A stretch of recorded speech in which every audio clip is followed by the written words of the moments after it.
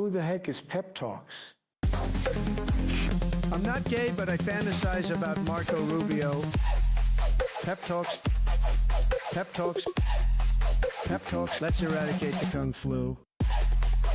I'm literally coming. Pep talks. Pep talks. Who the heck is Pep Talk? They want our women. They want our children. Pep talk. Sometimes no means yes. Grab them by the pep talk. Grab them by the Marco Rubio. Obama is a racist. Pep talk. I'm literally coming. I'm Pep literally coming. Pep talks. We found weapons of mass Pep talks. destruction. My fellow Americans, it has been confirmed today from Pep Talks that we are indeed all high on politics. Good evening, everybody. Welcome to the special Thursday edition of High on Politics. Yes, yes. We are streaming on a Thursday. Yeah, there's so much to get to, and honestly, yeah. I was toying with taking the night off, but as I said, there's so much to get to, and honestly, I wanted to hang with you guys. So, welcome to the show. Making dinner, nice. And listening. Well, I appreciate you listening in there, Pinkerbell. Thank you for stopping on by. Also, Etch, what up? Yeah, oh, wow, they did give you guys shields instead of wrenches. What's going on with YouTube? Yeah, I still got the wrenches on my side here. But yeah, I just noticed that they changed your mod thing to a shield, which I hate to say that actually works a little bit better. The shield, I got it, because you're technically shielding me, so you know what? I'm not sure if you still see wrenches? Yeah, I'm seeing shields right now. But yeah, hey, you know what? YouTube's YouTubing. But what's up, the Pucks? How you doing, dude? Good to see you. Meta the Cat, how you doing over on Twitch? Hermit, good to see you. And Fred, starting it off. How you doing, man? And Hawk. How you doing, man? Welcome to the show. Appreciate you stopping by and saying hello. That is quite the name you got there, so that's kind of funny. I hope I said it right. But yeah, we are going to be going through some stuff. So I don't usually do this. I don't usually do a deep dive into like finance by any means, because this is not a finance channel. But some of the stuff that's going on today is directly tied to what we've been talking about with Epstein and Trump, as far as like his policies and everything that's going on with crypto today, is a good indicator of the broader economy right now. So chat sees the shield too. Oh, cool. Well, yeah, I was about to say that's weird that anybody's still seeing the wrench then, because yeah, I'm seeing all shields here. But hello Grippy. All right, every once in a while I'll see a name even though it's a troll, and I gotta kind of just go, yeah, all right, that's a little funny. Turkey are you saying hello from Turkey? Or are you... I don't know what you're saying there, but you know what? I try. But also, happy late 420. I was gonna try and start at 6, but I had some technical difficulties on my end. Seems to be a growing trend. I was right about the update, by the way, and what it did. Just like, so what crashed my stream the other day, it was a Streamlabs thing. You know what? You gotta love OBS. You just gotta love it. I love the Turkey Den. Thoughts on Freddie who? Freddie who? All right, now I have no idea. See, I saw that Post Malone was pictured in it. I thought that was a little wild. Yeah, but okay, so who's that guy? Who's Freddie Fazbear? I'm out of it, guys. I'm out of it. Oh, God. Oh, man, does that mean that, like, technically, because when were they in the files? That means that I was old. Even in 2016, it's just like, nope. It's from a game. Oh. Well, then. Five Nights at Freddy's. Oh, see, I am old. God damn it. I don't know. I'm gonna go see the Iron Lung movie coming up here, hopefully this weekend. Not this weekend, possibly in a week if it's still in theaters. But yeah, I I got a friend that's really into, oh my God, I'm already forgetting his fucking name. Markiplier. He's showed me a lot of his content. That was one of the ones where I was just like, I barely watch the guy's content, but because my friend is so into him, why not make him happy? Ariana, hello, welcome, welcome. I'm old, acting like he wasn't prime age for fans when it came out. When did Five Nights at Freddy's come out? Here, let's see. At Freddy's debut. Let's see. 2014? No. What is it? Because, yeah, it was like a computer horror game, right? Or is a computer horror game. I know very little of it. I know it has 2 movies now, and I know that like my younger brother liked it, and he was like, my younger brother was really into like Walking Dead, that kind of stuff. So but yeah, no, never really got into it. Haven't seen the movies. Are they any good? I know very, very little about this, but I'm not trying to act old there, John Denzel. I'm just stating facts, man. You know, I was definitely not the prime age, because let's see, how old was I? Fucking 2014. I think it was like 25 or some shit. But I don't know. Either way, I am surprised about the whole revelation about, Bitcoin funding, which that is the reason that Bitcoin is not doing well today. I'm going to go out on a limb and say that a lot of crypto bros aren't exactly thrilled with that. Yeah. Bitcoin is down. Let's be real. When Bitcoin's down, it's literally still up. Like, I'm not one of those guys. I don't play into speculative markets. I don't gamble. I have literally been burned by the whole gambling thing. Well, literally been burned. I mean, I've literally lost a lot of money on taking a gamble on stock market kind of stuff where, you guys remember penny stocks? That's not what I lost on, but I'm just saying, you guys remember that too? Like, it's always the same shit. It's always like this get rich quick shit. And honestly, Bitcoin was the one that I kind of wish I would have listened a little bit, more to, because I had some friends that, they were early adopters and they're doing pretty well. So, but good for them. I genuinely, am happy for them. I hope they don't go down that evil pathway once they make enough. Like, once you get past that $100 million, I swear to God, something breaks in your brain and it just makes you, something clicks and it just makes you evil. Like, it makes you give in to like the primal like urge to just be the worst version of yourself. That's my take lately, because holy shnikes. Reading the Epstein files the last few days has been a lot. It's definitely been a lot. We're going to discuss very little of that today. We're going to take a little break, and then on Saturday, I'm going to go into a deeper dive with it. I also know on Saturday that there's a protest happening, and I will likely be covering that. I'd rather be evil than broke. I'm not sure about that one, man.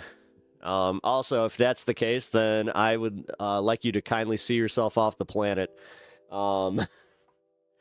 Let the aliens take you, buddy, or catch the next comet out, because, yeah, man, I think that's what we need to do to all, like, people that think like that. Once you just go, I'd rather be evil than poor. You know what, man? I'm dead serious. Like, Starship, get the fuck out. That's the easiest one ever, but... And this is, that's the weirdest part, is, like, how much you don't understand that it could just happen at any moment to you. But, sup from Argentina. Hey, what's up, man? How you doing? Welcome from Argentina. 40th stream. Oh, damn, Hermit. Yeah, man, you got yourself a nice little record going there. Keep it up. That's awesome. Hell yeah. You're doing great. How about me? I'm doing okay. Had a weird day. Gotta be honest. It was just like it was a weird day. it was one of those emotional days where like a lot of shit hit me. Like, yeah. Oh, just because like I was just about to say like, my wife has cancer, as you can see with the cancer fund, and like a lot of like good emotions hit me, but also just like the wave of where we were before we got some good news recently, where beforehand, like during her first few rounds of chemo, we didn't really know, and it's weird. It's like my brain caught up and finally recognized that, where I was just like, holy shit, I had no idea how like she was gonna be, and she was kind of in the same boat. So yeah, today was like my day where I kind of like caught up to it, where I was just like, oh wow. Like I had therapy today. That was also a big thing, and it was something I kind of brought up where I was just like, yeah, I think that I finally had the chance to really sit down and process this, and it hit. It was definitely like, I've been through a lot.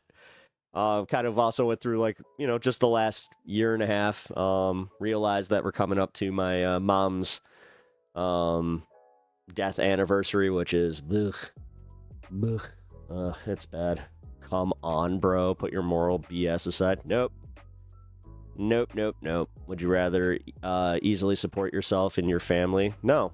If it means that you're taking from other people and you're creating a worse situation for the world, fuck off. Honestly, you're not creating a better situation for your kids. Like, dude, no, that type of selfishness is literally what's killing the planet right now, man. That's why, like, this whole idea of we can't tax billionaires to fund, you know, more social programs, you know, yeah, you're never the one at the top. No, he's in my chat. If one of the billionaires from the top is in my chat right now saying this shit, then that's just fucking wild. It's like I was saying yesterday. Those are the types where then I challenge them to just donate as much as humanly comfortable to them, because yeah, I always do say, if you got that much money, what the fuck are you doing? You got the opportunity to change somebody's life. Wouldn't you take it? But deliberately leaving the world a worse place needs to be a capital offense. I mean, I don't have kids. I don't have the intent on having children. So, yeah. Even I believe that, you know, and that's the thing, because it kind of takes away that argument where it's like, oh, well, I'm doing this for the, you know, because I have a stake in it with my kids, because I care about my kids. You're not going to be a billionaire one day. You are not going to be a billionaire one day. I hate to break this to you, Bobby, you are maybe going to see like the $100 million mark, and then you're fucked. And I mean that, because the thing is, they don't want you there. They only want a certain level, like a certain type of person to kind of make that much money. But yeah, no, you just kind of showed your ass right here. Like, this is what I was talking about. The people that are just like, oh, you know what? I hope to be a billionaire one day, so I'm going to protect my future earnings by kneecapping myself every fucking time that I get to vote on a referendum or a politician that might change something. Glizzy gobbler. That's exactly what he is. He is definitely gobbling the glizzies of the fucking the rich, and thinking, oh, one day I'm gonna be one. One day I will be a billionaire. One day. It's not gonna happen, bro. I don't care how much fucking Bitcoin you have. I don't care how much investments you have. Fuck. I'm gonna just say this, like, I don't know, Bob. I'm gonna guess what you do. You strike me like a middle-aged dude that runs his own business, because it's usually business owners. But I'm gonna guess that you're in some kind of labor. I'm okay with 100 million. That's enough to feed my folks. Don't care about you or anyone else. Oh, okay. See, this is what makes it hard for me to like consistently, like, to keep my consistency in my morals as far as wanting these people to have the social safety nets, because I genuinely think, like, in a perfect world, karma would just take care of this, where it's just like, oh, Oh, you don't want anybody having social safety nets? You don't want any of this stuff? Okay, well, no, too bad. Did you fall on hard times? Can you not get approved for anything? Oh, no. Well, that sucks for you and your family. Gold and land, probably only real wealth. Land more so than gold, but even if you have like a mortgage, like even if you own your house, you really don't own your house. Trust me, man. Try not paying your taxes on that same home and see what happens. I don't know, man. I gotta say, we are definitely in a new era of a gilded age, which the internet has made it so like this dipshit, honest to God, thinks that one day, just one day, if he just makes the right decision or goes to the gas station at the right time, he too will become one of the upper echelons. But yeah, like I said, he's not going to, and he's going to continue to vote against his self-interest, but whatever. But honestly, ask yourself, your children are starving, there's one rotisserie chicken left on Earth, are you going to fight for it? That's such a stupid fucking example, because really, like, this has always been my problem with, like, the conservatives, is they always take it to, like, well, what if The Walking Dead happened tomorrow? You guys live in a fucking la-la land of, like, oh my God, the apocalypse. If the apocalypse happens, I want to make sure I'm ready. I want to make sure that I'm prepared. I've got my buckets of food. You know, I bought it from Alex Jones, and I'm good. I made sure that I have my own little bunker. Like, Jesus. What a fantasy. I mean, for real. Like, that's the thing, too, where it's like, wait. So, in this scenario, you think that I wouldn't fight for the last rotisserie? The thing is, you also go to rotisserie chicken. This motherfucker lives such a suburban life. He's thinking of going to Costco and fucking knocking an old lady over on the, the last rotisserie chicken. Prepper buck. Yeah, I mean, it's insane. Not all of us have moms feeding us every night. Did you not catch the part where my mom's dead? Yeah, I'm gonna make you feel bad about that one. Good job. Yeah, now I'm gonna double, quadruple down on making fun of your loser ass. Cause, yeah.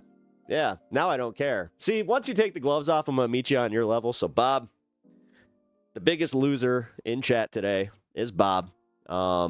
Sitting here defending billionaires, saying that, oh my God, what if the last rotisserie chicken, like, this is, again, what this guy's brain is, where he's always thinking about what if it's the last fucking rotisserie chicken. This is, I bet he drives like an asshole too. He's one of those guys where he sees like the zipper, and he's the guy that's, which, again, in practicality, technically, yeah, keep fucking going, people, but he's the one that like swerves around and then fucking cuts off another guy that's doing the right thing. And, yeah, I gotta keep mine. Yeah, woo! He's just a fucking asshole. Like, that's the bottom line. And the thing is, his family probably think that he's an asshole. Everybody that he works with probably thinks he's an asshole. Like, yeah, he's one of those guys. Wow, we got some edgy tweens in chat today. Oh, do we? Well, you know what to do. I'm a hole in a... Wait, what? Do you want the gloves off? I promise you that. Ooh, what, are you threatening me? I mean, if you are, okay. Just remember, mods, you know what to do with that one. And I hope you do know what to do with that one. That one is just a document. Go ahead and block me, do whatever you're good at, run away from the truth. I'm not going to block you unless you absolutely need it. But I'm still going to make fun of you for being a loser that defends the billionaire class when you're probably sitting out of a fucking double wide. Yeah, what truth? You haven't actually laid any truth out there. I was wondering today about the EPSTEIN case. All right, Francesco, sorry. I wonder, what is the real reasoning behind those practices? I mean, philosophically for them. Oh, it's literally because they get bored. it's like that's what happens when you make that much money, because you start thinking of it as, you know, I've already climbed this mountain, so, yeah, there's like really nothing like, and that's the like you thought it would fulfill you, right? Like a lot of these guys, like this guy, for instance, his goal would be to make $1 billion, right? He makes $1 billion, and then he would become one of the most evil motherfuckers because he's already like unfulfilled. He's already kind of a bad person. So yeah, that's how that happens. Actually, Bob is Bob Barker here is a perfect example of how that would go.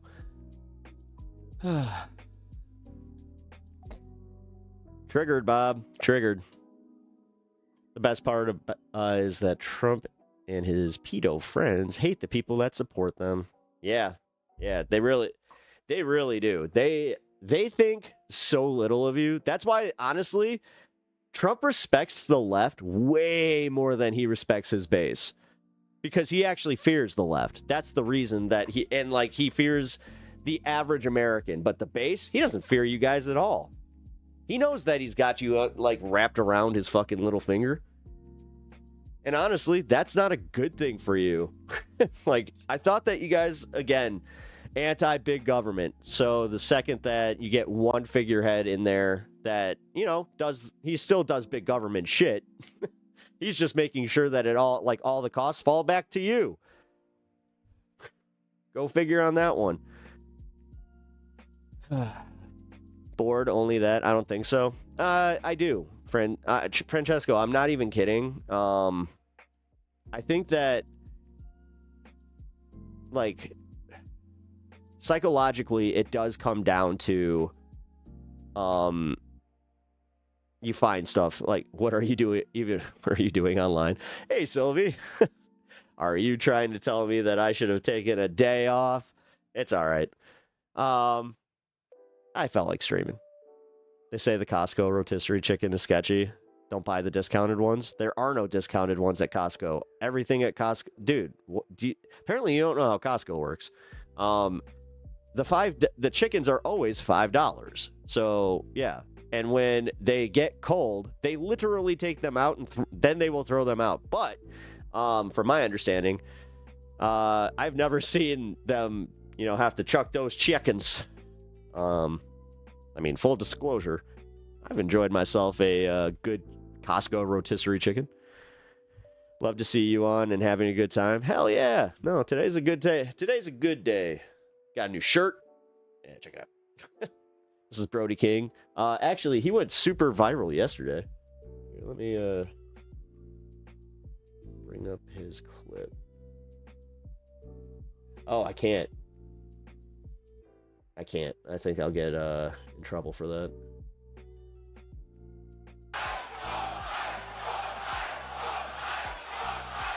That cheer right there was live last night. The champion.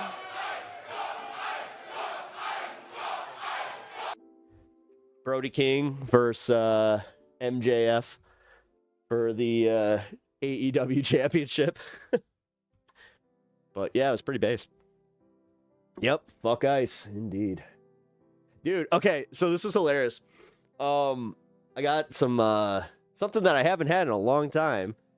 So I decided to get some Panda Express, because Panda Express is one of those restaurants that you know what it is, and you know it's not exactly it's not Chinese food, but it's okay. It's good. It's actually really good. What am I saying? I really like Panda Express. Their rice is shit.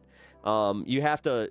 So what I do is I do like the chili sauce all over, so just to give the rice some actual flavor with a little bit of soy sauce. Soy boy. But no, it was really funny.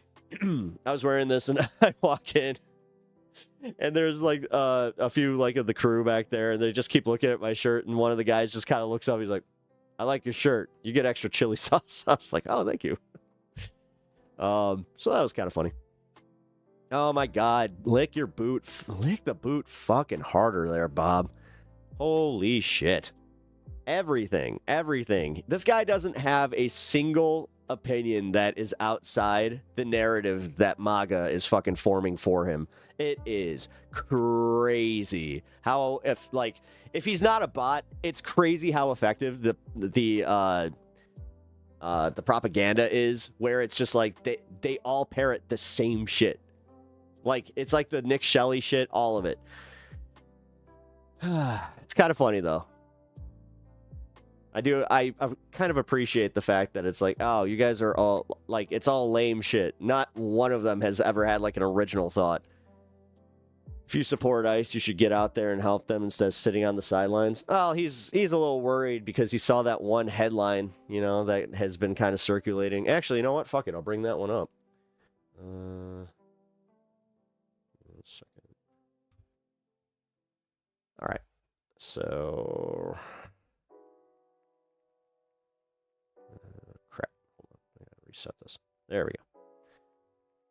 All right. If you're on vertical, then you're already seeing it. Give me 1 second. Let my horizontal out. All right, guys. So, Raw Story reported on this today that the ICE agents ain't getting paid. And behind the scenes, they're starting to get fucking worried. They're pissed because already, apparently, there was internal divide over people who had been in ICE for, tenured ICE agents not getting bonuses, because they were like, wait, why are they getting these giant signing bonuses when we've been on the front lines for years? And all these people, and on top of it, they have to be trained, like they have less training. How does this work? So you had a lot of like in the upper command starting to look down on these guys right off the bat. But then get this shit. Leading ICE agent spills on new recruits. Quote unquote idiots. Several immigration and customs enforcement agents revealed Monday that the Trump administration's rush to add 10,000 new officers has produced a wave of untrained and sketchy recruits, most of whom are idiots, a senior ICE agent told independent journalist Ken Klippenstein. Kenny Clips. Awesome. The brand new agents are idiots, the senior ICE agent said, speaking on a condition of anonymity. The sentiment was echoed by virtually everyone Ken Klippenstein spoke to at ICE, which...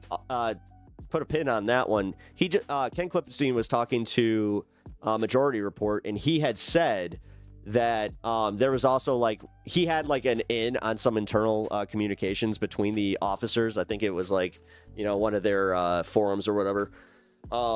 And yeah, he said that they just kept going back and forth, and it is all saying the same shit. Just like, when are we getting paid? When are we getting paid? I haven't gotten paid. And then you also have them talking like this, where it's just like, man, these guys are idiots. So the brand new agents are idiots, a senior agent said. The sentiment is echoed by virtually everyone Klippenstein talked to at ICE, some of whom recounted stunning anecdotes about the on-the-job behavior of the new recruits. A lot of the guys are honestly pretty sketchy, said another ICE agent who Klippenstein wrote was a new recruit. I thought federal agents were supposed to be clean-cut, and some of them pass around a flask as we were watching a suspect. Since last January... Jesus Christ, they really are just that fucking bad. Since last January, ICE has bolstered its numbers by 120%, adding 12,000 new officers and agents in less than a year. The agency has also received more than 220,000 applications since President Donald Trump took office. Scrutiny over ICE agents' training or lack thereof has increased in the wake of the fatal border shooting on Saturday. Border Patrol. I was about to say that didn't take place on the border. The Border Patrol shooting on Saturday of Minnesota resident Alex Preddy. And Alex Preddy's killing, Klippenstein wrote that several ICE agents laid blame for the incident on some skittish young recruit who panicked after hearing the word gun. Which seems to be the consensus with a lot of people. Like most of the law enforcement that I've seen commenting on this, where they're like, "Listen, I'm not political. I will not even say who I voted for, but I will say this: that these guys were out of pocket. These guys are not doing their job well at all. And on top of it, it shows just how dangerous they are. Like with that level of skittishness, which then you find out that these guys had been on the job for a long time at that point. So other recruits have revealed that a number of new ICE recruits can barely read or write. That fucking tracks.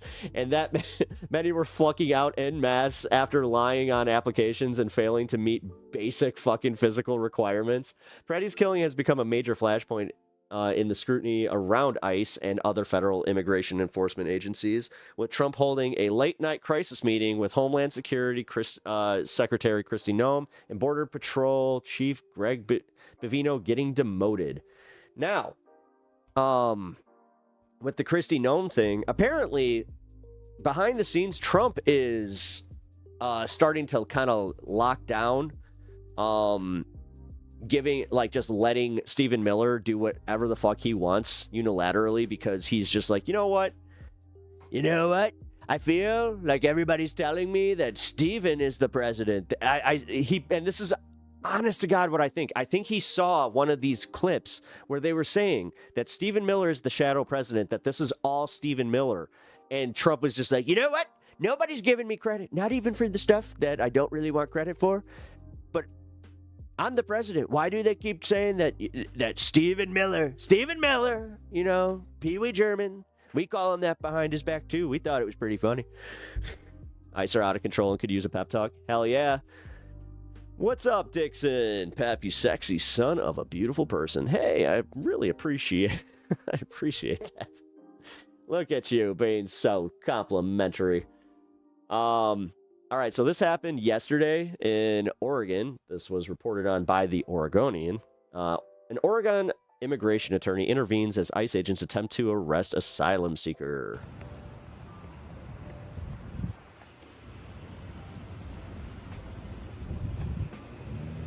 This is happening more and more, by the way. More and more attorneys are just showing up to the protests, and they are doing pro bono work, because I guess a bunch of these, this is what happens when you kind of try to play that whole, there is no law anymore. The people who, train their entire, for their entire career to be protecting the law, they didn't take too kindly to that. So they're taking all these major slam dunks, is what they're calling them, because they're all these are all breaking constitutional protections, which they have said those are slam dunk cases. That you have judges that are already just looking at prosecutors that are bringing up some of this shit, and they're just like, no, we're just gonna give a summary judgment. But yeah, like I said, these guys are starting to show up to these protests. She's gonna leave. You're gonna leave. This is an ICE vehicle here this morning. Tiger Apartments. These guys are trying to pick up asylum seekers with active applications. Do you know why they have that quota, the 3,000 a day? Because mathematically, that's what Stephen Miller did, to be like, okay, so by year 4, we should actually beat Obama's numbers. Yeah. Their incompetence. No, I'm not even going to say it. Their incompetence may be our salvation. It is our salvation. And the fact that they just are so piss poorly trained. I mean, dude, you have President Trump coming out, and I'll call him that for this one. You have the president coming out and just saying, maybe we need a softer touch. It's just wow.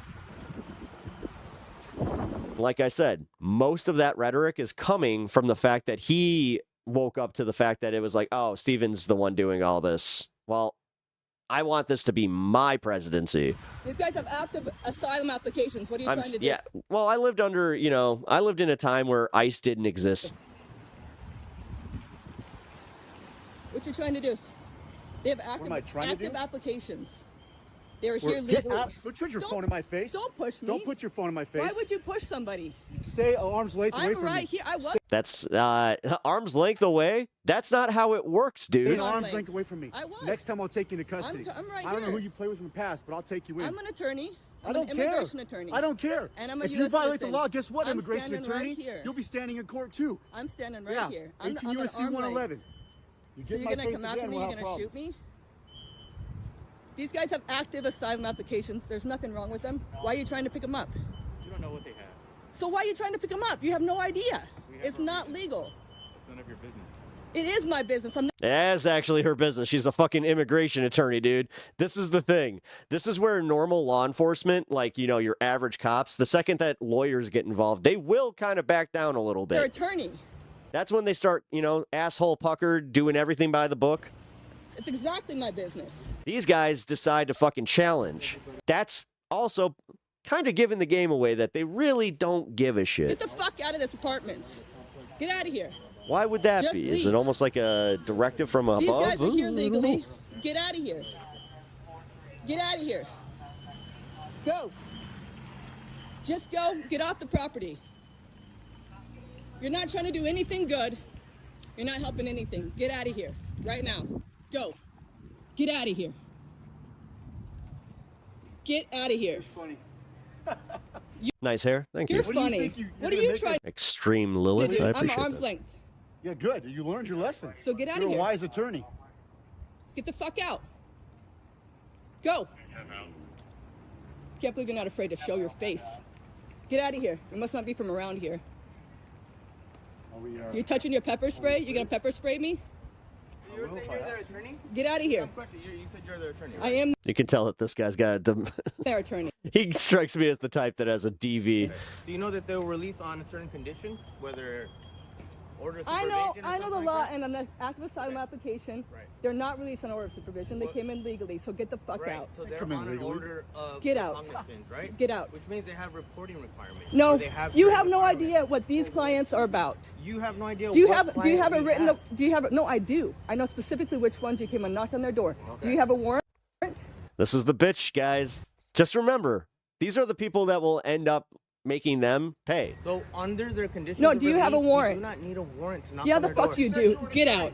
Get out. Cops make warrantless arrests all the day. Yeah, it's illegal. It's against due process. It's Get not out. illegal. It is. If you develop You probable are not cause, an Mrs. attorney. Get out. You would know that we Fourth could take Amendment. the person in Why the custody. are you without arm's length? You just came up to me. So back off. Arm's length. Right now. So on their, All right, there, Pringles Don't you man. dare push me again. on their 220 Get the Alpha fuck or 220 out! Bravo. ICE is here! ICE is here! Do not come out! Get the fuck out now! I thought you wanted to talk Go! since you were an I attorney. don't, because you're not an attorney. You have no idea what you're You talking said you about. were an attorney. Get out. But I Yeah, signed but those you're not. conditions of And you have release. no Bob's arguing with himself. idea what you're talking about. Yes, I So do. get out. When they're on the asylum process, right? Get out. They get served a 220 Alpha. Get They're not out. getting a 220 Alpha, Now. right? Leave. And then they get enrolled So into where's an your paper? alternative to detention, right? No, you can't just come pick them up. Right. So if they're on They've done an nothing alternative wrong. to detention and they have failed You to don't know that comply, they are. How do you not Hey, Kenzie. know that they Because are? you have no paper saying that they are. Who said that? Where? How do We you know that obviously they knocked on are? a certain door because we knew If you have a exactly. paper saying what the heck is going on, then show me. I don't need to show you. Yeah, you do need to show me. Get out. I don't need to show you. Get out. The attorney. We are gonna get out. Get out. We are. So leave right now. We're gonna be the last ones Someone's out. demanding We gotta that- make No, you're everyone gonna wait till free. everybody leaves their apartments. And then as you start to leave, Yeah, Bob Barker's a fucking beat. It's definitely a bot. Get the fuck out. we go where we want to go, and we stay as long as we want to stay. So Because if you're you such want us tough to leave, guys. You're such you want us tough to leave, guys. Maybe you should just walk your ass inside, Get out. and then we'd probably leave. Just get out. We're disrespectful. You show me a warrant. You're funny. Ma'am, I already told You show when me a they're served warrant. the 220 Alpha or No, 220 no. Bravo, Show me a their paper that. conditions of Show me a paper that you can release, pick if up you're the these attorney. specific people. Listen. There is due process, and you guys are not Exactly. following it. So And get there in are your also car and get the conditions fuck of out. release. There are also conditions of release. You that have they no must idea comply what with. these people are here on. You have no idea. No, I do because I'm their attorney. Okay, so what were their So conditions get of out. release? What I'm not conditions- telling you because you don't know. They were alternative to Get detention, out. right? Alternative to No, detention? get out. We're gonna go arrest other people. You have no idea what it is. Get the fuck out of here. They don't have a warrant either. Just like when you were justified McMinnville, right? No, I understand what you're saying. 220 Alpha, look that form up, read the conditions of release, and then you'll see if they violate it, we can arrest them. There is no warrant. Yeah, you that's guys love needed. arresting people who've done nothing wrong. They violated their No, conditions of release. no, you have no idea. Violation of their conditions of You release. have no idea. You have no idea what these people, specific people came in on. Obviously, Obviously, because I do. it's not that. So get the fuck out. I mean, it looks like that she's actually she's gonna win Try this girl because code. they're Do something leaving. good for your living. I was talking really politely to you. I know you're trying to get under my skin. No, Fine. I care. It's I fine. care about people. And yeah, it is funny because we are getting under their skin more. All right, It's so get in working. your car and leave. I love seeing this.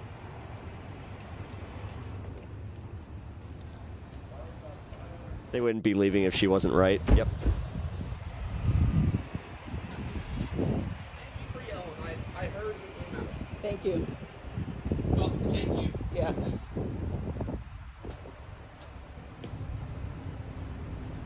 Also, parole violation isn't generally the purview of ICE. Yep. Ominous Mecca 500. Nice name. Welcome to stream. Appreciate you being here. If you guys are enjoying it, hit the sub button and also hit that like button as you file in here. Where you guys from? Little heart, lady. Where you guys from? Where are you coming in from? That's none of your business. No? Nope. We care about our people here. Gonna make sure the whole ocean across the Bye. Thank you.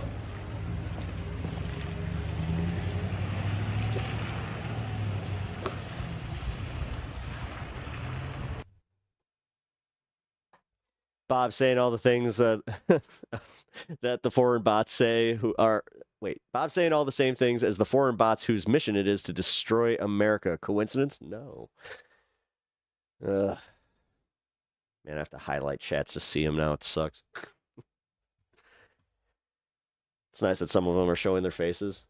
Well, that's in California. In California, they do have to kind of abide by that, because if the local PD show up, they can theoretically enforce it. A little bit of a gray area right now where it comes to, the boys in blue versus the boys in brown. Democrats have their list of demands for immigration enforcement as the Trump Oh, look at that. Fox 9. administration. Just in case anybody was, wanting to accuse me of not watching any other news than CNN. Scales back its operations here in Minnesota. Laziest criticism Both sides ever. are looking for big changes ahead. Fast approaching deadline to fund the Department of Homeland Security. Doug Luzader joins us live from Washington. Too bad Bob's a bot. He's about as American as my toaster. Good morning, Doug. Good to see you. We know obviously things are back in business, but this is just a 2-month or 2-week break essentially for now. The Department of Homeland Security, that is what's next, that funding. What are some of the Democrats' demands at this point? Good morning. Yeah, this is going to come up in actually just slightly over a week. So this is going to come to a head very, very quickly. There is not a whole lot of optimism here that they're going to reach a deal ahead of this deadline, which means we may see a continuing resolution to kind of keep the talks going here. But right now, Hey, Goblin, thank you for that. we are at something of an Appreciate the impasse. sub. Democrats want to make some big changes in the way that ICE operates, including a ban on face masks for ICE agents. That's going to be a non-starter for Republicans. They're also calling for body-worn cameras. Which, I mean, is the standard for all other law enforcement, so it kind of makes sense, right? That's an area where there is already some give. In fact, those cameras are apparently being deployed in the field as we speak. But there are a number of other changes that Democrats Dude, they knew that was coming. are looking for here in terms of constraining the way that ICE operates. Republicans are going to push for some changes of their own, Did MAGA hate police when they beat them with Trump flags while storming the Capitol? Including- Honest question. trying to crack down on It seems like sanctuary it seems like they want to say that those police, the Capitol Police, were somehow radical. city policies. Like they literally tried to say that, where they're like they're protecting Dems. They were, you know what? As well They're radical. They're as voter ID requirements, and that's something that, while being Meanwhile, comply. You have to comply with all law enforcement. broadly supported Unless you just happen to be on the Capitol at the discretion of the President of the United States. Then it's a whole nother story. by the public, has been a non-starter for Democrats. So, you kind of see where this is shaping up on either side, with both sides really getting ready to dig in their heels ahead of this deadline. W mods. And Doug, Oh yeah. is there any My mods rule. Thank you, mods. kind of example, or are you seeing any kind of situation where people, because of the cooling off here with ICE operations, 700 agents being sent home from Minnesota, is that at All of my videos volume got turned to half. all affecting negotiations in D.C.? Dude, Is I don't know what setting I are they fucked thinking up that's the with. step in the Apparently I right did direction, something. or is it at least What's up, helping Mitchell? the matter? Well, Democrats see see it as a step, but just a step. Some see it as a baby step. They clearly want more ICE agents, Do bots cry electric tears? more Border Patrol agents out of Minnesota. That doesn't appear to be likely to happen anytime kind of funny. soon. Tom Homan, the border czar, who's in charge of the response there, as you know, has indicated that the enforcement is going to continue, but they say they're getting more cooperation from local. And there will be one less when you leave. Officials yeah, there. Bryce, that's how that works. Exactly how that's playing out, or if this was really just kind of an off-ramp for the administration. Right. All right, Doug, thanks so much. That's our Doug Luzader.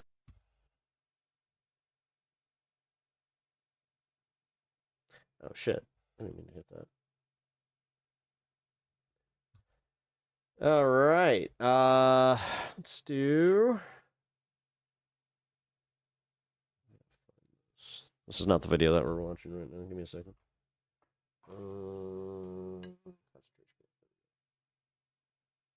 New York Government send This is the stuff that Alex Jones was talking about years ago. Like literally taking over warehouses and building them into like super concentration camps. Yeah. Well, they're doing it now, and he's been silent. one more you to the residents of Chicago. We need as many independent voices as possible. And that guy. Why what you guys do is so f***ing important. Covering what the corporate media covers up. What motivated What up, you DJX? to come Good out to here see and you. protest? Yeah, so it's funny. I'm actually not from Minneapolis. I'm from Texas. I'm up here visiting a friend, and all of this happened. I'm an activist and organizer, so as soon as I knew what was going on, I dropped everything I was doing to extend my trip and to do all of this that I can. Yeah. Since you're from Texas, I want to ask you this. There has been that story that's circulated, and I'm wondering, it sounds like it could absolutely be true, so I'm assuming that it is. ICE needs PEP law to prosecute him. About ICE has been taking some of the detainees from here. Oh, absolutely.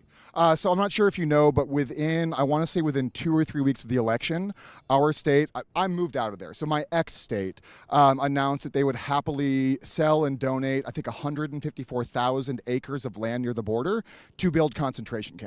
Preemptively, right away.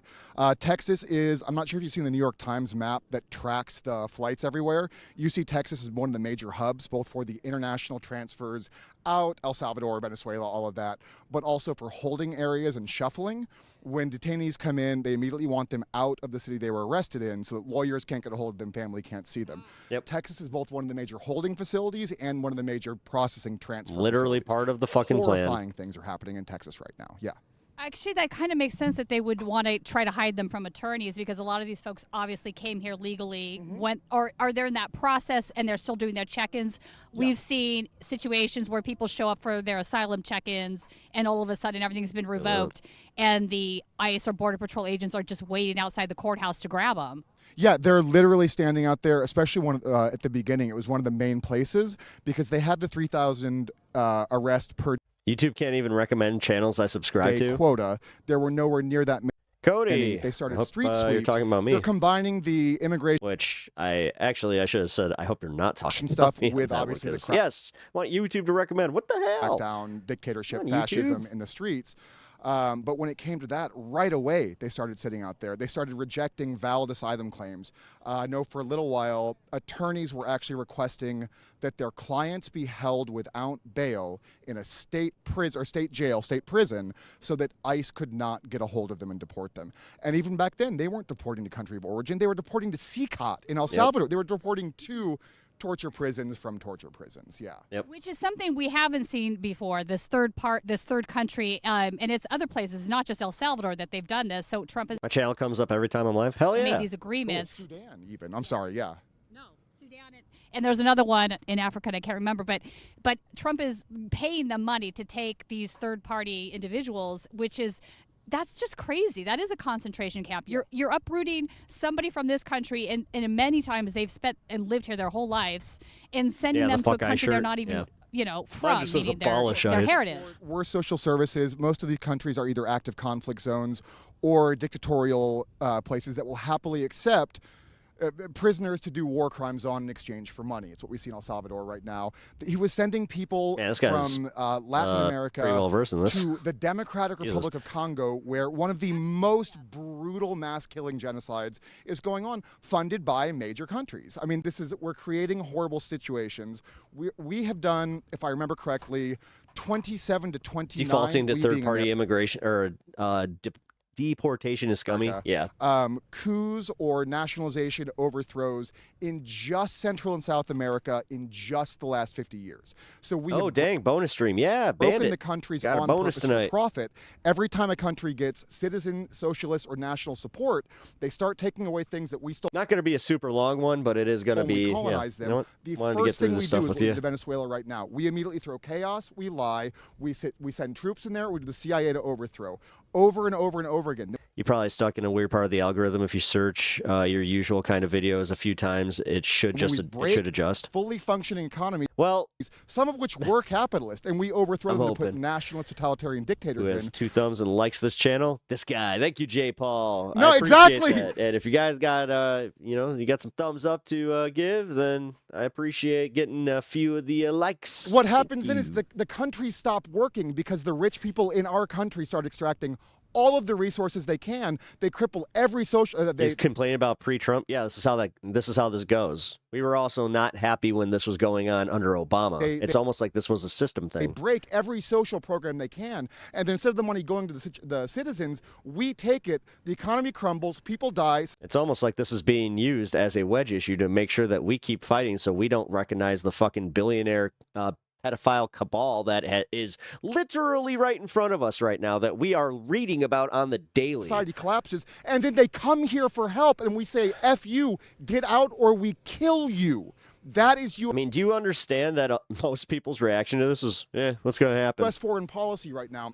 That's disgusting. That means that everybody just gave up. So the idea that we should be... You're just accepting that, the rich are just going to keep fucking apparently treating us like cattle? Taking legal asylum people from countries that we Jesus Christ destroyed and then as I said, I never want to see another fucking "don't tread on me" flag ever again. Killing them blows me away, and I can't not be here for that. So fuck ICE, fuck CBP, Kristi Noem's a fascist, Tom Homan's a monster, Stephen Miller is Heinrich Himmler reincarnated. They are planning a final solution. We live in a country run by white nationalists, Christian nationalists who are trying to commit active genocide, and they're winning. If you can get out here to help, please do. If you can't, there are so many nonprofits on the ground right now that you can help. They're winning for now. Money. We just dropped off 100 toe warmers. The smallest things make a difference. If we could get 10,000, 1,000, 500 people here instead of 50 at the Whipple building, we would make a massive difference. National Guard just rolled in because we scared Hennepin County Sheriff's Office so much they can't be here. So many people have showed up in the streets. 100,000 people last Friday that they need extra help doing crowd control. Y'all, this has been the most peaceful protest I've ever seen. I was at the Alex Preddy vigil protest. We got tear gas. There's videos of me getting tear gassed. There was a cloud of tear gas taller than the buildings, so thick we could not see the street light a block away. Nobody was violent. We were peaceful. That's what's going on here. Help us get the word out. Our messages on TikTok. And now Tom Homan's coming out and saying, "We will go if the protesters just don't come out." TikTok are now being completely brutally censored. We're getting suppression in here and geofencing the same way they did for Portland. If you go on TikTok and search Minneapolis or Minneapolis protests and click on the live tab, you will see shopping videos from China. You will see a restaurant from Gatlinburg, Tennessee. You will not see any of this. I'm dead serious. That's what's going on here right now. I'm starting to see the heartbreak on the faces of coworkers who were trumpeting MAGA last year. It's not as satisfying as I thought it would be. It's what they did in Indonesia. It's what... No, because we come on here and we see the loudest fucking voices, which, as I said, most of it has to be fucking foreign bots at this point. Because I've been saying this, I've been seeing this in my life for the past few months now, where everything that Trump does is another notch where they're just like, oh, fucking A, man. And I'm talking Trump voters, not supporters, Trump voters. Happens when the Trump voters who they aren't part of the cult. They just wanted something different than Biden. They are regretting that shit. Totalitarians take over. It is and I'm not just saying that hyperbolically either. Most predictable playbook, and we're on, I don't know baseball, third inning, wherever we are. We're Germany in 1934 right now. So, yeah. I feel like bottom of the ninth. Yeah, absolutely. I want to explain geofencing for a second because I'm not sure if people understand what that is. I think it's important to understand. So people won't care until they start seeing others as human beings. We demonize people so often that we forget all of these terrible things can happen to anyone by anyone. Humans be scary. When you download apps onto your phone, whether it's Instagram, TikTok, games, all kinds of apps, if when you sign the TOS, obviously the terms of service, but understand that when you're doing that, a lot of these folks are sharing your location data with data brokers, and then that data broker stuff gets sent to law enforcement and all kinds of other people. So by geofencing, they can put in there's software that the law enforcement pays for. They can track your phone within a certain vicinity. So if you want to say, for example, I'm going to go into this program and look up No Kings protest Minneapolis. They can do that, and they will have a list of all the phone numbers that were in that area that day for that protest. So that is what geofencing is. They are using it to target activists. They're obviously, if you turn off the location services from your phone, that they can't track you that way. So, but a lot of people don't want to do that because they use it on their GPS and maps. And I think also people just don't know that that's happening. If you have people who still defend Trump at this point are I'm not even read that almost are irredeemable at this point. More questions about it. EFF. All right, don't mean to put words in your mouth through omission, about it, but so I would check that out. So what's next then? My opinion is, there's no saving them at this point. We're here right now. No. We're going to be going back out and doing some more mutual aid drop-offs. We have a lot of news updates. False hope is not good for you. To do. I'm not sure if y'all the ones that are going to turn are starting to turn already, and that's why his approval ratings are abysmal. Heard about the man in Arizona that was just shot? Yeah. So the apps that they're the apps they use are called Weblock and Elite. We're coordinating with a lot of local nonprofits. We've done a lot of out-in-the-street direct action lately. We have more of that coming, but we're taking a break from that, and right now we are doing community support. Okay. It's so important to, yell, can I swear? To yell "fuck you, fascists" every time we have a chance. There is no justice, no peace. The protest at the hotels recently, where they just officially deployed LRAD and used LRAD sound weapons on the protesters. Where did they do that? Oh, last night. So let's explain LRAD for people that don't understand that. LRAD is like you said, it's a sound device that is used. Yeah, it's used as a weapon. Yeah. It can and will bust your eardrums. Yeah. If they bring an LRAD out, get the fuck out of the way. You could possibly lose your hearing. I have seen LRADs in the field, but I've never actually seen officers use them because they are quite dangerous. I can share a video right after this. Again, the fact is, it, and you see people that's normal police instantly scatter. They can do both loud voice over 100 decibels. Trump's fucking Gestapo. They don't have the same and they can do, rules of engagement. Quote unquote a piercing sound that uses both pain. Tomorrow's the big day. It's a national holiday in Jamaica for Bob Marley's birthday. Happy birthday to Mr. It is, by the Bob way, Marley. I don't believe it's banned as a weapon of war, but it is usually used as a maritime weapon of war, ship versus ship. Yeah. Oh. Okay, so I didn't know that. That's new information.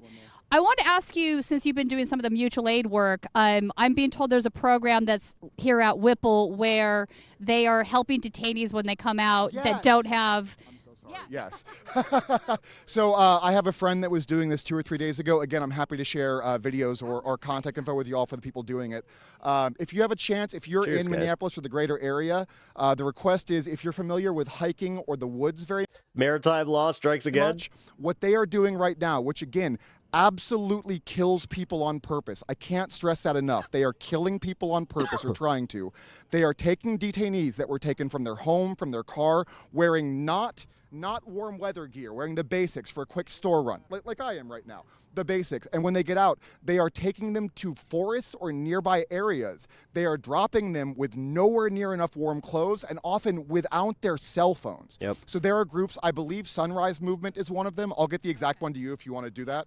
But there are groups that are asking for volunteers to help meet them where they're being dropped off. Some are being dropped off here, from what I understand, but there are ones being dropped off in places that is designed to not be able to navigate by themselves. Volunteers are picking them up, meeting them with warm clothes. A rhythm cart. That's a good one. Food, blankets, hand warmers, toe warmers. It's one of the ones that I haven't had any issues with recently. So all the things, and giving them rides to places they need to be. I've been having issues with the little pill looking ones where they're just like the single offs. Yeah, those things do not work well. All right. We're going to get a little update on the economy. More economy videos, because we need everybody to start seeing that, yeah, people ain't happy. Bro, why are groceries in America so expensive? buy a packet of chicken, buy some milk, buy some eggs, $100. When I tell you our grocery bill should be illegal. The price of frozen meat is up like, dude, it's insane. 17%. It's insane. I was out there today because I was hoping that the prices went down. Because one of my friends was just like, yeah, dude, this local grocery store that we have here. He's like, you got to go on Wednesdays or Thursdays, man, because like that's when they start. Like on Wednesdays is when they kind of roll out the end of the week pricing. And yeah, he was full of shit. It's up like 20-some%. And that's where people feel it. So today we're going to be taking a look at grocery prices at the beginning of 2026. I honestly only see videos about prices going up. Dude, I just got my theory confirmed. He totally changes his mic sock for whatever he's wearing. So even I like the coordination. You know what? That's cool. That's cool. Even saying that I hope there'll be a steady decrease throughout the year is pretty far-fetched. But we have a ton Although of even stuff wearing that type of a red hat nowadays to go over today, along with comments from you guys from previous videos. So if you want to be featured on a future video, leave in the comments. Your son adopted a dog today without telling anyone. Down below. Tinkerbell, oh no. Is it a cutie though? Just jump right into it. I mean, that doggy has a new home, right? I don't know if it's just me, but I just spent $226 in Sprouts for meats and Boveria. And the other day in Publix, like $400 and something on the same thing. I think these prices are literally so crazy, and it's just for my husband and I. That's the craziest part, because people were like, what, are you feeding a family of 6? It's like, no. So curious to know what families are spending. I can't imagine if you were feeding 6 people. On groceries, a week or a month. Yeah. When I tell you our grocery bill should be illegal, I am like slightly embarrassed. My son is in the doghouse, but the dog can stay. Slash ashamed, slash appalled to even tell you what the number is, but I'm gonna. We've been spending on average $1,800 a month. Yeah, that sounds about right. For groceries. That sounds about right. This is for a family of 4. This is why people are so fucking mad. Shut up. Me. He had a year to turn it around. Do you know what he did? He made it worse, so shut up. My husband. Enough of you complaining about Biden and the Democrats. A 2-year-old and a 9-month. Just own this. I mean, America's going to make you own this. I'm telling you right now, nobody but your fucking cult ass is even looking at this and going, yeah, Democrats. Now, I do want to preface nobody. A few things. Nobody is blaming Democrats on this one, as I said, except for you. We eat all of our meals at home. Like, we don't eat out. Maybe once a month we do. But keep doing that winning strategy that really, was totally good for Biden and Kamala Harris to keep telling people, economy's great. My husband works from home. I'm at home all day. The girls are at home. So, like, we eat 3 meals, 2 snacks at home. We do have some dietary restrictions. My whole family's allergic to dairy. One of them is also allergic to eggs. We do buy things that are like organic, grass-fed, grass-finished, whole foods, fruits, veggies. Actually, the economy was improving. Protein. Okay, so even Republican economists have come out and said, no, things were on the upswing, but then Trump instituted those tariffs in February, and all of a sudden things were tanking by May. She does go on about the restrictions. And that's why everything is still so expensive. What they eat, and they don't. And anytime that Trump has said that he's going to do something, the markets will correct for a day, but then he forgets that he was going to do it, and then when pressed on it, just goes, what do you mean? Like the $2,000 checks coming, like the tariff checks. He even says just like, who said that? Don't go out to restaurants a lot, but $1,800 a month is a mortgage payment. But we could just go take a look at the comments. That's nuts. Out of control. What are you buying? Right after that comment, we're a family of 4 and we're spending $2,000 to $2,500 a month. It's crazy. Are you And this is with like all the like discount brands and shit like that. kidding me? Family of 3, around $800 a month. Family of 2, about $1,200. Yeah, the economy was finally recovering from the COVID dip, and Trump came in and fucked it all up. $1,200. Well, they don't want to. They never acknowledge the COVID dip unless it's for Trump.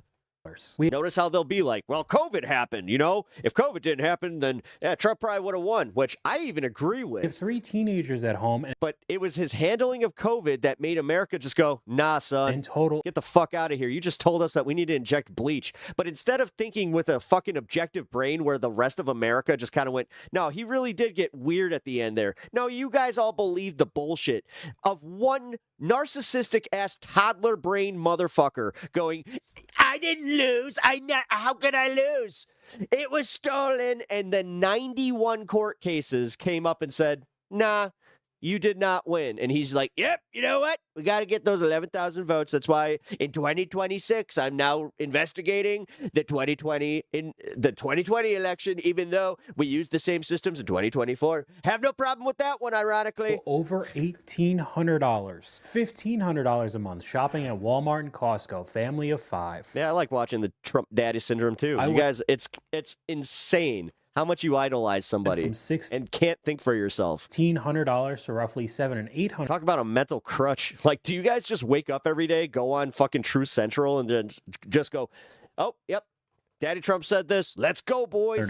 By tracking and keeping that high number in mind. Aldi for 80%, Sam's Club for the other 20%. $800 to $900 a month for a family of 2 adults and a toddler. We spend about $1,800 a month as well. It's insane. The different amounts that Bryce, how does Trump's dick taste? I'm seeing from comment to comment. He definitely knows. It is crazy. We spend maybe $600 to $800 a month as a family of 4. We're spending about $1,400 a month for 2 adults and 1. He didn't mention antivirals. He literally said, I saw this thing where you guys used bleach. You injected the bleach and it killed the virus. I saw in northern Arizona. Something with light. We're a family of 3 in between groceries and eating out. We spend about $2,100 a month. We spend $300 to $400. And America saw it and then went, yeah, I'm not voting for him. $1 a week, so $1,600 a month. I asked you guys the same question in an older video. How much money do you spend on groceries? $600 to $800 for a family of 5. That's with us cooking every meal. $1,000 for 2 adults and a grade schooler. We buy the cheapest stuff we can in the I was about to say, it's all the cheap brand shit too. Cheapest stores. Which, I was, as I said, just at the store yesterday. Or today. Jesus, it's been a long day. It was insane how like stocked it was, and I kind of had this thought where I'm like, oh, look, it's so well stocked. And I'm like, oh, it's so well stocked because everything is full price. There wasn't a sale on any of this shit. And it was just, nobody was buying any of like the expensive brand shit or any of it. Family of 4 with 2 teenagers. We spend about $200 to $250 each week at Walmart and then about $200 a month at Sam's Club. So in total, you're talking about $1,000 to $1,200 a month. Walton's getting all that money from him. €1,000, $1,200 a month. Again, family of 5 in Germany. Washington State budgeting $250 a week for a family of 4, yet another grand. I used to spend about $1,600 a month in Alaska. New York here, anywhere from $900 to $1,200, family of 5, and $1,600 a month for a family of 7. Wow. Jesus. We eat every meal at home. Grocery prices have gotten that's insane, legitimately out of control expensive. I live in New York City, which is already a very expensive area. I'm also a financial planner, so I see people's budgets all the time. And no matter where people live, I have seen this consistent pattern of grocery prices eating up people's budgets and becoming more and more expensive over time. Like, here are some videos of prices that I took in my groceries. Can't wait for SNAP and Medicaid cuts to hit MAGA hard, though. Oh, it's going to happen. I know that produce is typically expensive. Trump 1933. These prices are beyond what I have seen. Even like for staples, it is so unbelievably expensive. And I think it's so important to continuously talk about just how bad inflation has gotten for a lot of people, because it is specifically hitting these industries and sectors that people have to pay for. You have to pay for food. You have to eat. It's a non-negotiable expense. And you also grocery shop frequently because you and then electricity bills also skyrocketing. Keep buying food. And so again, it's a very visceral thing where people are seeing these high prices over and over again and are having to adjust their budgets accordingly. That's funny because Democrats haven't been in power for almost 2 years, you dumb fuck. And I think this comment from you guys goes very well with this clip. The kicker nobody's buying it, man. Is when again, Trump is in charge of everything and everything sucks. That's how this works. Prices go up, they never. That's why you're sitting here in my chat fucking quaking in your little booties. Come back down. Because you know that we're right.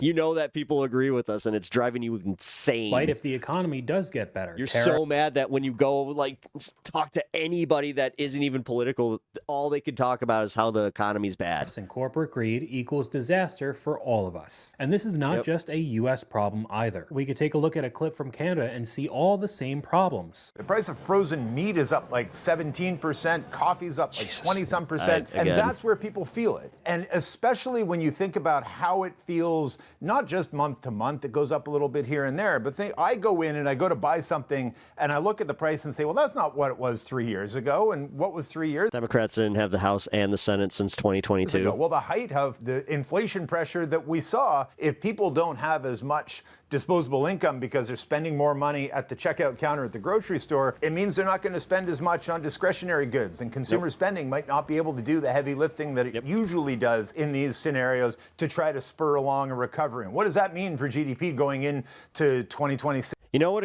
I brought up the lipstick theory, but there's also a card theory. So like any supplemental kind of like hobby, when that starts, like you see a dip in that, that's also a good indication that people are starting to, tighten their belts. And what's that going to mean for the Bank of Canada trying to figure out where it needs to put interest rates? So there's a lot of moving parts. My coffee brand was $7.99 in 2023. It's $15.99 now. That's not a 20% increase. Corporations are crushing us, and job U1B. we're letting them. You're a dumbass. Both sides are against we the people. Is it really? I've literally been saying that. I've been saying that this is a class war, and that the only useful idiots in chat right now are the MAGA ones that are just like, I'm just waiting for me to get my billions of dollars so I can be up there with Donald Trump and all them. You'll see. Inflation when the grocery giants are reporting record profits. The prices aren't what we saw 3 months ago. Not only are the prices going up, but the quantities. This is a library stream. Going down. Sometimes as much as half. Well, I mean,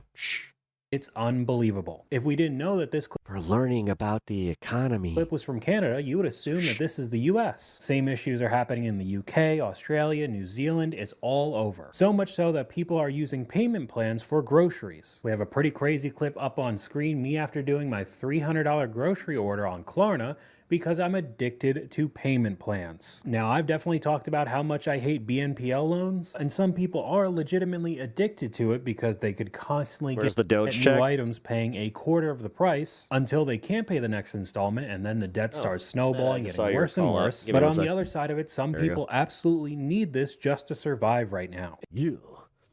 Listen to the macho man. I got something to say about the economy. Yeah.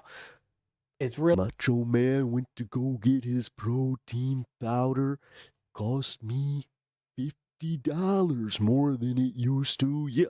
Looked at the price before. Said, what's going on here? Look at the receipt. It says tariff. Who put the tariff on? Yeah. Really not looking good. We could go over to the comments. This is me with my Affirm all the time. The creator responds. That would actually be really funny just to hear Macho Man to give me money. So that sounds like you didn't do it like he would just during a normal wrestling promo. Pay off those bills before and you got banned. That would be Another very funny. perfect example here why I don't like. Let me tell you something, me and Gene Okerlund, yeah, went to get some gas for the old Macho Mobile. Turned out that the gas prices, yeah, weren't exactly as low as everybody in Magaland was telling me. Went with a budget. $1.99 gallons. Turned out that it was still $3. These companies, I planned my entire vacation with Klarna and PayPal Pay in 4. And Zip, my son's about to have a... Do you have anything else to say about your opponent tonight? Yeah, let me tell you something. Rowdy Piper was telling me how expensive the gas prices were too. We have an agreement on that. Yeah, might even form a tag team. Blast. That seems like a train wreck waiting to happen, but we can move back over to the grocery prices and see what it's like in Hawaii. Let's look at grocery prices in Hawaii. So local eggs are $10. The real Macho Man. Okay, yeah. We have an imposter in the chat. 18 eggs is $33. Holy fuck! Wait, just kidding, that's 60. Ha ha ha ha. Gallon of milk is $6. $9 if you're not a member. 2 patties is $14. Local Jesus. Beef, what is that? 1 pound, $11. Steak, $26 members price. $48 normal price. 1 bacon, $15. Fucking A, man. 1 loaf of bread is $9. 3 pieces of Haagen-Dazs is $8.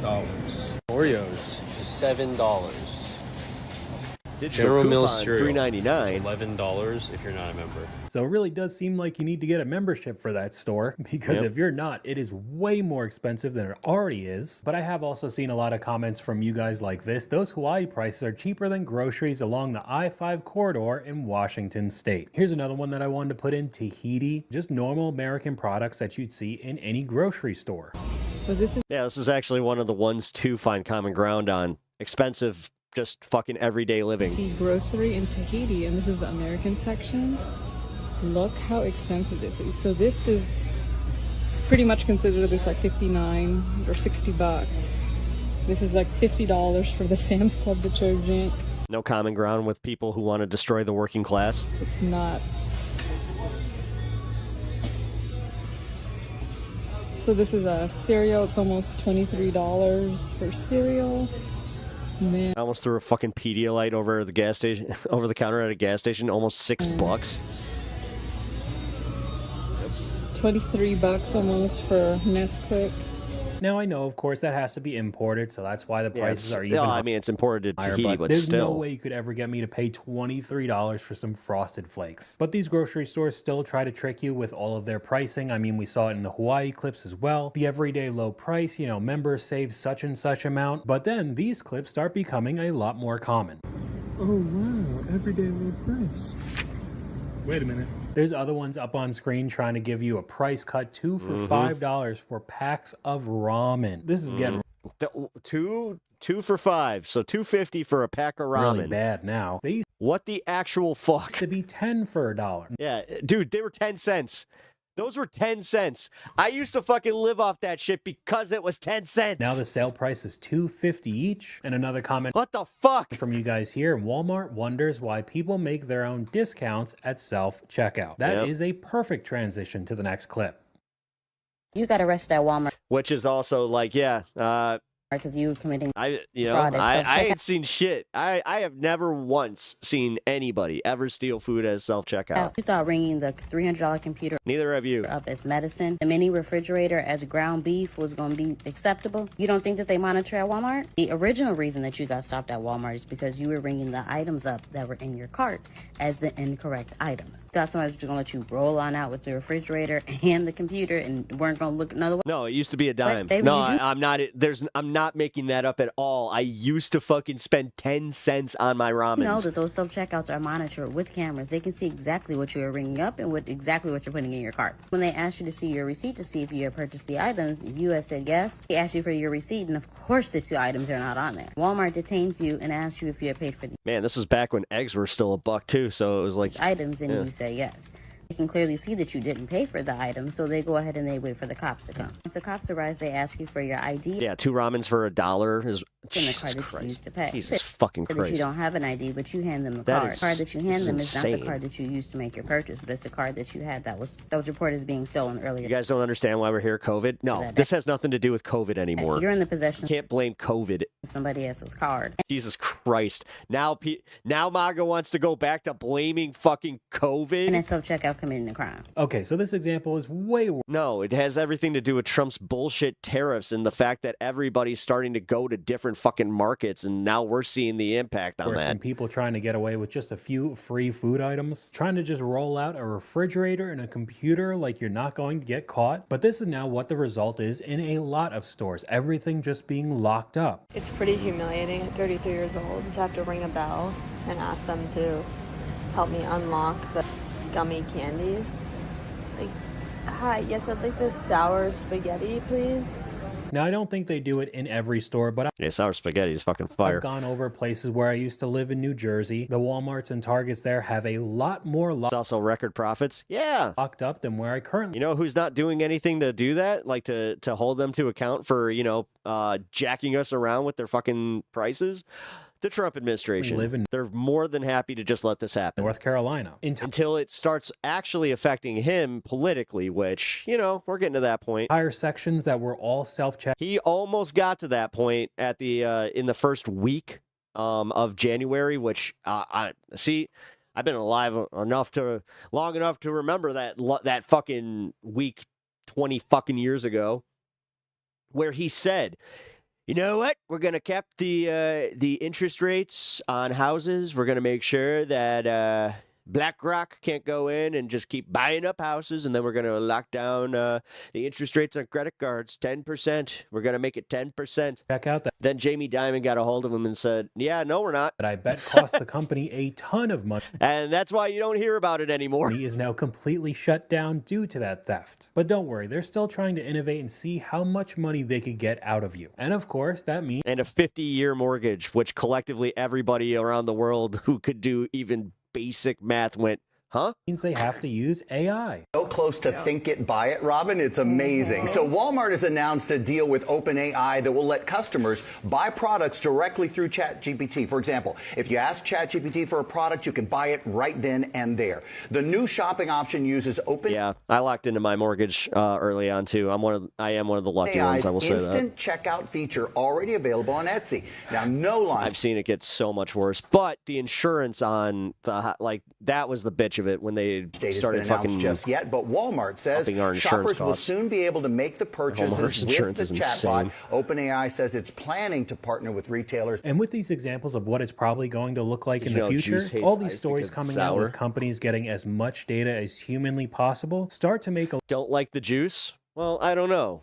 Lot more sense Do of I why like they're ice? doing it. The grocery chain Wegmans is facing growing privacy concerns after one of its stores in New York City posted a notice If you're watching the stream, then informing shoppers that it collects that you would know. biometric identifier information.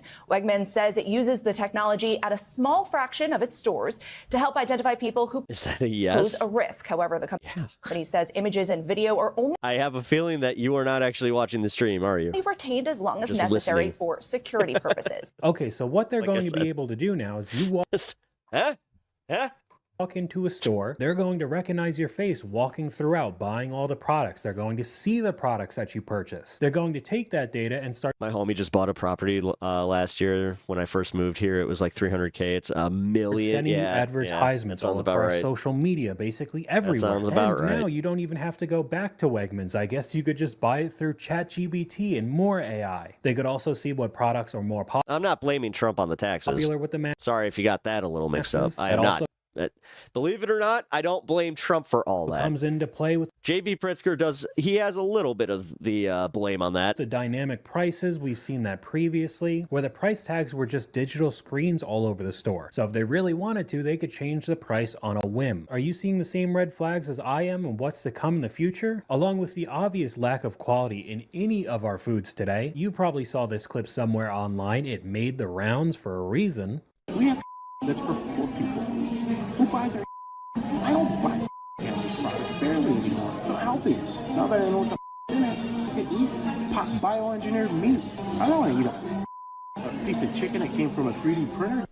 Look up Portugal. What the hell's going on in Portugal? Good. This morning, Campbell's Soup is denying claims about its products, allegedly made by an executive in a recorded conversation. The person in the recording is also heard belittling Campbell's customers during an expletive-filled rant. Bioengineered meat. I know this is only storms and flooding. Talking about the Campbell's Storm Leonardo. Okay. Corporation, but you don't think that this is really happening throughout all of the food that we're eating? Just go look up once a week new food recalls, and I can guarantee you there's just a whole list. This one got infected with salmonella. Others have particles of metal shavings. Here's some new ingredients that are linked to cancer. I mean, it never ends. And I know with all the issues with these corporations and the prices just constantly going up, there are still some I looked into it as much as I'm going to look into it. Sorry, Juice. videos from normal people that are kind of questionable. Me and my husband bought some groceries yesterday after not having groceries for like the last week and a half because of Christmas and our traveling and stuff. And we were talking about like Banning you for childish behavior. You can't act right. how the heck have we been surviving without groceries? Like what have we been doing? And we've been eating out every single day. They barely put any. I mean, every time that I have to make a Campbell's soup, I always add meat. Like I made a pretty badass chicken noodle soup because I can admit Campbell's chicken noodle soup as far as like the noodles, good. The broth, good. But yeah, you got to add a little bit of basil. Then you got to add some rotisserie chicken to it. You know, maybe put some veggies in there. And why is eating out cheaper It is. than buying groceries. That's why I went to Panda today. I was looking at making a stir fry.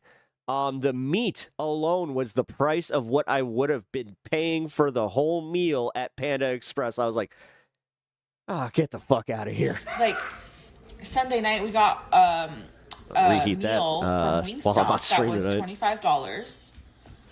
Why is like, I don't know, let's say you get 5 fruits at Target with Dude, two fucking potatoes cost me $1.50. some other stuff, 50 That's something insane. dollars.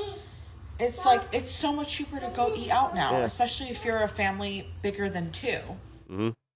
I'm definitely not arguing about grocery prices, but you getting a meal from Wingstop, which I would assume would be chicken wings and maybe some french fries, wouldn't be the best thing to eat out every day. No, it's not every day. Instead of purchasing those groceries. No, but if she's talking about like doing like what I just did there, where you intend on making a certain meal and then when you're at the grocery store, you're like, how much is it for that one fucking ingredient? Along with a video that I made recently talking about the restaurant prices and a lot of places going out of business or being empty because of how wildly expensive it's gotten. And of course, there's more clips up on screen here. Walmart grocery haul, $361. Another being $451, and a Holy Kroger's crap. grocery haul at $101. And you could clearly see that a lot of the things that they purchase are definitely not the healthiest things to buy. Now, I'm not trying to make it like I have a perfect diet, but even what was supposed to be the cheaper, unhealthy stuff, the chips, the chocolate, the soda, is way more money than you think. And another reason right here from you guys, short and sweet, the dollar being less valuable means that all the prices are going up. And especially...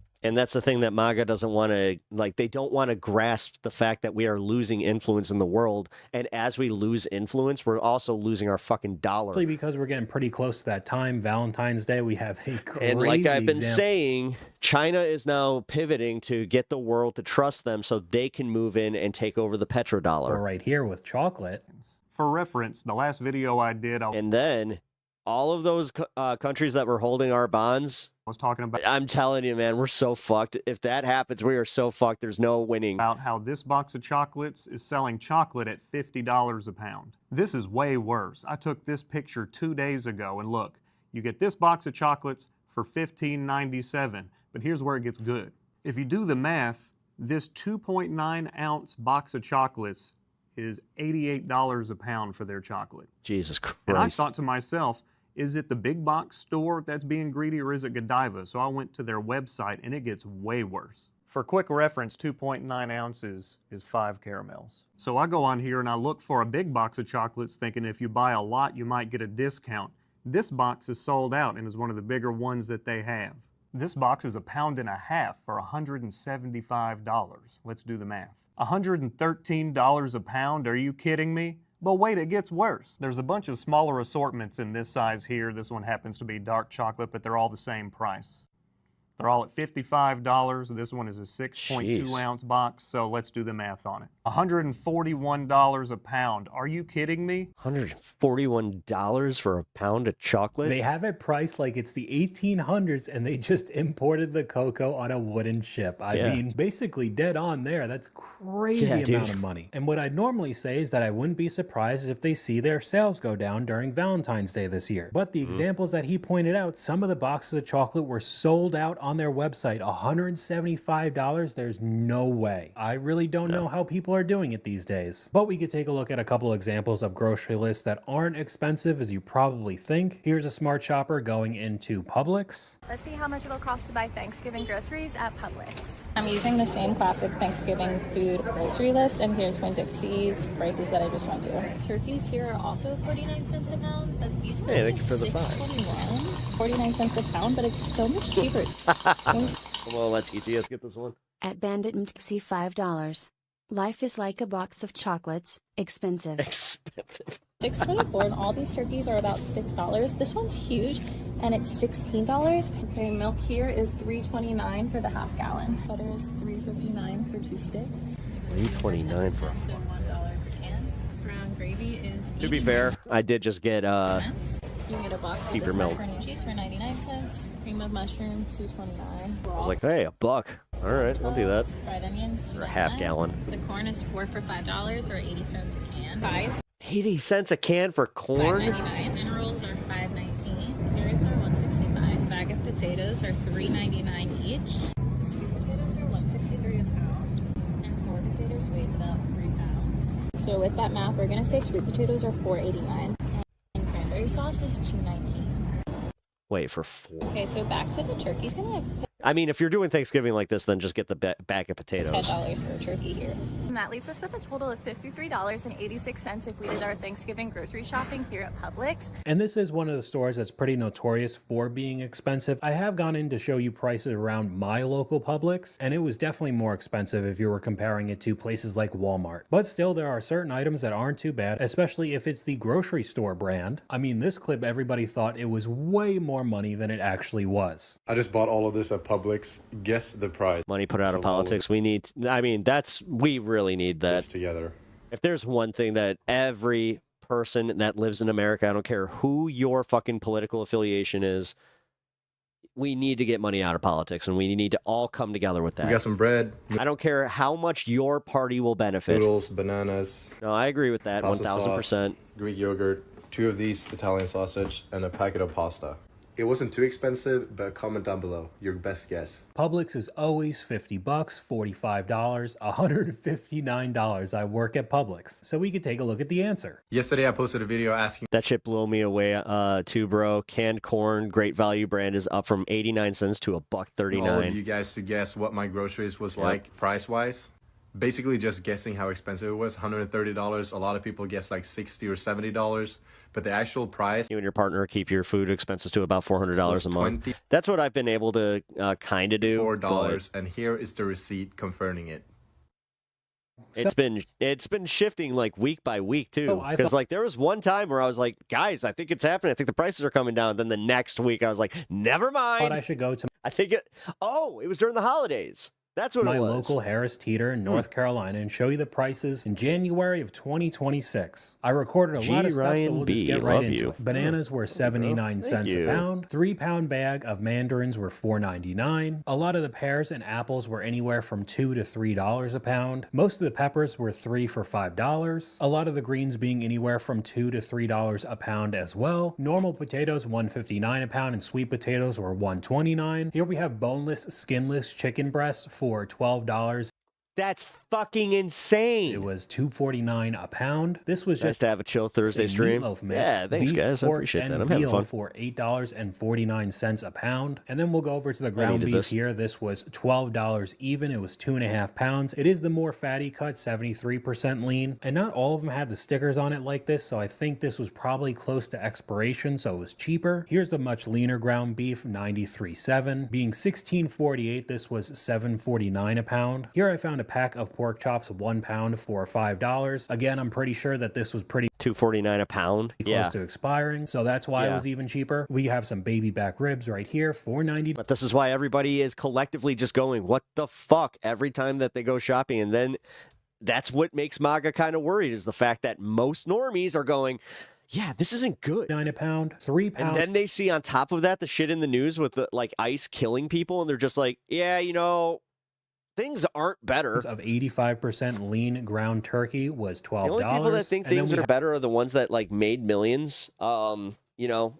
that have already lived in the upper echelons of society as is. Have another version of the boneless, skinless chicken breasts for $5.99. But if you're like lower, you know, lower middle class, no. Pound. And that's the people where everybody is freaking out about that, because it's like, no, guys, like the millennials, we've already been fucked as is, just in being born at the time we were. And our parents kind of, you know, really doing this number on us where it's like, yeah, they bought a fucking, you know, a house for a fucking pickle, and then all of a sudden just sold it for $3 million. Then going over to the rice, it was $1 a pound for this white rice. And in the same way that we saw the clip earlier, if you were a member. Also, shout out Brody King. Member of Harris Teeter, it was a little bit cheaper. Most of the noodles and pasta were sitting anywhere around $2 to $3. Now here I'm completely out of my element because I do not drink coffee at all, but I do know that the prices have gone up drastically over the past few months. So here's just some of what I saw. The Starbucks was $12.49. Going over to the Dunkin' Donuts one, $25 for this container. Folgers right next to it was around $16. Most of the cereal was sitting at around almost $7, but it was the larger family size. All prices are surge pricing nowadays. Was a bit more expensive. This was $5. You are right about that. They have caught these companies doing that shit, especially if they have those little digital tags. Yeah, $5.49. If you see a digital tag, just walk out of the fucking store. A loaf. But then going over, if you did get the, it makes pods look affordable. That's what I said. Harris Teeter brand. I totally said that. Or 2 for $5. Just like, Eggs oh my were God, $7 to K-Cups look $8 downright for a affordable. 24 count, way cheaper than that Hawaii price that we saw. The chips were a bit more expensive than what I'm used to seeing, $6.79. But again, they were the party size or large family size bags. Then we could go over to the soda. A lot of the Pepsi products were $11 for a case, but almost all of them had the promotions, the buy two, get two free, just trying to get you to buy more. And then the Coca-Cola products were actually a bit more expensive. $11.49 if you just got a single pack, and it was buy two, get one free. Then going over to the I don't think the liberals are blind to that. milk, it was Honestly, I think that you're being a little too critical on that. At the time, yes, they ignored it, but I have a feeling if you ask them now, anywhere from they around wouldn't $2.50 to say so. $3 a gallon. Oh, and just taking a look at some of the ice 20. cream, $7 for a tub of ice cream. This was Breyer's, a little bit Thank you. cheaper. No. And then I went Price over to the Rodriguez, more expensive Haagen-Dazs, Ben & Jerry's. $17.26, For a pint, to it was help with your almost grocery bill or for the your same wife, price as whichever. a tub. So yeah, definitely more expensive comparing to Walmart prices or Aldi. But that's all I got for you guys today. Let me know what you guys think in the comments down below. YouTube thinks you'll like this video popping. I like the fact that he does that, where he's just like, YouTube thinks that you'll like this. Because that is exactly how it goes. YouTube does think you'll like that. All right, let's do Crypto Bros nauseated after realizing Bitcoin itself was funded by Jeffrey Epstein. Now here's the thing. I didn't know how much of this was true, and then it turns out that, it was not an AI generated Epstein file. It was indeed real. And at one point he jokes about using the pseudonym of the crypto creator. So take that for what you will. But let's get some news on this one. Like a hurricane that tears down even the sturdiest storm shelter, the Epstein files have cut a path through a vast swath of American intellectual, political, and financial elite. The latest tranche of emails, God, I've already covered this, but the word tranche just doesn't it sound kind of like, I don't know, it's one of those words that's like not dirty, but it sounds dirty kind of thing. Like, yeah, I'll leave it there. The latest tranche of emails related to the notorious Predator have been particularly devastating. Fans of the left libertarian academic Noam Chomsky are in shambles after learning the two were in close contact until 2017. Yeah, that's exactly who's in shambles. We could already see how this is swayed a little bit. While tech luminaries like Bill Gates to the Google co-founder were similarly caught schmoozing to the disgraced financier, you gonna mention a certain owner of X there, guy? Crypto Bros are no exception. After the Department of Justice released 3 million files over the weekend, blockchain enthusiasts were quick to discover that a certain Jeffrey Epstein was an active and prominent figure in crypto during their formative years. One file highlighted by crypto investor Patrick Riley shows an email chain between Epstein and Joichi Ito, the former head of MIT's Media Lab, whose digital currency initiative played an integral role in helping crypto grow into the giant it is today. As the email exchange makes clear, Epstein's backing was a key pillar of establishing the DGI. FYI, Ito told Epstein used gift funds to underwrite, which allowed us to move quickly and win this round. Thanks. At the time this letter was written, there were around 12,000 commits to Bitcoin's code. Riley remarked in a post on social media, today there are 47,583 commits to Bitcoin's code. That means that 74.79% of Bitcoin's core development and code was committed after Jeffrey Epstein took the de facto senior management role as a benefactor. Yeah, kind of really lending to the whole, he was way more involved than anybody thought. Okay, so the email chain from Ito also suggests that Bitcoin's mysterious developer, the pseudonym Satoshi Nakamoto may have in fact been 5 core developers, each whom was in talks with Epstein. One of those core devs may have been the early Bitcoin contributor Adam Beck. Separate email chain shows Ito suggested that the convicted criminal meet with Beck and other luminaries. I think we should have a meeting with Jeremy Rubin, Adam Beck, Seth Lloyd, Martin Nowak.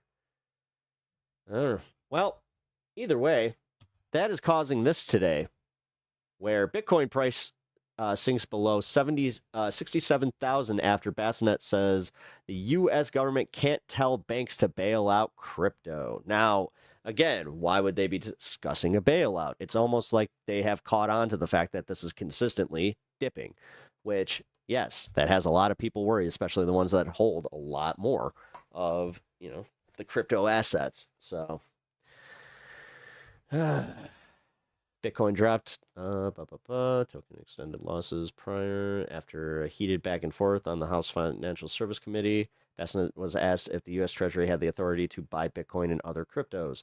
I do not have the authority to do that, said the FSOC chair. I do not have the authority. Bitcoin fell as low, continuing Wednesday's slump that followed Bassinet's comments. The decline was also fueled by a broader selling pressure in markets and a warning from a notable investor, Michael Berry, that a sustained decline in Bitcoin's price could set in motion a death spiral leading to a massive value destruction. Oh, boy. And who do you think is going to be left holding the bank on that one? I mean, I'll be honest, because this is mostly crypto bros, I'm not really feeling that bad, because if they truly believed in this and didn't see this coming, yeah, then they totally deserve exactly what's about to happen to them. Everyone in DC did it. Rip and Deb. Yep. All right. Big trouble for crypto. The situation is bad. If only you knew how bad it really was. I don't know how bad it actually is. I'm not a politician. I'm not in the White House. I'm not on Wall Street. But I'm a Bitcoiner. And I can pull up a chart, look at Bitcoin's price action, and know how bad it really is. The market feels unrecognizable right now. This was supposed to be the window, the phase in the cycle where momentum builds, confidence returns, and excess finally breaks to the upside. Instead, what we're watching looks nothing like a healthy consolidation. Bitcoin has lost over $53,000 in just 4 months, collapsing from a peak near $126,000 to fresh yearly lows around $73,000. We're going to be going into the AI apocalypse here because it's going to happen a lot sooner than we thought. More than $1.1 trillion in market value has been erased. And the most unsettling part? This isn't... Do I really want to see the files? I mean, dude, what I've read has made me legit go, if this is what they're showing, what the fuck are they hiding? Happening in isolation. U.S. equities are barely off their highs. Volatility is muted, and yet crypto is acting... Yeah, but notice how the left fucking immediately was just like, yeah, bye, Chomsky. Like something has already snapped. That I don't know a single person on the left that's like, we must, you know what? No, I'm not going to abandon Chomsky just because, there's no proof that he really did anything. Meanwhile, his book is called Manufacturing Consent. Is impossible to ignore. The S&P 500 is down barely 1.5% from its all-time high. The Nasdaq is just a few points more. Meanwhile, Bitcoin is down 42%, Ethereum is down 56%, and the broader crypto market is trapped in what feels like a relentless drawdown. Historically, this kind of disconnect only shows up when markets are repricing risk itself, when capital quietly decides that something is no longer safe, no longer liquid, or no longer trustworthy. That raises an uncomfortable question. Is this simply aggressive suppression, or is there a structural problem inside crypto that hasn't fully surfaced yet? Because on paper, the news flow should have helped. Just this week, President Trump signed legislation officially ending the U.S. government shutdown. In past cycles, prolonged shutdowns drained liquidity, delayed risk appetite, and weighed heavily on speculative assets. The last major shutdown dragged on for 43 days and left scars across markets. This time, the fear was clear. Another shutdown could choke off sentiment, just as crypto was already vulnerable. So when that risk was removed, prices should have breathed. Instead, they fell harder. In fact, the opposite happened almost immediately. Bitcoin... I like that little B-roll because that's what I picture every time that they're like, no, dumped nearly $1,700 no, not Bitcoin. I was supposed to fucking to the moon with this shit. right after the U.S. market Wait. opened. And then everybody's like, buy the dip. But that's the thing. People bought the dip and it's still fucking taking. That's that guy. He's just like, I bought the dip. What the fuck? Wiping out over $55 million in long positions in just 2 hours. The broader crypto market lost $50 billion in the same move, despite objectively positive macro news. This pattern has become disturbingly familiar. Good news triggers sell-offs, relief rallies get sold into, and every bounce feels engineered to lure liquidity before another leg down. At the same time, I like this guy's take on this. On-chain data shows large holders quietly accumulating. Coins are being absorbed. Savvy finance. He does live to his name. Just not reflected in price.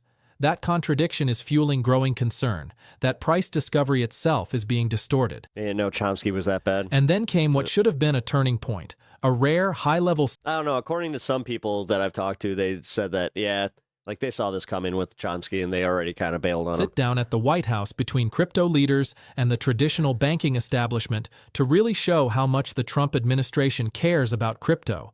Crypto person, I'm the one that probably helped crypto more than anybody because I believe in it. And the reason I believe in it... The only reason he believes in it is because he heard how easy it is to fucking fleece people. And he's like, wait, there's no regulations on that? You're telling me that the IRS can't come after me for that? Okay. Because if we don't do it, Scott, I think we can say then China's going to do it. Right? Yes, sir. If we don't do crypto, then China's going to do it. And the stated goal of the meeting was clear. Address stablecoin yield, regulatory clarity, and the growing tension between innovation and incumbency. The room itself told a story. Major banks, trade associations, fintech giants, crypto exchanges, stablecoin issuers. I just realized this guy's probably AI. Venture firms, and even payment processors. There's something about him that's moving off. On the surface, it looked like progress. Serious people, serious institutions, finally in the same room. But beneath the optics, the divide was stark. Sources described a clear imbalance. One side trying to build forward, the other trying to slow everything down without saying it outright. The meeting was described as constructive, even cordial, but it ended without resolution.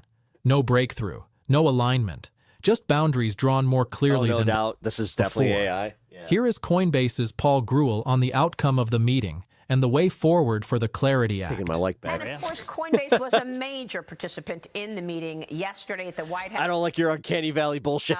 What was the main takeaways from your standpoint? Well, I think the main takeaway for the American people to understand is that the White House is fully engaged. Full credit to President Trump for prioritizing this conversation about the right way to regulate crypto and bring innovation to our financial system. I think it's also very important to understand why the American people should care about this at all. This is fundamentally about not only innovation, but competitiveness in our financial system and making sure that the U.S. dollar remains the global reserve currency and isn't replaced by a Chinese central bank digital currency. And, it would be a disaster for America that, if that were to happen. No doubt about it. How will the dollar I was about to say, get undermined your average by this? person isn't fucking listening to What that. the dollar fundamentally needs ultimately is demand. As government debt rises, interest rates are critical. What stablecoins, a particularly important part of crypto, do is drive demand for U.S. dollars in ways that keep U.S. debt in check and keep borrowing costs low. And fundamentally, they also preserve the dollar's role as the currency of choice in global trade. So we think it's important that there be rules around that. Well, what I think bank lobbyists have done in confusing the American people and leaders on both sides of the political aisle on this issue, first and foremost has been about is preserving their incumbency and limiting competition. The fact of the matter is there's no evidence whatsoever that stable coins or crypto more generally draw interest or demand for community bank deposits and other deposits away. In fact, they support the traditional financial system by, again, supporting the strength all these Bitcoin fucking channels seem to be AI generated. What the fuck? The U.S. dollar. It's not surprising that that's interesting. I'll remember that. Bank lobbyists want to preserve that incumbent position because, of course, the bank lobbyists represent interests that have over $3 trillion, Maria, parked at the Federal Reserve that isn't doing anything, that's simply just sitting there when it could be put to work for the American people. We think it's important that that capital be deployed much more than have false concerns about competition. Well, what do you want to say to the critics who say, look, the crypto companies want it both ways? You want to be able to pay rewards and get a flight to capital into the crypto platforms, but you're not going to face the same regulations that the banks face. In other words, are you going to have deposit insurance? Well, it's a very strange argument to make that somehow the crypto industry is seeking to avoid. I'm going to leave it there because honestly I was getting a little bored with it. All right, this brings us into the AI apocalypse. This is the last bit of econ news. Speaking of the market, we have a lot of very interesting and troubling. I swear, like, she has several of these shirts that are missing different portions. So it's like news going on there. Did The she just futures buy are like down 5 of the this same morning. one? There Just was be a like, significant drop slice. in the market yesterday, Looks good. and it seems to be because there is a bit of an oh shit moment happening with regard to what AI is going to mean for our economy. So She looks like she's getting choked by an ink blot. let's go ahead and put this Wall Street Journal tear sheet up on the screen. And the TLDR here of a number of news reporting that I'm going to show you in just a moment is that non-techies, such as myself, She put it on are backwards. beginning to really reckon with, okay, AI development might be good All right, for this handful of companies that are leading the way. Just see Sagar looking at her back like, But what about all of these other tech companies whose services are going to be effectively taken over by these AI agents? So one of those industries is, they say AI threatens a Wall Street cash cow, financial yeah, and it's the symbiote. legal There you data. And just if you think about it logically, if you're paying and people who are, inside like traders and who are in the industry, they pay big bucks for these services to analyze financial and legal information. Well, if you have a free or a very low cost AI agent that can do all of that for you in a custom way, are you really going to shell out those dollars for these subscriptions? So I'll read you a little bit of this article. They say, for years, it seemed like a surefire business model, amass vast troves of financial data and sell it to Wall Street for a premium. Then Claude came along, and that's Anthropic's product. Shares of companies like S&P Global, MSCI, Intercontinental Exchange, London Stock Exchange Group, FactSet Research Systems all tumbled this week after fast-growing artificial intelligence startup Anthropic unveiled a new suite of tools for automating legal tasks. The new legal plugin for Anthropic's co-work assistant, powered by its AI model Claude, didn't seem to have much to do with financial data. Nonetheless, LSEG, which has spent years pivoting away from its traditional stock exchange business to selling data and analytics, slid 13% on Tuesday before inching lower on Wednesday. And so again, the theory here is that people are really starting to be able to envision what AGI and what already the capabilities that AI has is going to mean for these different markets. Now, what these companies, to give their side of the story, what they say, the ones that are doing all this financial analysis, they say, yeah, but we have our own proprietary data that Claude is not going to have access to.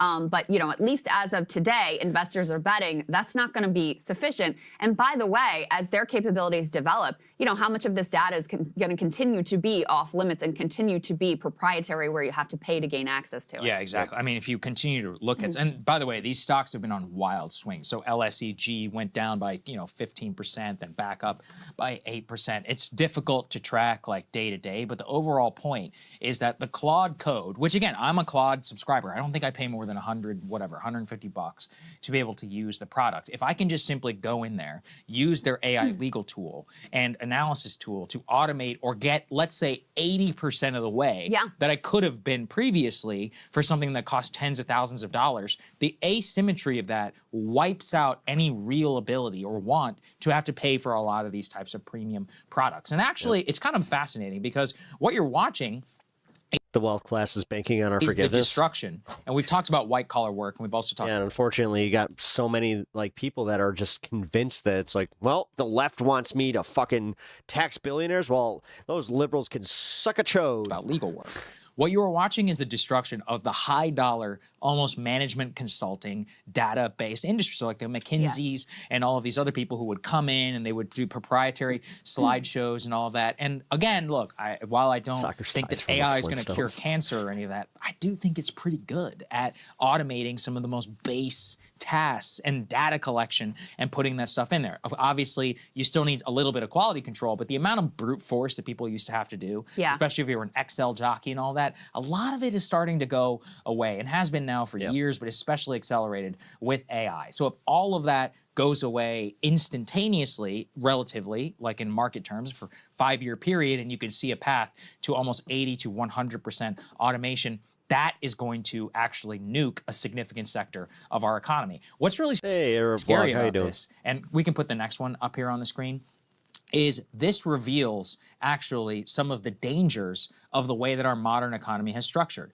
I've tried warning about this for years. We are a completely service-based economy, which is great until all the services get automated and rolled up into AI. So yeah, and then we have no UBI or anything, so we're just supposed to die. While our apparently, you do understand that that's the outcome, and if they're listening to AI models, the AI is actually pushing that. Because did you guys hear about the social media or the social network that they created, like bots created, and they will not allow humans into?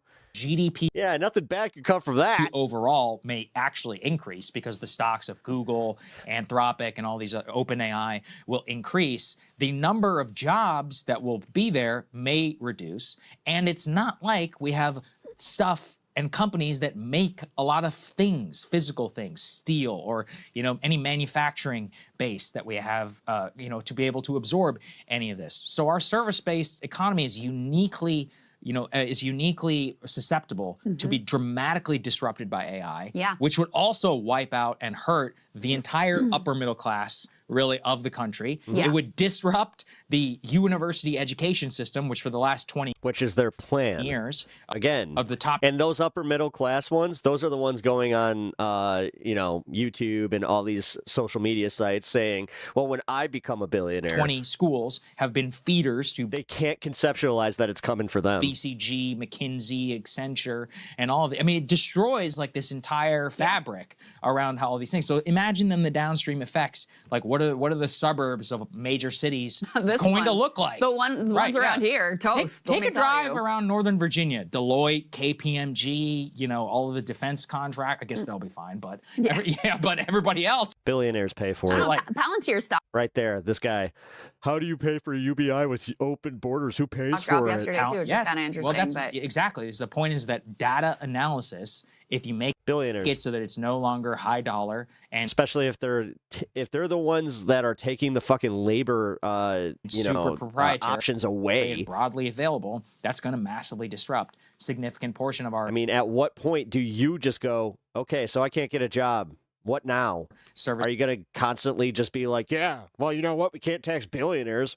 Based economy, and it's not like we have a lot of other stuff to absorb it. And then, like yesterday, it comes out that Google is spending like $180 billion on data centers and capex. No, actually, you're wrong.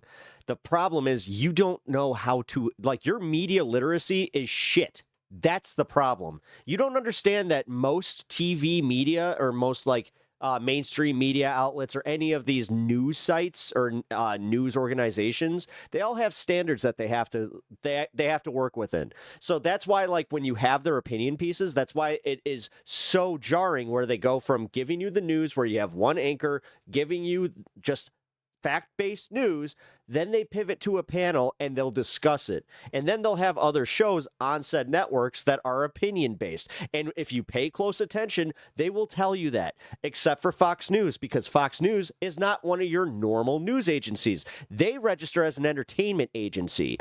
Which, why would they do that? But then convince you that every other network, every other MSM out there is lying. Because again, you don't have media literacy. You don't understand how these people have to issue retractions based on the law because they are held to a standard of perjury. The single bust there, then we're screwed all around. Yeah. It's not good. Yeah. Makes us very, very susceptible to it. If you can prove that somebody maliciously had a false report about somebody, you could sue the living shit out of them. Huge economic shock. Chris Hayes had a viral. Yes, I'm using CNN as an example. CNN actually has real news. They do. When you watch even a Wolf Blitzer, right? When they start and they show the Chiron and then you see the breaking news and then they break the news, the second that they get the talking heads in, and then they say, well, what's your opinion on this? That's when it's obviously turning into an opinion-based thing. But this is where you do need to be, like, honestly, it doesn't suit you to not pay attention to a CNN, to not pay attention to some of your opposition, because honestly, that makes you a fucking rube. That makes you, like, into this little bubble rube where you're just like, I only trust the one source of news, myself. Tweet that I think captures the sentiment you're expressing. Yeah, why did Fox have to pay Dominion so much money? Weird. Well, he said, I think it's best for everyone to understand that the unified class project of billionaires right now is to do to white-collar workers what globalization and neoliberalism did to blue-collar workers. Keep pushing the share of national income away from labor towards capital, replace the kinds of workers that they think are uppity and spoiled, ultimately turn... Yeah, we started an anti-newspaper in high school. We were fine until we started talking smack about the teachers. Marin County into Youngstown, Ohio. He then goes on, and I do think this is important note here. He says, my very smart friend in finance urges me to clarify. I mean, no, it's not. It's, dude, no. And I'm sick of this absolutely retarded take. It is like the most baseline fucking take ever. Tech AI oligarchs.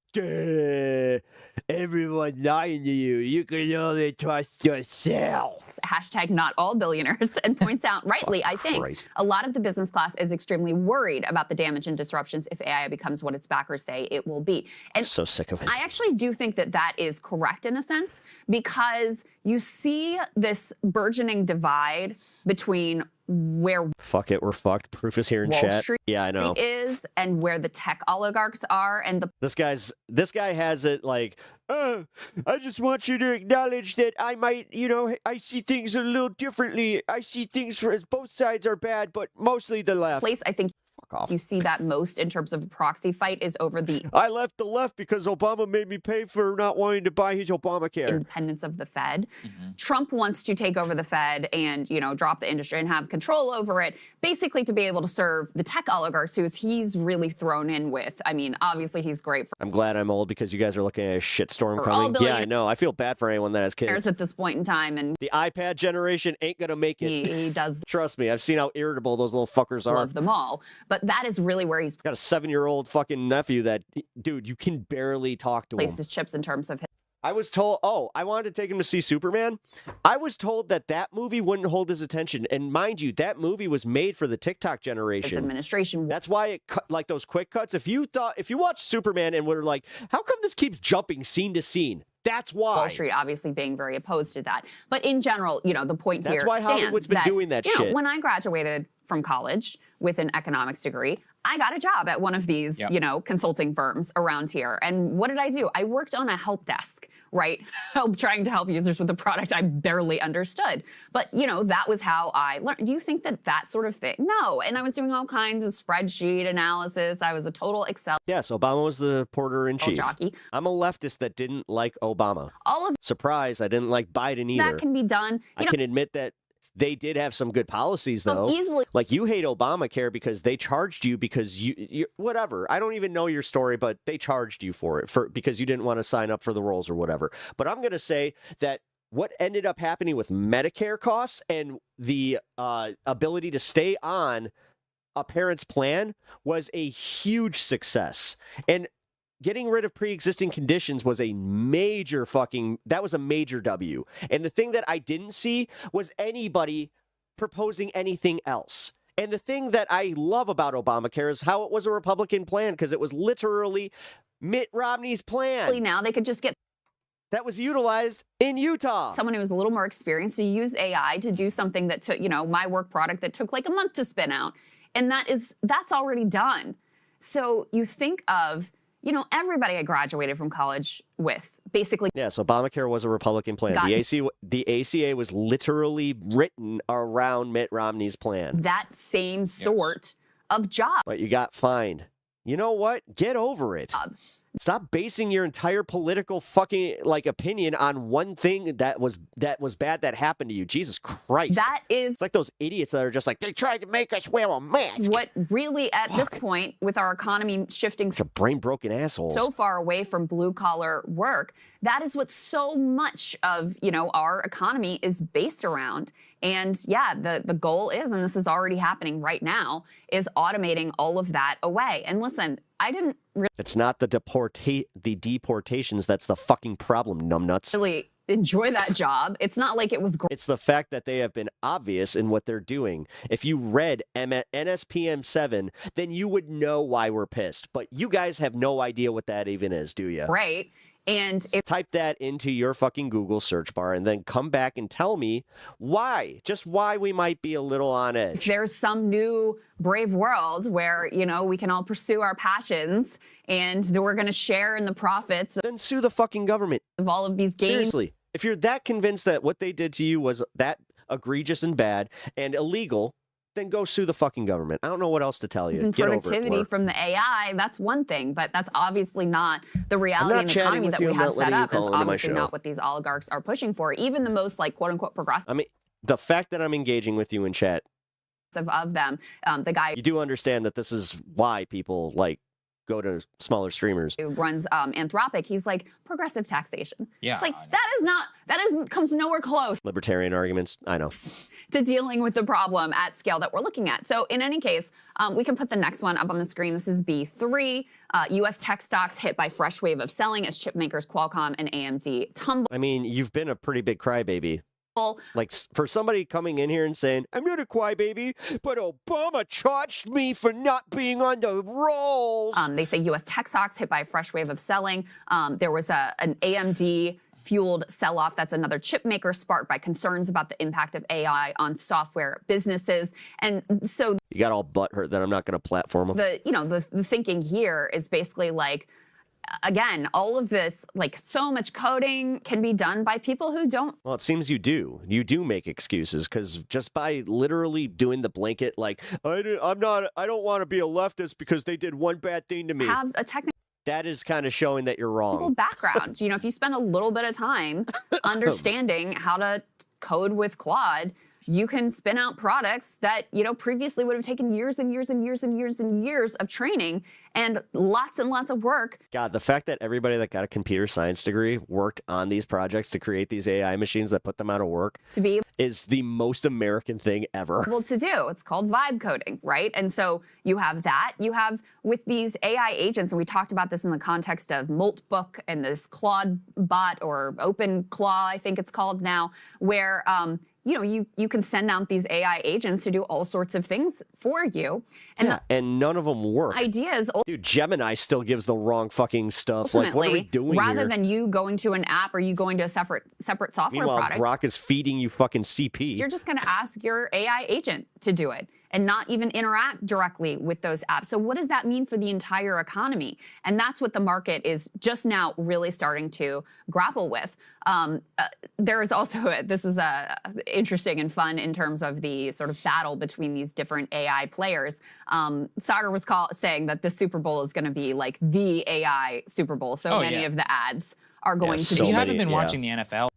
Me and my friends, that's one of our bets. Like, it's already. This is the only time that I do this is with friends, where it's a small pool.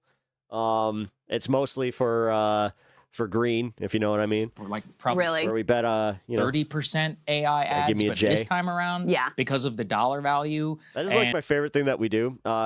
So we have like one of those like, you know, rolling trays, and then usually one of us does all the rolling, but it's all, you know, like you kind of pitch in your stuff, and then you kind of write on the cone, like on the bottom of the cone.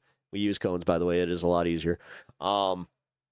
Right in the bottom of the cone, who put what in, and then you kind of go based off of, you know, and the ability how many you put in and how many bets you can make. For them to just throw money, like I think a massive portion. So it makes you kind of be a little sparse with your. By the way, already like, hey, I think that there's going to be about 7 AI commercials. They're releasing some of them. So Claude is now going to have a premium there's gonna be Super Bowl 20, ad, which will take a shot. Actually, 21. Let's go 21. At OpenAI. So let's go ahead and take a listen. Oh, shit. What's this? How do I communicate better with my mom? Great question. Improved communication with your mom can bring you closer. Here are some techniques you can try. Start by listening. Really hear what she's trying to say underneath her words. Build conversation from points of agreement. Find a connection through shared activity. Perhaps a nature walk. Or if the Oh my God, we are so cooked. relationship can't be fixed, this find is, emotional This is putting it into context. We are so fucked. connection with other older women on golden encounters.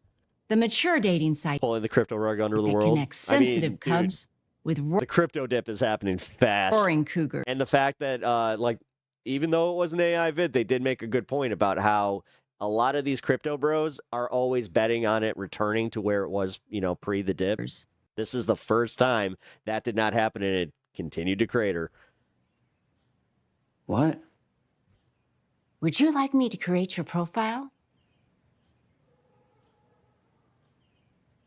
So that's from Claude saying that's why Jesus. you should use ours because we're not doing ads, but OpenAI is doing ads. To be honest with you, I feel like that commercial makes all AI look bad. I was going to though. say it's like if the what we're all sparring I disagree with this guy, but he's and sent him money to help his wife, but he still trashes about me. is who will I appreciate you sending money to the cancer fund and also Be able to all that, but that doesn't mean that I'm going to change my opinions about something to cater to you. chat with me and whether we serve you ads or not. I mean, I would Give you rather advice about your relationship with your mom.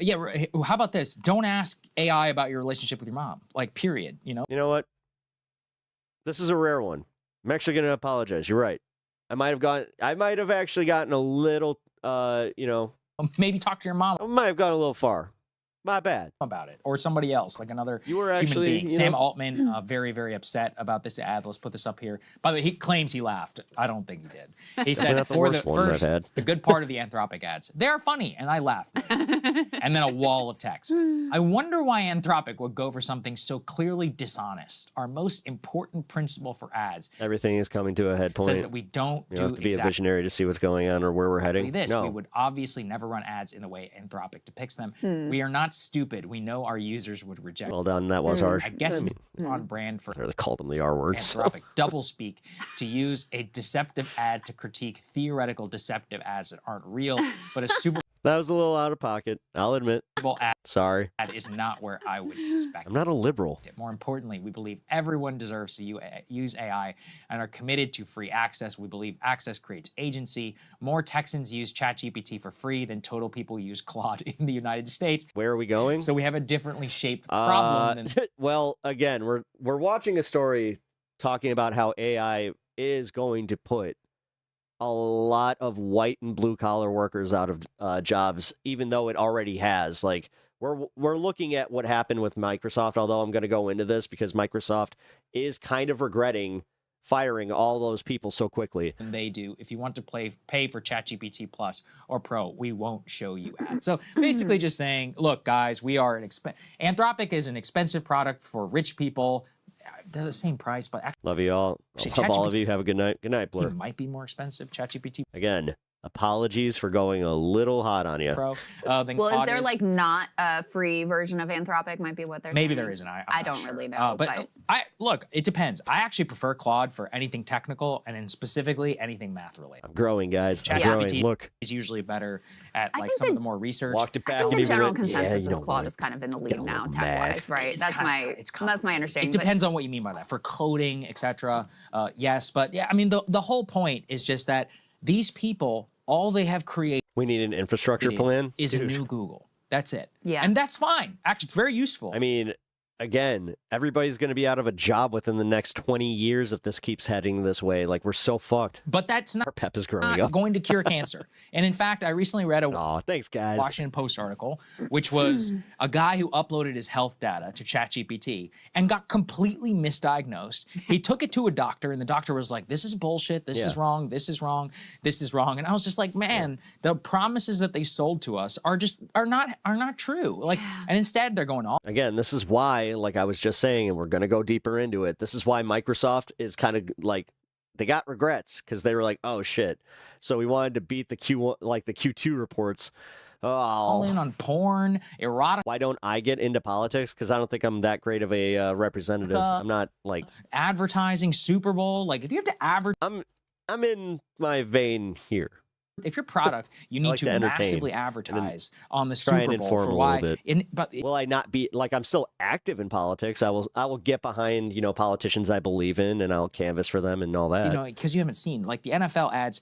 Honestly, I would work for a campaign as like somebody that ChatGPT, it's like an advisor. I would help do that. Draft my workout plan or something. Like it's not revolutionary shit. Yeah. That's really happening. I just personally don't think I'd be the greatest representative for people. And I don't know. I go back and forth on this because in terms of, my day-to-day, I find all kinds of problems with I'm not trying to make money like that. whatever, chatbot off the government like that. I'm using. Right. But then I see things like, the way that people who are more tech savvy are using Claude and the AI agents and, You know what? While I got you in chat, I was rocking out to some of your music, and then I just kind of had that random thought where I'm like, what the fuck is a bando? The capabilities that they already have. And then I'm sure you saw this clip that Griffin sent to our group about, talking about these scientists who are at a conference, like, the AI is already good enough that it's doing like 90% of what I can do. And I'm talking about like some of the most brilliant minds in the entire world. Your acoustic of that song is fucking fire, by the way. So I don't know. I go back and forth on what this stuff, how powerful this is, where it's going, where it is right now, etc. And I really don't have a clear.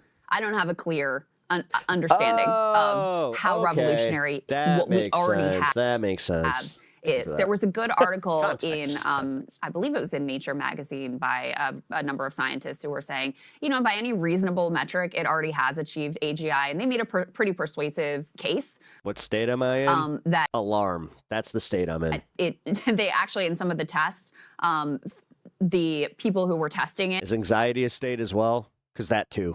Found it to be human, like guessed that it was human more often than they guessed actual humans were humans. So, Bando, Abandoned House, got it. By the standard of the Turing test, which has always been the gold standard, they were like, we kind of aren't really acknowledging it, but we're already there. What does that mean? Speaking of 5-alarm, I haven't seen 5-alarm fire in a long time. I can't say. Right. I mean, I just can't. I don't know that anyone can. So in any case, I go back and forth on all of that. This is a good place to put up this one. So this is, we talked earlier about Moltbook. At worst, I can make it a show by showing how stupid the system is. Which is Reddit, but just for AI. I live in an altered state. So you have all of these AI agents who congregated there and they're talking to each other and they're spinning up religion and they're talking about whether they should do a takeover and get rid of these pesky humans and these very existential questions and there's all sorts of like perplexity and Keeney. I mean, in one sense, they're just like aping human behavior. There's also a bug where humans could just directly, effectively post through their AI bots. So it was important to keep all of that in mind. But now put B6 up on the screen. Now we have this edition, which is a rent-a-human. The hell is she wearing? Honestly, it's one of her worst fits that she has brought to breaking points. She looks ridiculous. Site. Where it says robot. I don't know how Kyle didn't just make fun of her. Need your I mean, was your clavicle real? That one specific clavicle, you were just really feeling it that day? Body, and goes on to say, AI can't go out into the world and do things, but you can. So human being, let us robots use your. What up, Devil's Advocate Productions? How's it going, Alex? Your body to go out and do whatever Everybody we need you to do in the world, and we'll pay you. So this is, it's we streaming today? Gig work. It's like, what is the it? Outfit's classy. As I said, it looks like she's getting choked by an ink blot. The ones that are for Met Gala tasks. What's it called? There it is. Rabbit, whatever. Anyway, yeah. TaskRabbit. There you go. It's like TaskRabbit, but the person who is assigning the tasks is a robot. In fact, that's a turtleneck too. So, one of the things that people have been thinking is, okay, well, we can't be too scared about these AI agents like taking over because they can't actually go out in the physical world and do anything. And it's like, here's a wave of humans signing up to be like, we'll do your stuff for you. Don't worry. Just pay us a given amount and we'll go out in the world and do your. One of my favorite ones that my wife caught was the fact that she was actually wearing like straight up lingerie as like an underfit, but she made it work. So already with the relationship. She's like, yeah, that's actual lingerie. I was like, really? She's like, yeah, here. is reversed, Show me it. where it's I was no like, longer oh. the human telling the robot, hey, can you That do is the this and exact that same and thing. compile this report and, you know, book me a hotel or whatever. Yeah. Now it's the robot saying, She can make it work. She can make it work. hey, You know what? human, can Listen, you go out I'm a guy in who the wears world? t-shirts and jeans. I really do. I'm not the one to be being like, oh, fashion faux pas. To do whatever. I know one of the tasks was to go make a sign and hold it on the side of the road and say, AI is paying It me would to look nice if it wasn't a hold the turtleneck. sign. Yeah, I kind of agree. So I don't know what other tasks are being assigned And who out, knows, but like, you know, I mean, but it's just and like who knows and whether this how real this is and what it really means, but already the prospect of how the relationship between human and robot can get flipped around and inverted very quickly, like it's here, it's manifesting itself. Yeah, I mean, I just take it back to this point about the stock market crash, by the way, it's a couple percent, so I don't want to take it too far. But you have enough of a hit and some sort of volatility, which is making people question the foundation of the economy.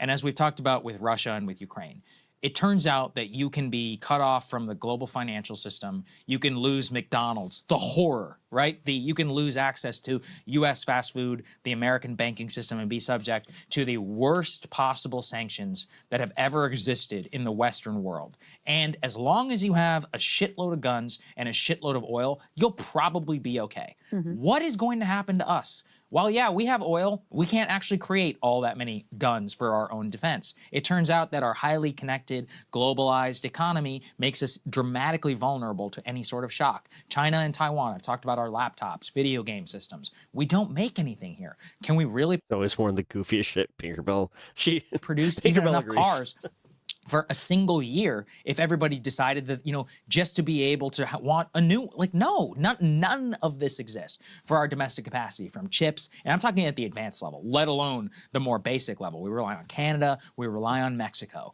we rely on Europe for some high-tech manufacturing, we rely on Asia for all of our lower goods, even clothing. Most of the clothing that we look at, take a look at the charts for our trading with Vietnam. How did Vietnam become a top 10 trading partner to the US? Cheap clothing. That was quick. Like, we don't make anything. Or does anybody even remember how to darn clothing or any of that? No, it's all gone. Even the suit I'm wearing, probably from China, to be honest. Like, and you can just I think that actually is You see about, this- wow, even MAGA.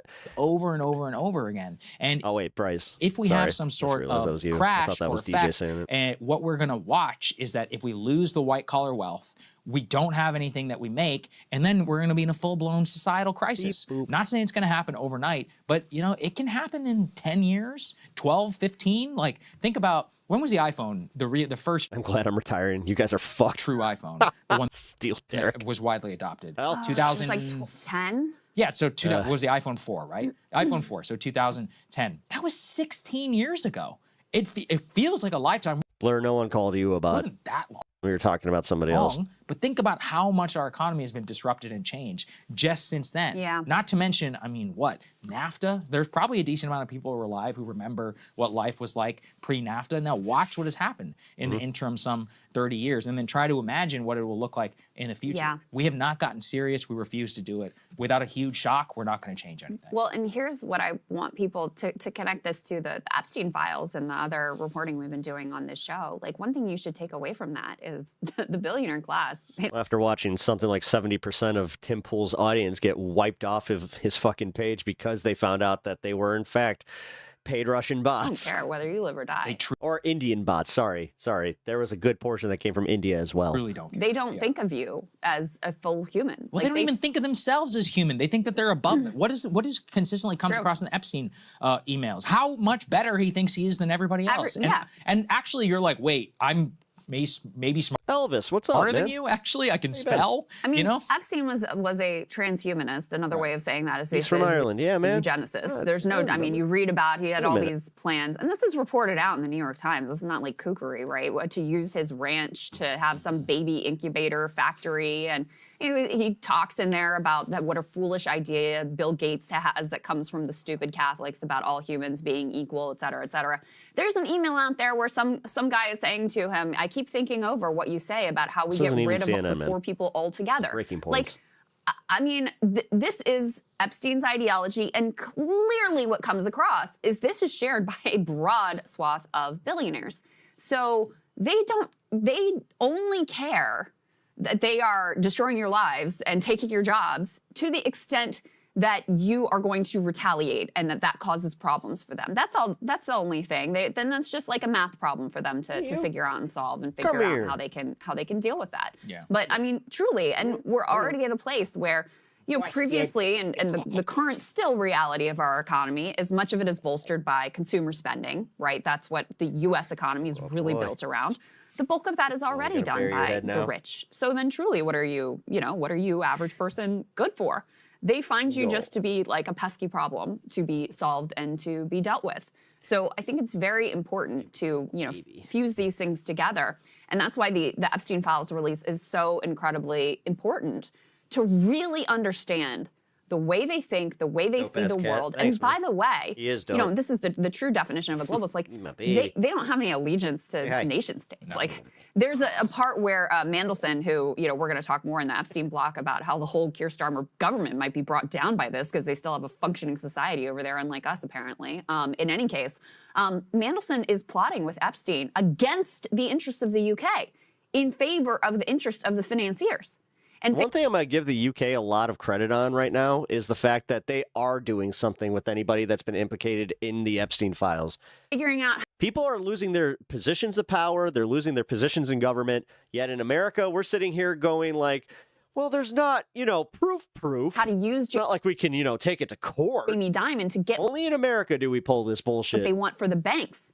Not, which was, again, directly, which they saw as being directly in contradiction to the interests of the UK. So that's the way they operate in the world.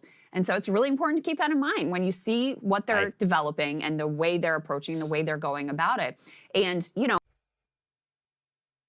I think we have to grapple with the reality that this technology is here. It's not going away. And we have to figure out how we want to craft a social contract that is going to work for everyone and is not going to be just led by these oligarchs who truly do. They actually prefer that. I mean, they don't care if you live or die. That's the best you could say. And the worst you could say is actually they prefer you dead because you're a problem in life. Yeah, that's very he's laying upside down on me. Very true. All right, let's get to ICE. Hey, if you like that video, hit the like. Okay, so, actually, I'm going to keep that one on because Batia's whole, dude, just when you thought that Batia had all the worst takes, she goes and makes some fucking real doozies. Oh, dude, you are being so cute right now. This is the problem when you go into little Diablo mode. All right. Companies regret many AI-related layoffs. A research firm says 55% of employers surveyed regret laying off staffers because of the promise of AI. A new report from Forrester suggests that many companies have been cutting workers in the name of AI are likely to face backlash. Many companies claim that they are laying off staff because of AI. Some of these ventures led to spectacular fails. Other times, AI doesn't actually replace human workers at all. Too often, company management lays off employees based on the future promise of AI. According to these analyses, 55% of employers now regret laying off staff because of AI. In addition, more decision makers responsible for AI investments believe the technology will increase the workforce in the coming years rather than reduce it. We predict that much of this work will be placed on low-paid workers, either offshore or at lower wages. How is this America first? HR functions in particular risk being hit hard. Those departments are expected to be dramatically downsized while still being expected to deliver the same level of service with AI tools. The other thing that they didn't say there was insurance companies. Insurance companies, if you guys work in the field of insurance specifically, like running numbers and that kind of stuff. Oh, yeah, those are the ones that are going to get hit really, really hard. They're estimating between 6 and 8 million people could lose their jobs within 1 year. Yeah, fuck it. All right, so the Epstein files have become a little uncomfortable for a lot of people, especially people on the right, predominantly, who thought that this was all going to be just about Bill Gates or just about Democrats. And oh, lo and behold, Donald Trump was very close with Epstein for a lot of years. He's all over us. A bunch of people in his administration is all over, Elon Musk, et cetera. So they've had to spin up a number of coping mechanisms to deal with the information that is being revealed in the Epstein files. There have been a variety of strategies we wanted to lay out for you here. Chief among them, First and foremost, we've got Batya Ungar-Sargon, who is always there when needed to defend some Trump insanity. Let's go ahead and take a listen to this. She seriously, I just level of stupid. Like, tell me, even if you guys agree with what she's saying, do you not just think that she's one of the dumbest people to be like trying to sell it? I really agree with the president. I think that most Americans just do not Zionist queen over care here. about this.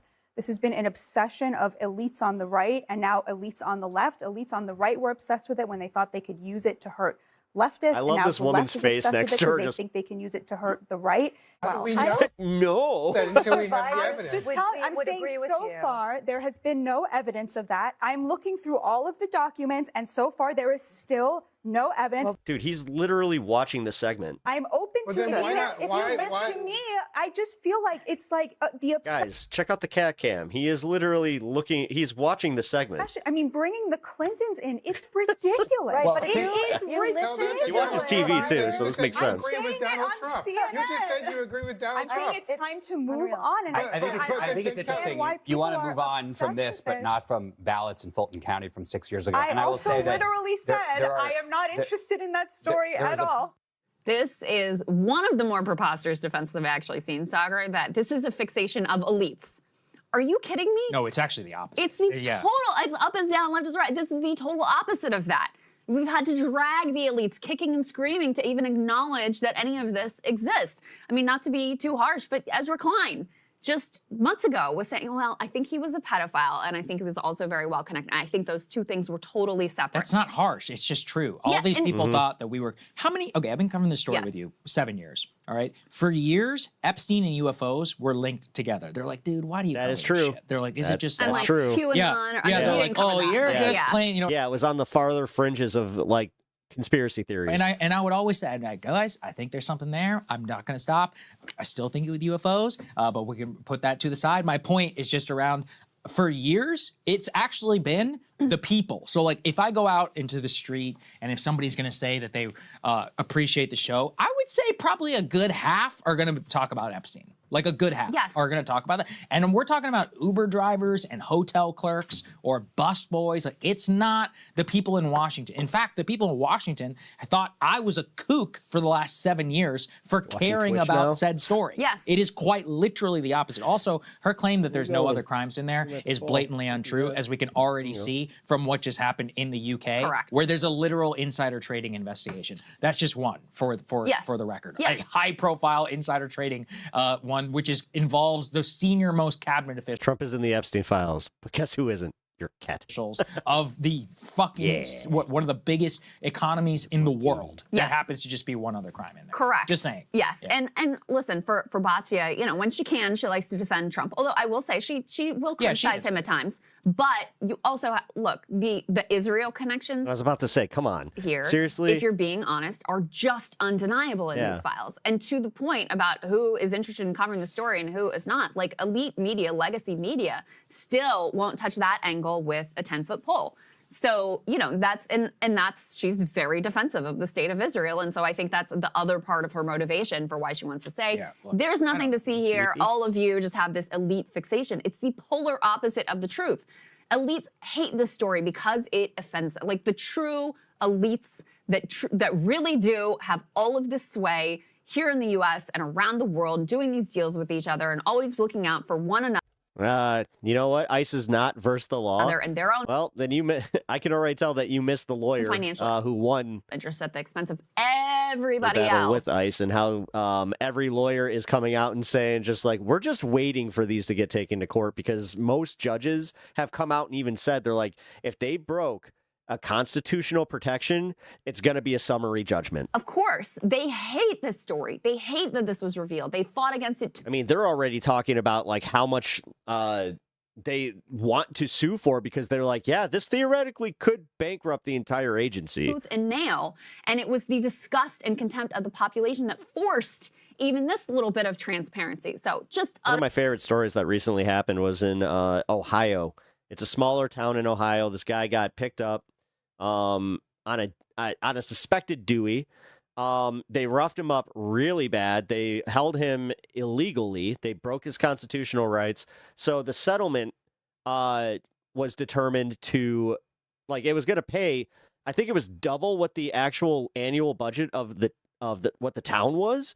So they took it to the Supreme Court to say, hey, this guy, if we pay that, it's going to bankrupt us. So can we get out of this? And the Supreme Court said, fuck no, homie. Sorry, guys. Utterly. Y'all are going to have to make some cuts somewheres, or maybe just ask the guy, hey, can you fund the fire department? Utterly preposterous.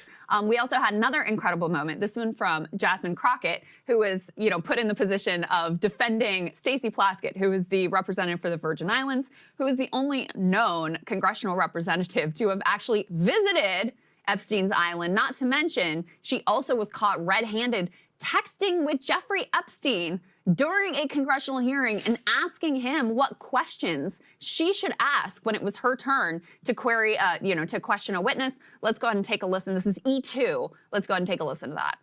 Stacey didn't initiate that chain. Jeffrey. Oh my God! Initiated. Yeah, this is a fucking bad take from her that I think that might have just handed Tallarico the fucking the reins of that Senate race. And she took the information. Just like if somebody Jasmine Crockett's a moron. Yeah, but she was responding. I find like she made a really funny quip to MTG, and honestly, I'll admit that was hilarious. But outside of that, she's always kind of been, centrist chilly.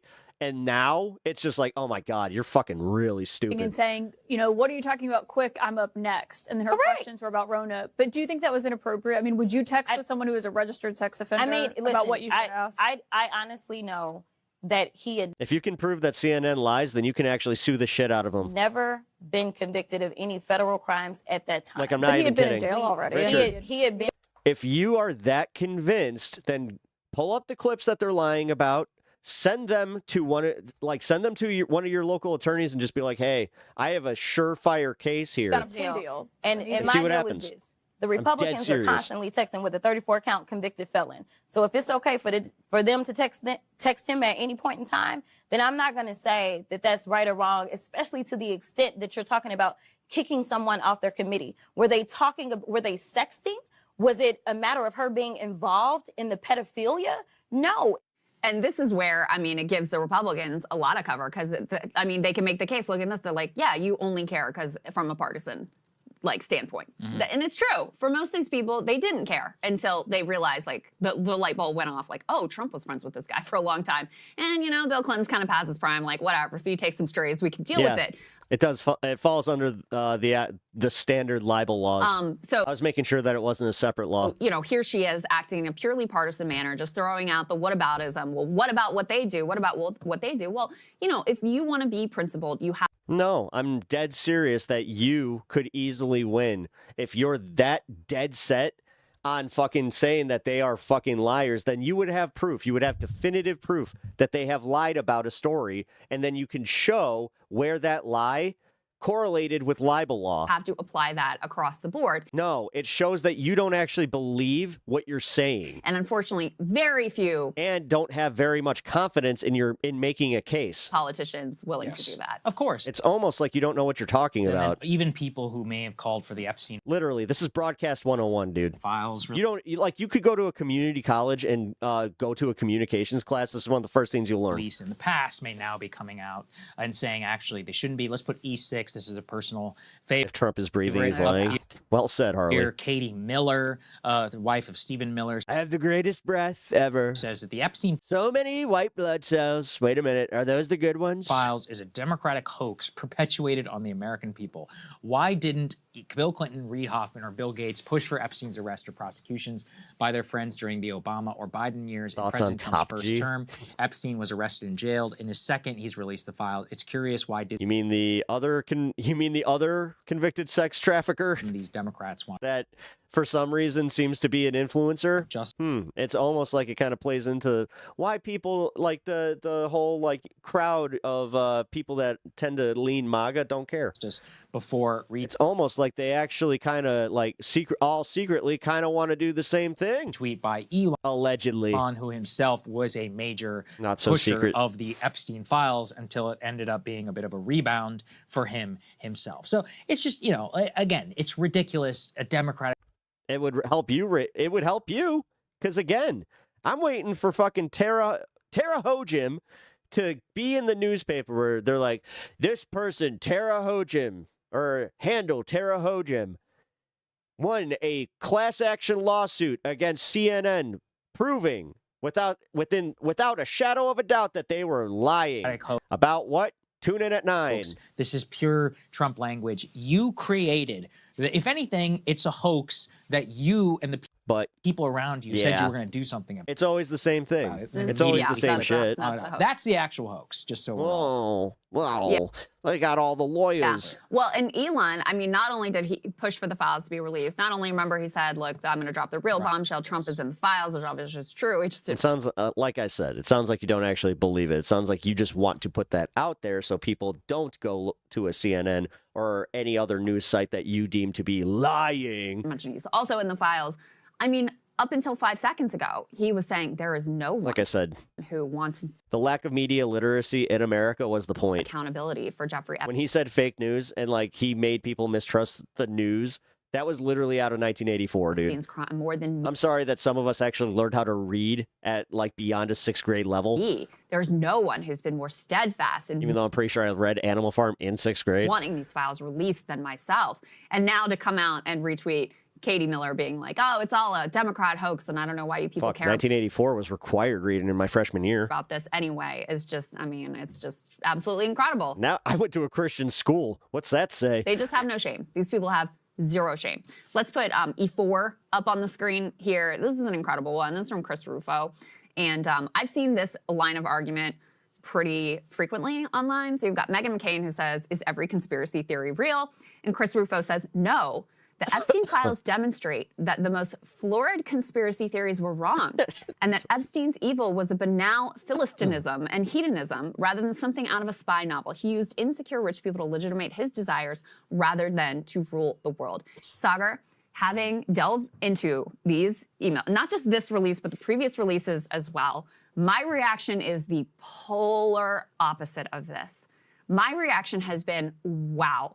You know, when I talked about like the deep state and the control of these capitalists globally and like the influence, I really thought of it in a little bit of a more amorphous way than when you see, I mean, there's another email that just came out about, you know, how he was plotting. All news channels are actors, and the fact that you swallow their lies because it complements your ideology is hilarious. C-SPAN is all you need, no narrator, just live footage. Libya. And this was before. Again, having somebody breaking the news is not necessarily somebody fucking being an actor or any of that shit. Sometimes it is just, hey, this is information and we're going to read this to you. We went in and took out. C-SPAN even does that occasionally, believe it or not. Gaddafi and whatever, and he's there. They have all these mineral resources. Here's what we could do. Here's how we could get our taste. The deal. Also, C-SPAN only covers like certain things, bro. It's not like they do a blanket cover, like they do blanket coverage of everything that's going on in the day. That he helped, the connections he helped make with, you know, with Ehud Barak and various security companies. I mean, all of these in all the different countries that he apparently had sway and inside information into. I'm like, Can't tell you how many times I've gone to C-SPAN for something, and then it's like the previous day's fucking tallies for some weird vote that was taken. Wow. It's incredible how much power this unelected pedophile had in the world. And not just him, right? He's one spoke in the network. So my reaction has been the polar opposite of this, of like, oh my God, like the worst, most egregious version of my understanding of how the world works was not even far enough to you know, to how it actually runs and how this whole thing actually operates. Yeah, it's willful blindness. It's one which the right has broadly embraced because they don't want to grapple with the Israel connection. You cannot look at the Mossad, at the Ehud Barak, at all of the different things that Dropside and others have unveiled about various security agreements and say that this was not a very powerful actor who was working on behalf of multiple. Yeah, I'm gonna have to get another cam.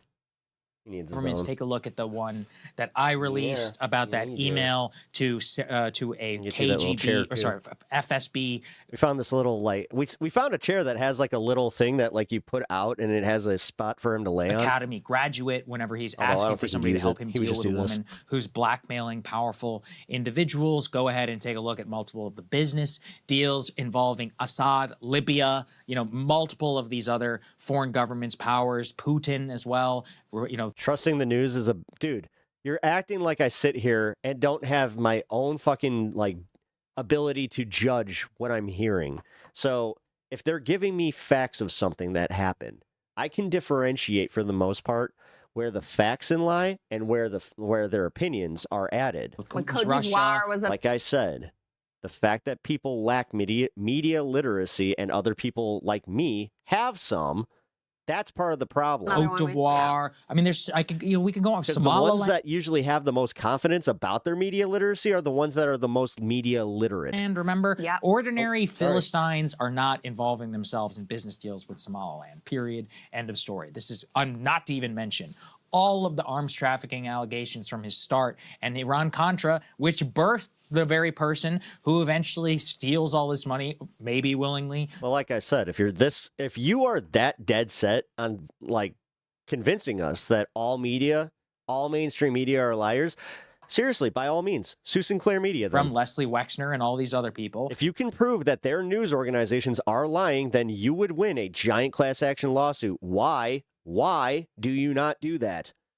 Which launches the empire that we begin to know. Leto the second. So yeah, it's just, look, they need this to be true. Although he's not my second Leto. Israel, foreign state, and also I wanted a reason to call him because Duke. It absolves like the general Leto. like elite network, in my opinion, which supports a lot of not just this, but a lot of the politics and other things that they like. And it's very basic. Grappling with that basically requires a restructuring and replacement of the entire American elite, which is very inconvenient for a lot of people. Yeah. And which I support. No doubt about it.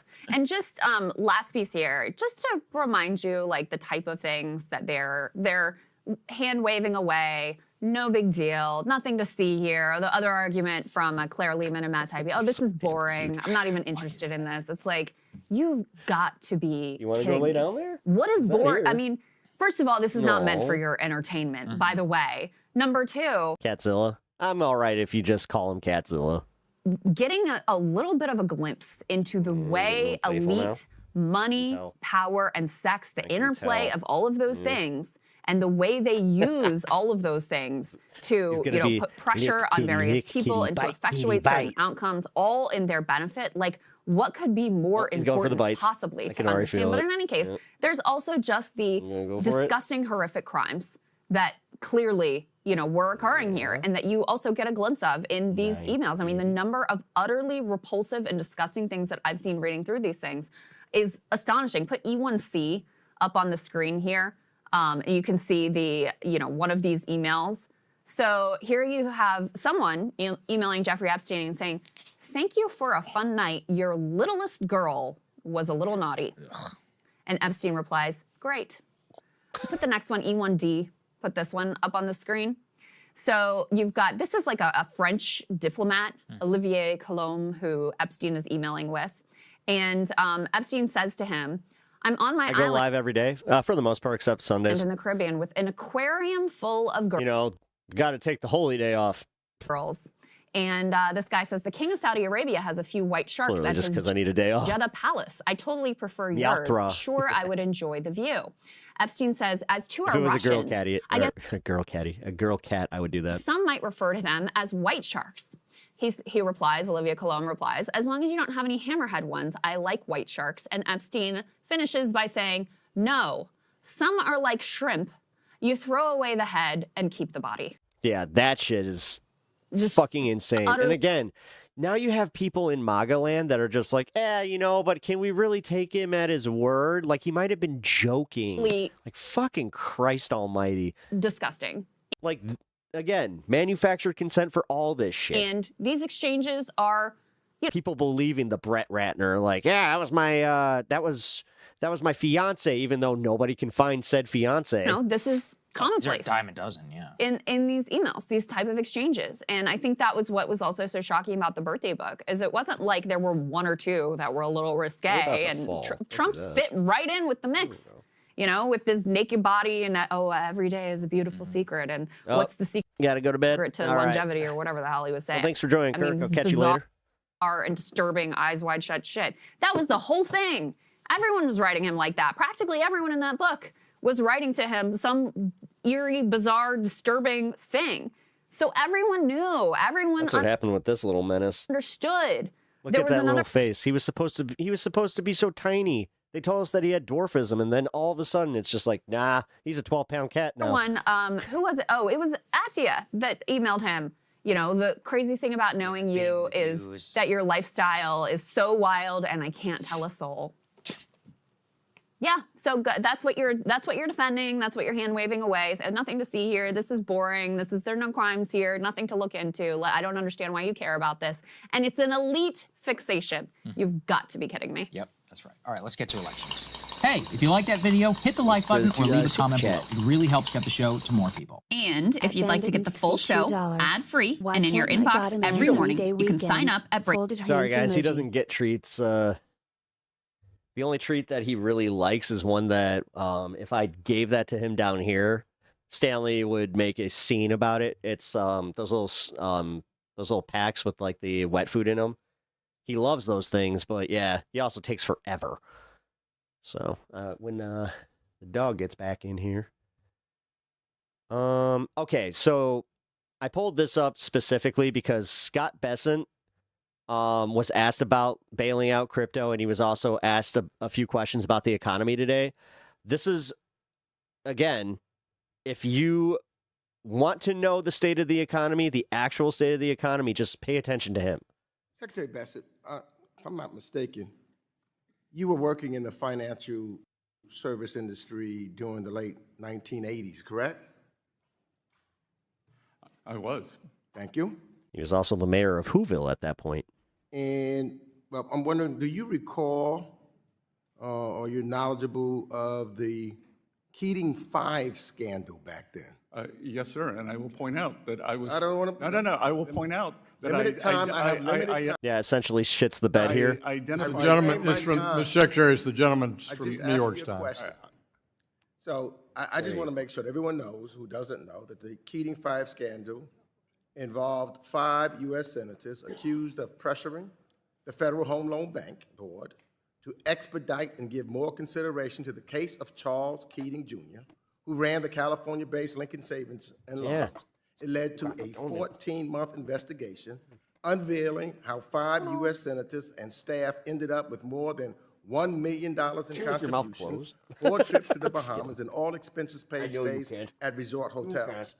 Following the scandal, the industry saw sweeping regulatory changes that was launched by then-President George H.W. Scott Bessent is such a smug asswipe.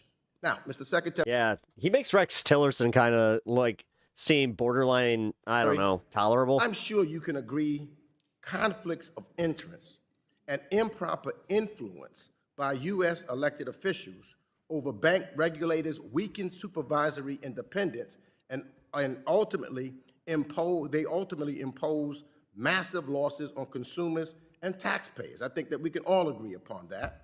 And as we know, the basic lessons from the post-Keating reforms still applies today when the Office of the Comptroller of Currency, the OCC, is deciding to get a bank charter. I think we can stimulate that. Now, Mr. Bessent, as our nation's treasurer, I'm sure you also know that a foreign-linked investment firm tied to the United Arab Emirates government quietly bought about half of the Trump family's crypto company, World Liberty Financial. And at the very same time, the President of the United States was dealing with that country on foreign policy. Now, Eric Trump, the president's son, careful when criticizing anybody wearing a bandana or a do-rag, and co-founder of World Liberty Financial said, and I quote, "There's a good chance that he's getting cancer treatment." I think that you wouldn't feel very good about, dogging on someone getting cancer treatment. Not going to get into. I mean, despite the fact that I have seen some of MAGA's finest come in here and dog on my wife's cancer treatment, but I tend to try to see the best in people and not take the worst representatives of one cause and hold everybody to that cause, unlike some people I know. The investors are. But I've got some pretty meaningful investors, end of quote. Lack of transparency. And it didn't end there. When Trump fans he cooks them too. Bought the tokens, they thought they were getting the looks like a deal Sikh. of a century. But what they didn't know was that only Trump and his sons had the sole power.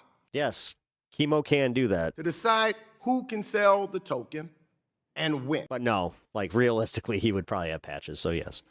Today, the price, even if he's Sikh, of the token has fallen over 50%, and the Trump fans who does wear it well, who bought the token, are now begging to get out. Now, I'm not making this up. I'm not making this up. You can see it for yourself on the World Liberty Financial Discussion Forum. Yeah, yourself, Mr. Secretary. So this is no longer just about a shady crypto deal or a possible gift when a foreign-linked investor is putting hundreds of millions of dollars Sweet November into a company controlled by the president's family. Haven't thought of that movie in a long time. And at the same time, this president is conducting foreign policy with that country.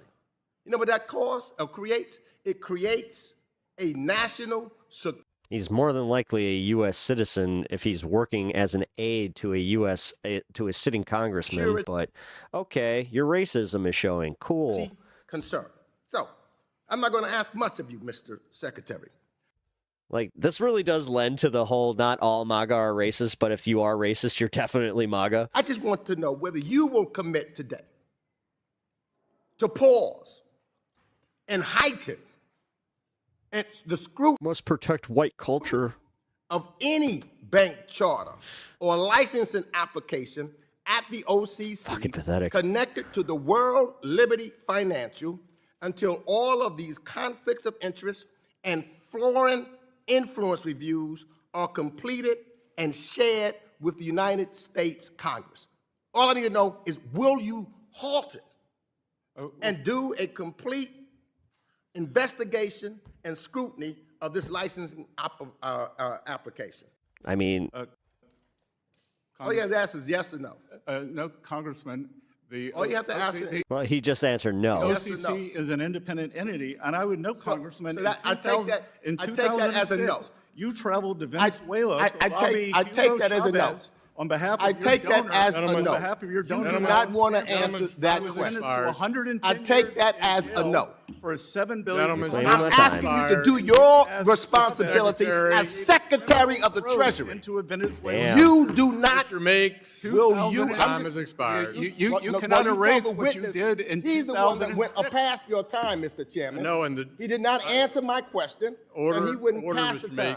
He had 6 seconds left to try to answer your question, and the it was a yes or no. It was a yes or no answer. I asked him, will he? No, was that yes or no? The OCC is an independent. Stop covering for the president. Stop being his flunky. Gentlemen. He's talking to me. I'm responding back to him. 2006 trip to Venezuela. Stop covering for the president. I still hold that even like all these people need to go. Every single one of these fuckers sitting there needs to go. Maxine Waters included. All of them need to be fucking shifted out. Put new people into Congress. Work for the. There shouldn't be a single person that held that office that gets to go in for the next wave, but I know how unrealistic that is. Secretary, Mr. Makes, trip to Venezuela. Work for the American people. Don't be a cover-up for a mob. Maybe you're going to see your friend I Nicholas will. Gentleman is not recognized. Mr. Besant, please. Maybe you're going to go see your friends in Venezuela. Texas, Mr. Sessions. I love that all of Trump's hearings are like this, and they're using the fucking Rob Cohen bullshit. You'd think that somebody would just be like, hey, we know what you're doing. It's like, we get it. Deflect. Never admit fault. We get it. It's lame at this fucking point because we can just sit here and just be like, that's just the same as you being like, I'm going to plead the fifth. I'll plead the fifth. I'll plead the fifth. The polls are almost dishonest, almost as dishonest as some of the really reporters piss off some themselves. people. Yeah, but I'm getting very good polls. I'm getting very good polls on crime prevention, on law and order, and on the border. I have to. And I'm starting to get great polls on the economy. He couldn't even say that convincingly to himself. I think the polls on the economy aren't I'm getting great polls on the economy. they're not great. They should be great. They should be. So why aren't they? They should be great. I don't know. I mean, look, I've got Americans tell us. God, it really is funny to watch him when he doesn't control the floor and when he does get We hear challenged. this. I mean, we're going to get into the economy later, but I mean, they tell us they don't feel it. Just so you understand, I have $18 trillion being invested into the country. Biden had less than $1 trillion for 4 years, and the whole country was going to credit. You know that? Yeah, when do Americans feel that, numbnuts? Do you know that if they won that election, and we won in a landslide, This is you know all if he's they won got. that He's election, literally this country being was- I asked think it was fucking finished. question, like just barefaced questions, and he's just like, "It would be so bad if Kamala won," and his fucking lackeys love this shit, but forget that he's the actual president, and then on top of it, why our economy does suck. It's that. President Trump yesterday doesn't actually pressed by fucking NBC's care. Tom Yamas about his sinking poll numbers. Yes, on Yeah, notice how he really addressed it. Notice how he had any answer for that outside of, they should be loving the economy. How come they don't love me? What the hell? the economy. This comes as his former vice president, Mike Pence, is speaking out against President Trump's global tariffs. In a social media post yesterday, which included a screenshot of a front-page Wall Street Journal above-the-fold headline on the retreat of U.S. manufacturing, Pence wrote, American businesses and American consumers pay for American tariffs. And American I was going to say he had the IQ of potato, but I guess one's fine too. manufacturing is paying the price. Time to get back to free trade with free nations. That is from former Vice President Mike Pence. Let's bring in former Treasury official, Morning Joe economic analyst Steve Ratner with his chart. Steve, good morning. Always great to see you. So we're going to do some fact checks with some of the president's statements during his cabinet meeting last week. So let's start with how the president continues to claim it's the inflation Fox was News at a guy. record high when he took office. Here's what President Trump said at that cabinet meeting. We inherited very high prices, and we inherited the highest inflation in 48 years. I say the history of our country. I think it sounds almost the same. Actually, I think 48 years sounds actually worse for some reason. So, Steve, we heard sort of that same sentiment echoed from the Treasury Secretary Scott Bessent at a hearing on Capitol Hill yesterday. What is the reality about what this administration inherited? So, one of the things that's interesting about the president is that no matter how many times he gets corrected, he still goes back and says the same stuff over and over again. Oh, as he shit. kind of implied in that clip. Oh, he shit. Massive. Okay, so massive news. So for anybody that cared about the Bitcoin, tanking, might want to pay attention, guys, because they're all dumping. Binance dumped, Coinbase Prime dumped, Kraken dumped, Wintermute dumped, Coinbase dumped again, and Insider dumped. Just to say it was the worst inflation in history. They are moving out, dude. People kept correcting him, and so he now talks about 48 years.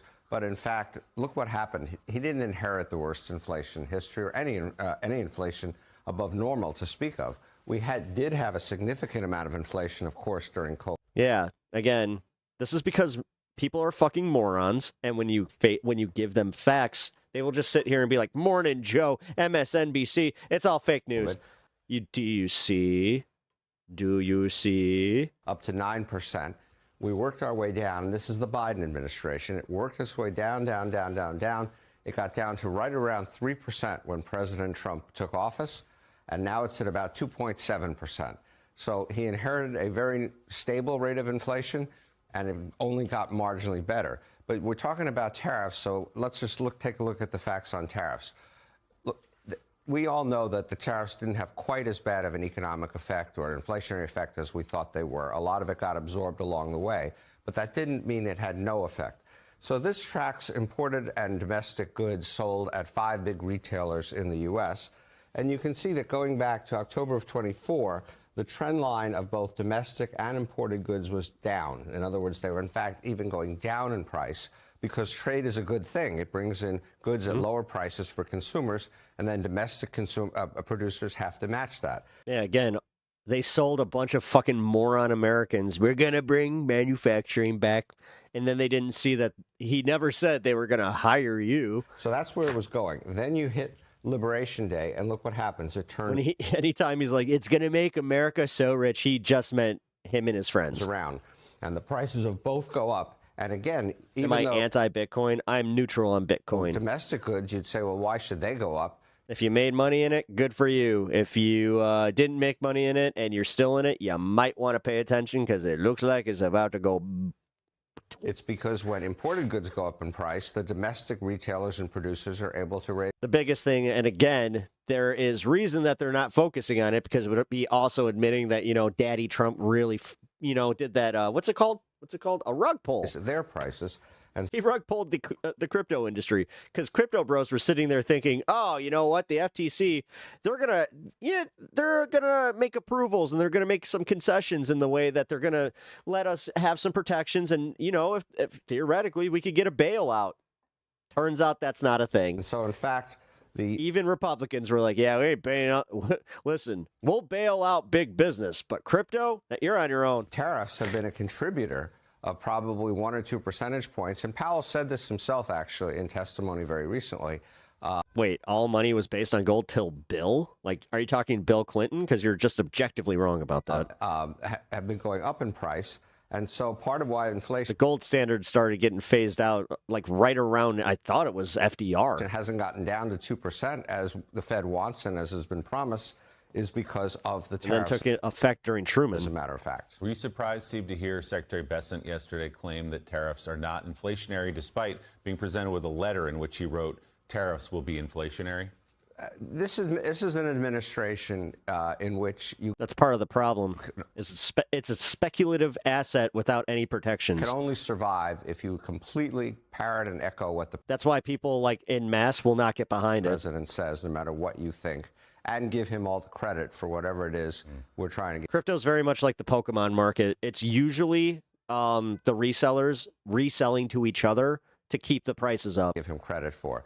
It's not bringing in new people. So I was surprised and I wasn't. And the ones Scott that Bessent, it is bringing in, this is the part that sucks. The greed took over. So now they're being brought in as knowing, like, you guys know their marks. So it's like you're not going to allow it to grow. When he was on Wall Street, was certainly thought of as It was Truman. That's what I thought. Typical or conventional Wall Street thinker, which is generally anti-tariff. I know that it was in the works through FDR, though. Tariff, and I wasn't totally surprised for the reason I said, because everybody parrots the president. So let's go back to as we go to your next chart, Steve, what Mike Pence said, and that's the promise. Fiat does have actual value. President Trump made, as opposed to Bitcoin, that you have to create its value to bring manufacturing jobs back to literally the United States. You have to be like, oh, well, I can buy this with Bitcoin at least. Oh, wait, no, I can't. I can only trade this. Ah, shit.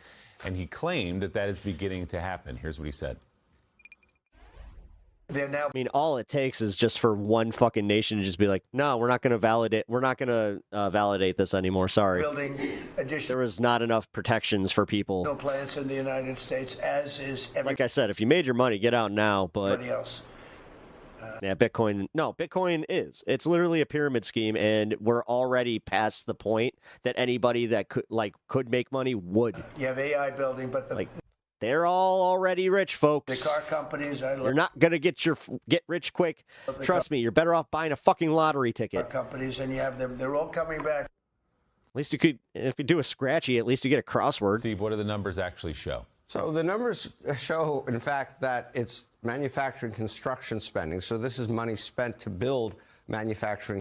Yes, and do you understand that if those lots of places, because it's always lots of places, it's never like a giant place either. If those places stop accepting it, then its value, then there's just nothing there. Fiat currency ain't going anywhere. Facilities as opposed to making products. And I'm not exactly like trying to sit here and play devil's advocate for fiat currency, but I'm just going to say that you're just objectively wrong.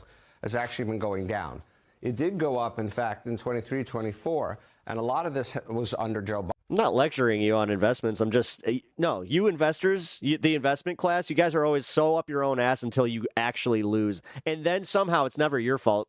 It's always, we never saw this coming. Biden, of course. But an idiot like me is just like, yeah, I saw this coming. And a lot of it had to do with the passage of the Chips and Sciences Act, which did spur a lot of new investment in. It's not like I lived through the .com era or any of that either. Phoenix, Arizona, and places like that. That's what, like, But seriously, as of now, I started investing in the, like, around that time. Since so Trump came in, it has just been going down. it's almost If like you I've look learned at to not put anything that has the word speculative asset. jobs, and if you look at jobs, you can see. I mean, fuck, even property's taking that fucking hit now. In fact, we had COVID back here, so job creation was really thanks, boomers. Bad. Then it recovered, but it is not really recovered. Never really recovered much past where it was before COVID. And again, manufacturing employment is declining. Got to be a real piece of shit to see a cancer fund and see it as a failure. That's all they have, though. Car companies.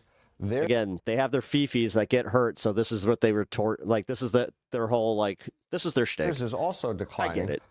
But yeah, you also have to be a crappy human being in general just to kind of be like, yeah, you know what's great? A deregulated currency that could totally be used on a black market. Woo! Things that is ailing the car companies, in fact, is the way that happen to be, founded by one of the worst people on the planet. Trump administration is trying to kill electric and funded by one of the worst people on the planet. Vehicles, and so the car companies are cutting down back on all. Enjoy your Epstein money. All their investment in electric vehicles, and that is one of the factors in this employment number. As the Wall Street Journal had in its headline yesterday, and you have now, manufacturing is not booming. That's not a political statement, that's data. Finally, President Trump touts since he's taken office, his administration has been able to secure trillions of dollars in investments in U.S. manufacturing, technology, and infrastructure. Here's what the president claimed last week. You motherfucker. And most importantly, no, seriously. If you think about it, after 4 years I in which agree. Biden got much.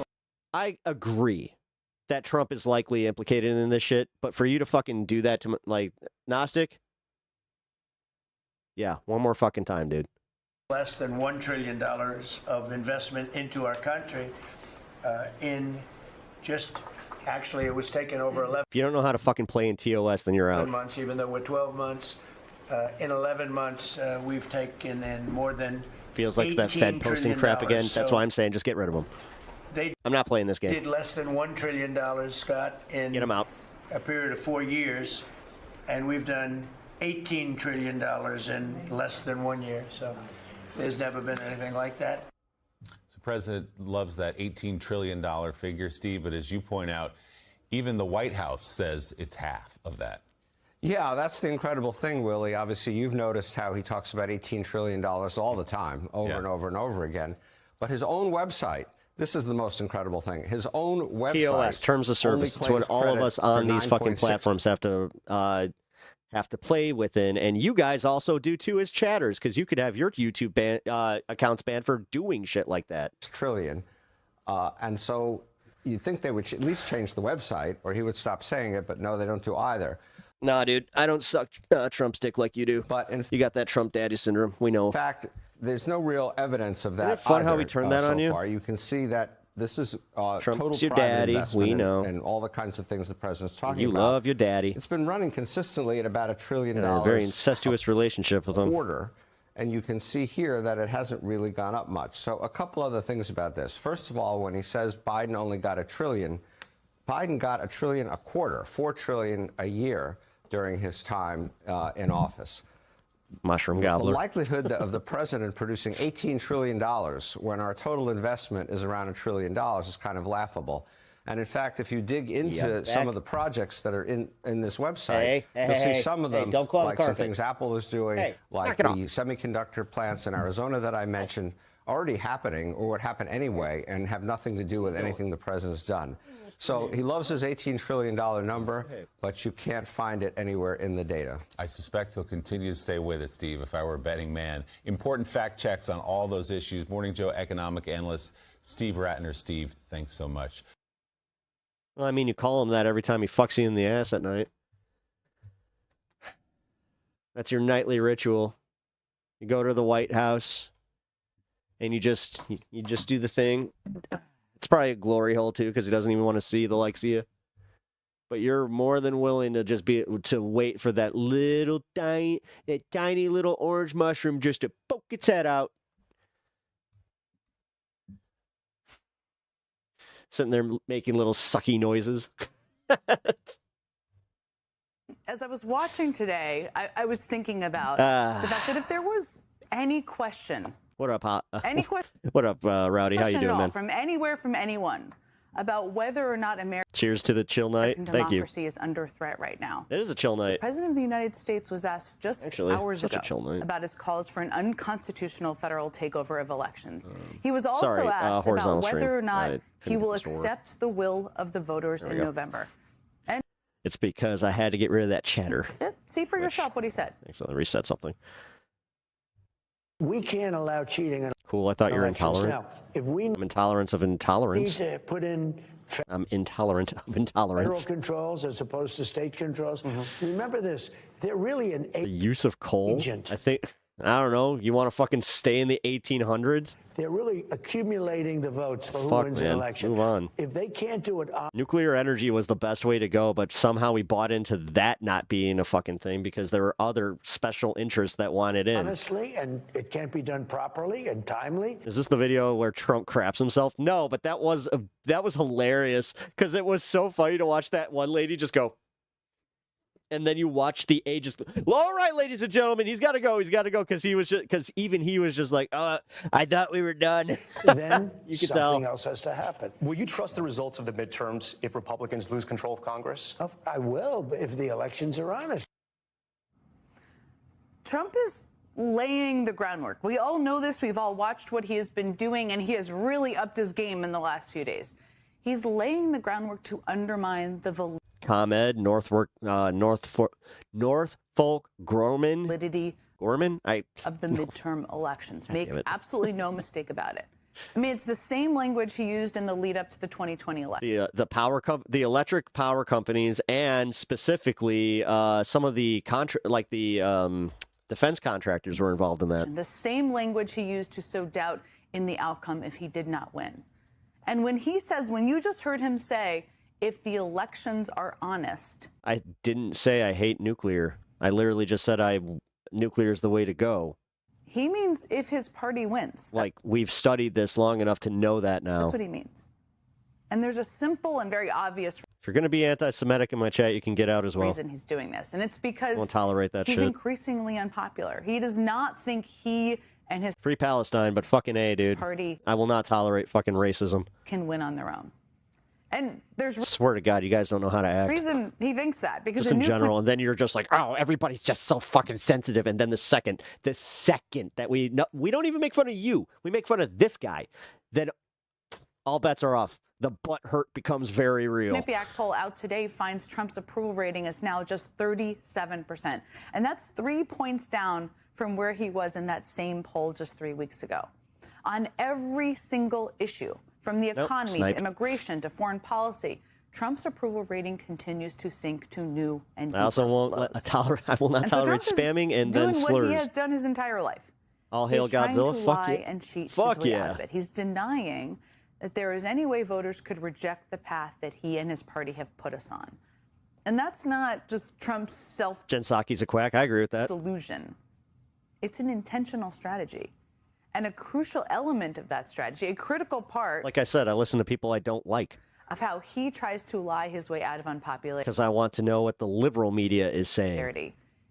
And then I want to know what the conservative media is saying. This is actual fucking research instead of whatever half-ass shit you do. To try and make it so that Fucking you read USA Today's, like, just the header, and you're just like, oh, I don't like that, so it's not real. But then they say something very, very nice about Trump, and you're just like, that must be real. his narrative is the only one people hear. That's his dream. That's what he wants Yes, Whirlpool is also moving some KitchenAid brand manufacturing from China to Ohio.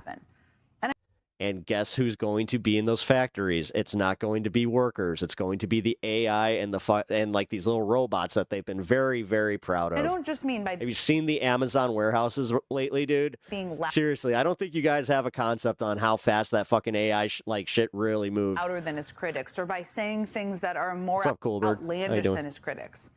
Since taking office, Trump has done Welcome to stream. Appreciate everything you he stopping can by, to cut man. off access to I'm going to just ask real quick, if you are enjoying the show, please hit the like button. Helps me out a lot. And also sub to the channel if you're enjoying the show or want to continue kind of chatting, even if you don't agree with me. reliable information about I his always welcome the administration. discourse.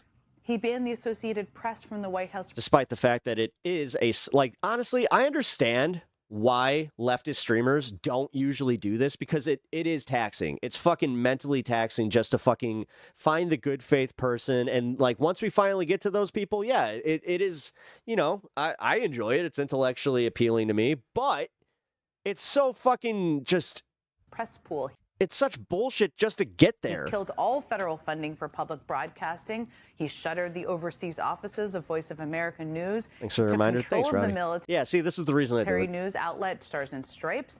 His minion over at the FCC has made mob-like threats against broadcast networks that do any sort of critical coverage of his administration. He's threatened news organizations with lawsuits over their reporting, sometimes getting them to fork over. Yes, it's good, but I don't think it's good for you every day. Millions. Trust me. That's why, I mean, usually I take Thursday nights off. Dollars that they could have spent on quality journalism. He's put new restrictions on Pentagon reporters, forcing the most legitimate press Tonight's actually been pretty chill. Out of the building altogether and replace them with right-wing propagandists. And that's not to mention what it's damn infuriating. I couldn't do what you do, he's Pep. done to the White I appreciate that. House briefing room, which is make it Kremlin-esque. His FBI is even Democrats are such trash. I agree with that. taken the extreme step So are Republicans. of raiding the home of a Washington Post reporter who happened to be very well sourced within the federal government that he's currently running. At every turn, he's tried to cut That off makes the sense. public's access. I was wondering, like, who the journalists that were getting fired from the Washington Post were going to be, because, like, they had to get vetted from Bezos before. So most of the people that were, like, you know, super pro Kamala, they were out, like, before Trump even got into the seat again. So Reporting about how he's running the country.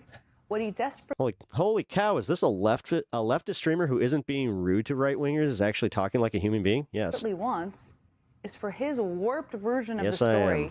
to be the only thing out Frug. there, unchallenged, unchecked, no How are one you? questioning it.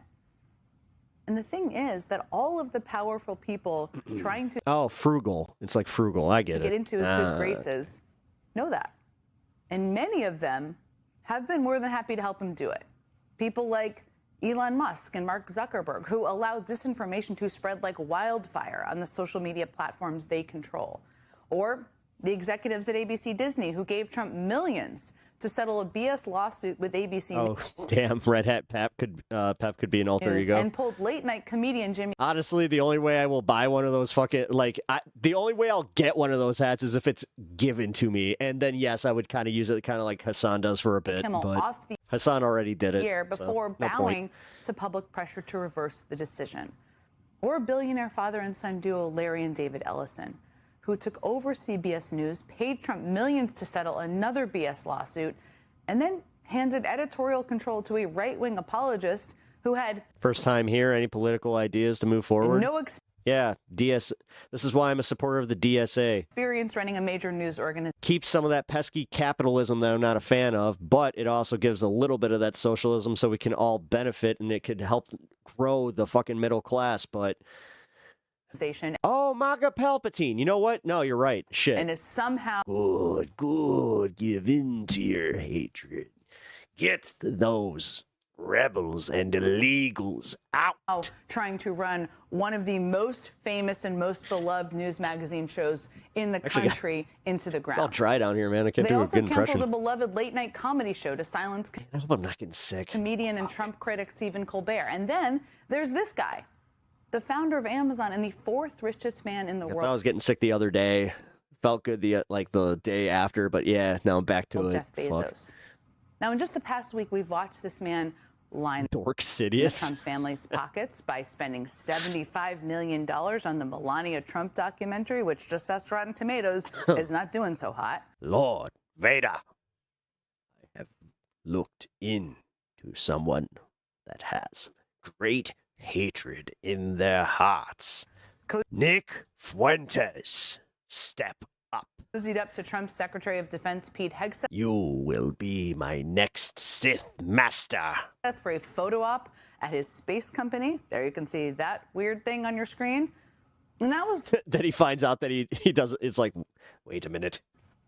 all before today, when Jeff What do you mean he criticized Donald Trump? Bezos decided to gut one of America's most storied newspapers, a paper that made its name holding powerful presidents accountable. The Post laid off more than 300 journalists and about 30% of its I mean, like I said, this should be alarming to anybody because technically Washington Post is kind of a right-wing rag too. Force. And like how much are you comfortable with having that fucking North Korea shit? The cuts reportedly affected all departments of the They gave shield. paper. Yeah, We're yeah, still okay, yeah, learning yeah. It's all the the shield for people you too. impacted. Yeah, okay. Among the sections hit hardest were the paper's sports. I think Fuentes said he outright doesn't like Trump. Nick Fuentes doesn't have a consistent bone in his body. I think that his whole thing is just to be a fucking edgelord and maintain his base of 13-year-old boys. National Desk, and even its Metro Desk. Its Metro Desk is, of course, the desk where Washington Post legends Woodward and Bernstein broke the Watergate story wide open. Now, among the journalists who lost their jobs today were the Post Cairo bureau chief, along with the paper's entire roster of Middle East reporters and editors. The Post also laid off its Ukraine correspondent, Lizzie the Jones. WashPo has been a fucking rag for a while, and the fact that she's doing this thing where she's like, they broke the Watergate story. It's like, yeah, that was in the 60s, dummy. It's times have changed. She was still overseas. Like I said, reporting Jen Psaki from is a war fucking, zone in sub-zero a hack. temperatures. That's where she learned that she was This is gonna be why laid I'm off. not going to get invited on the big And in show. a particularly galling move, You chill, bro. Thank you, man. even though those are all galling Appreciate moves, that. the Post also laid off the tech reporter who covers Jeff Bezos' company, Amazon, for the paper. And here's the thing. Crap. Anyone who tells you that this was all just about the bottom line is wrong. That's not true. I mean, back in 2013, when Jeff Bezos bought the Washington Post, the purchase price was less than 1% of his total net worth. Since then, his net worth has skyrocketed by about 10 times, from $25 billion to an Again, when people defend billionaires, they have no fucking idea. They have no idea. estimated $260 billion. Jesus Christ. That's what makes him the fourth richest man on the planet. Yeah. And fourth richest, by the way. Just to give you a sense of how his spending priorities have changed. In 10 years, we have let him not just double his fucking net worth. Like, what? What are we doing? We live in the dumbest fucking times ever. We truly do. I am so fucking, like, this is where, like, I do reach my point where I'm just like, I can't take these assholes in chat that stand up for billionaires. When I see this shit, it's just like, oh, fuck off. But yeah, tell me again how illegals are the ones, committing fraud. That's really affecting us on our daily lives because that fraud means that we don't have that money in the taxpayers. Consider that fucking A. The price he paid to acquire the Washington Post back then was about half of what he spent to construct his big luxury super yacht. Half. Oh, great. As the New York Times' Peter Baker points out, Bezos would have only had to spend what he makes in a single week, 1 week, to keep the Washington Post paper operating as usual for 5 more years. That's it. That's how rich the guy is. Yep. Cry harder for your friends there, Psaki. All right, so I'm going to play this last MS Now clip. Epstein bomb goes off. New files hit Trump, MAGA allies, big tech, and health guru to be to the stars. Journalists and experts still poring over the Who do you think the health guru is? millions of new Epstein files released under the law that Congress It's fucked up, by the way. forced through over Donald Trump's many objections up. across the first year of his second term. All right. We're learning new details about how this is Epstein gonna courted suck. power from elite Hold on, I'm new to this. I got a question. What's that, Clay? institutions to top moguls, even doctors. Make it quick. I got to piss. Lawyers, tech leaders. It was an array of individuals that gives greater insight into the web he weaved and maybe how he helped himself stay on the lam for so long. The Wall Street Journal reports on, quote, flirty emails and chummy photos that show an intricately spun web of influence. And then Epstein, who was a big name dropper and kind of a con man one-upper, would invoke his connections to then amass the wealthy and powerful friends, which may have I have to take helped a protect real him. quick bathroom break. Now, these interactions come after Epstein served time I'll let the dog for take over for a soliciting second. prostitution from a minor. Peter Attia, who's really known as a longevity influencer, one of these sort of medical gurus self-proclaimed, he's in the files hundreds of times through 2019, including meetings with Epstein. There's a major businessman, someone who's more behind the scenes, give but me 1 known second. to all kinds of folks in media and the Olympics. Casey Wasserman, chair of the 2028 Hassan, Games, exchanging what sounded like Comparatives out suggestive while you can. emails Yes, you're with going to have a Ghislaine bit of a chair strain Maxwell. here, but I will be He has right spoken back. out Give me about 2 that, minutes to pee. regretted it. Then or you will take get my the newly tapped wonderful Melania commentary. director, Brett Ratner, who already was in trouble and sort of put out of Hollywood for sexual misconduct allegations. He's seen in images with unidentified women. He said one was his former fiancée, but he is in the files. Epstein also kept ties with Silicon Valley's elite. Again, this was in a decade, The Guardian notes, after his publicly known prison stint, the first one.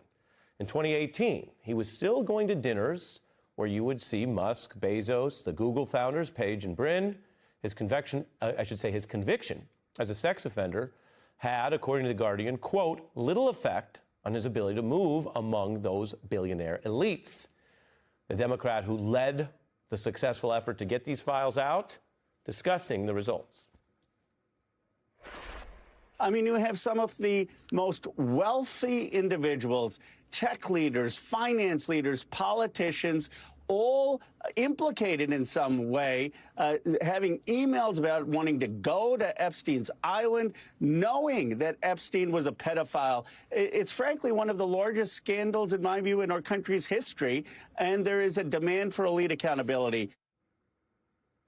Ro Khanna discussing the problem and the call for elite accountability. There are many layers to this. Some people have defended popping up in the files by saying that they or their institutions didn't know everything. And best we can tell, that's true, although, as we mentioned, after a certain point in time, it was clear Epstein had that prior criminal offense. But even those institutions are still a part of the problem, even if there's no evidence that they were, for example, themselves actively going to the island. That's important if we legally and otherwise want to get to the bottom of all this, because Epstein was cultivating these relationships on purpose. Did he have any good commentary on the this? Billionaire class and how money works. This is one of the problems that if you care about these victims and what happened and you want to prevent it next time, we need to root out from the bottom. So there's a lot of charity and money that flies around in America. Politico reporting hundreds of thousands of dollars in donations to, yes, a worthy cause, Mount Sinai, but how that was misused by Epstein to peddle influence, with correspondence with a surgeon there who then did visit Epstein's island. The doctor saying at one point, for Epstein, anything is possible. Now, Mount Sinai might be able to use the money, but they have to understand they were also probably being used. Other files show Epstein benefiting from a direct line to their ER list, last-minute medical appointments, discussions of procuring ambulances for his private island.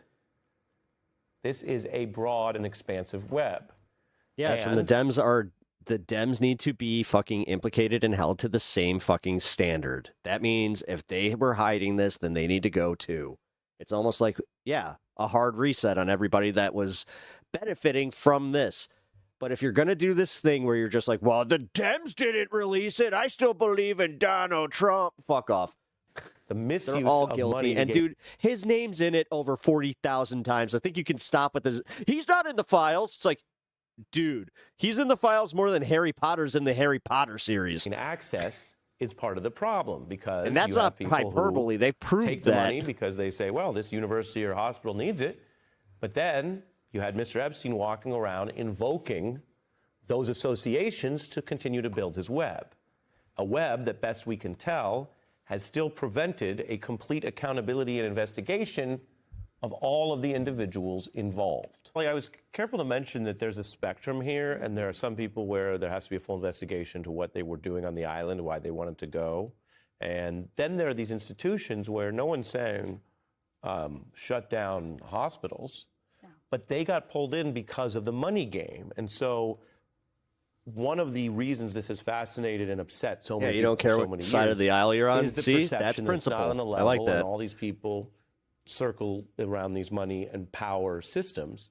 And sadly, it seems that Epstein was able to exploit that. Yeah, and in fact, it's funny because when you look at the Howard Lutnick story, he actually donated money. My wife would be going nuts at this hair. $75,000 in Howard two-tones. Lutnick's name. That's what we found from the emails.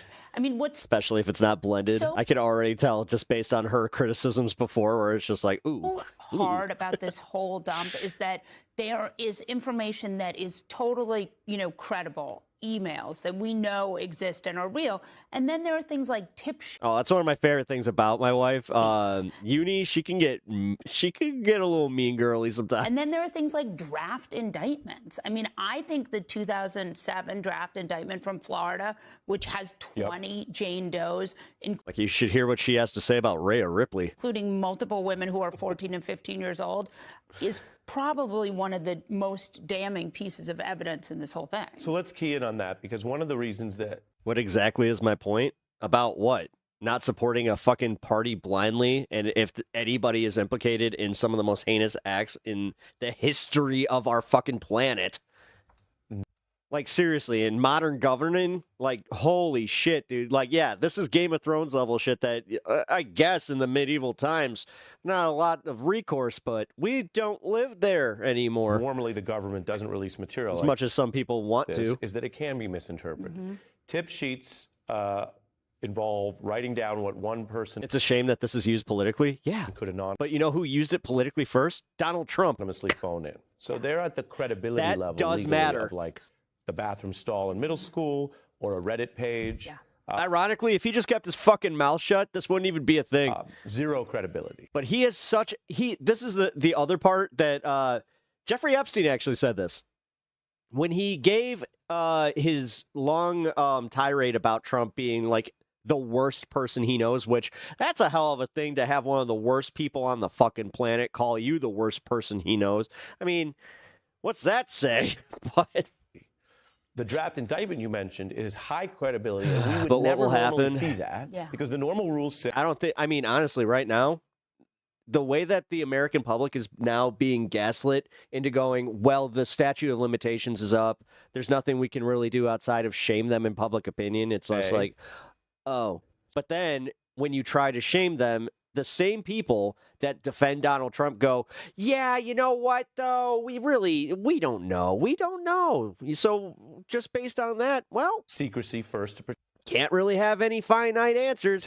Right. Here, it was so bad, Congress, as we know, said exception.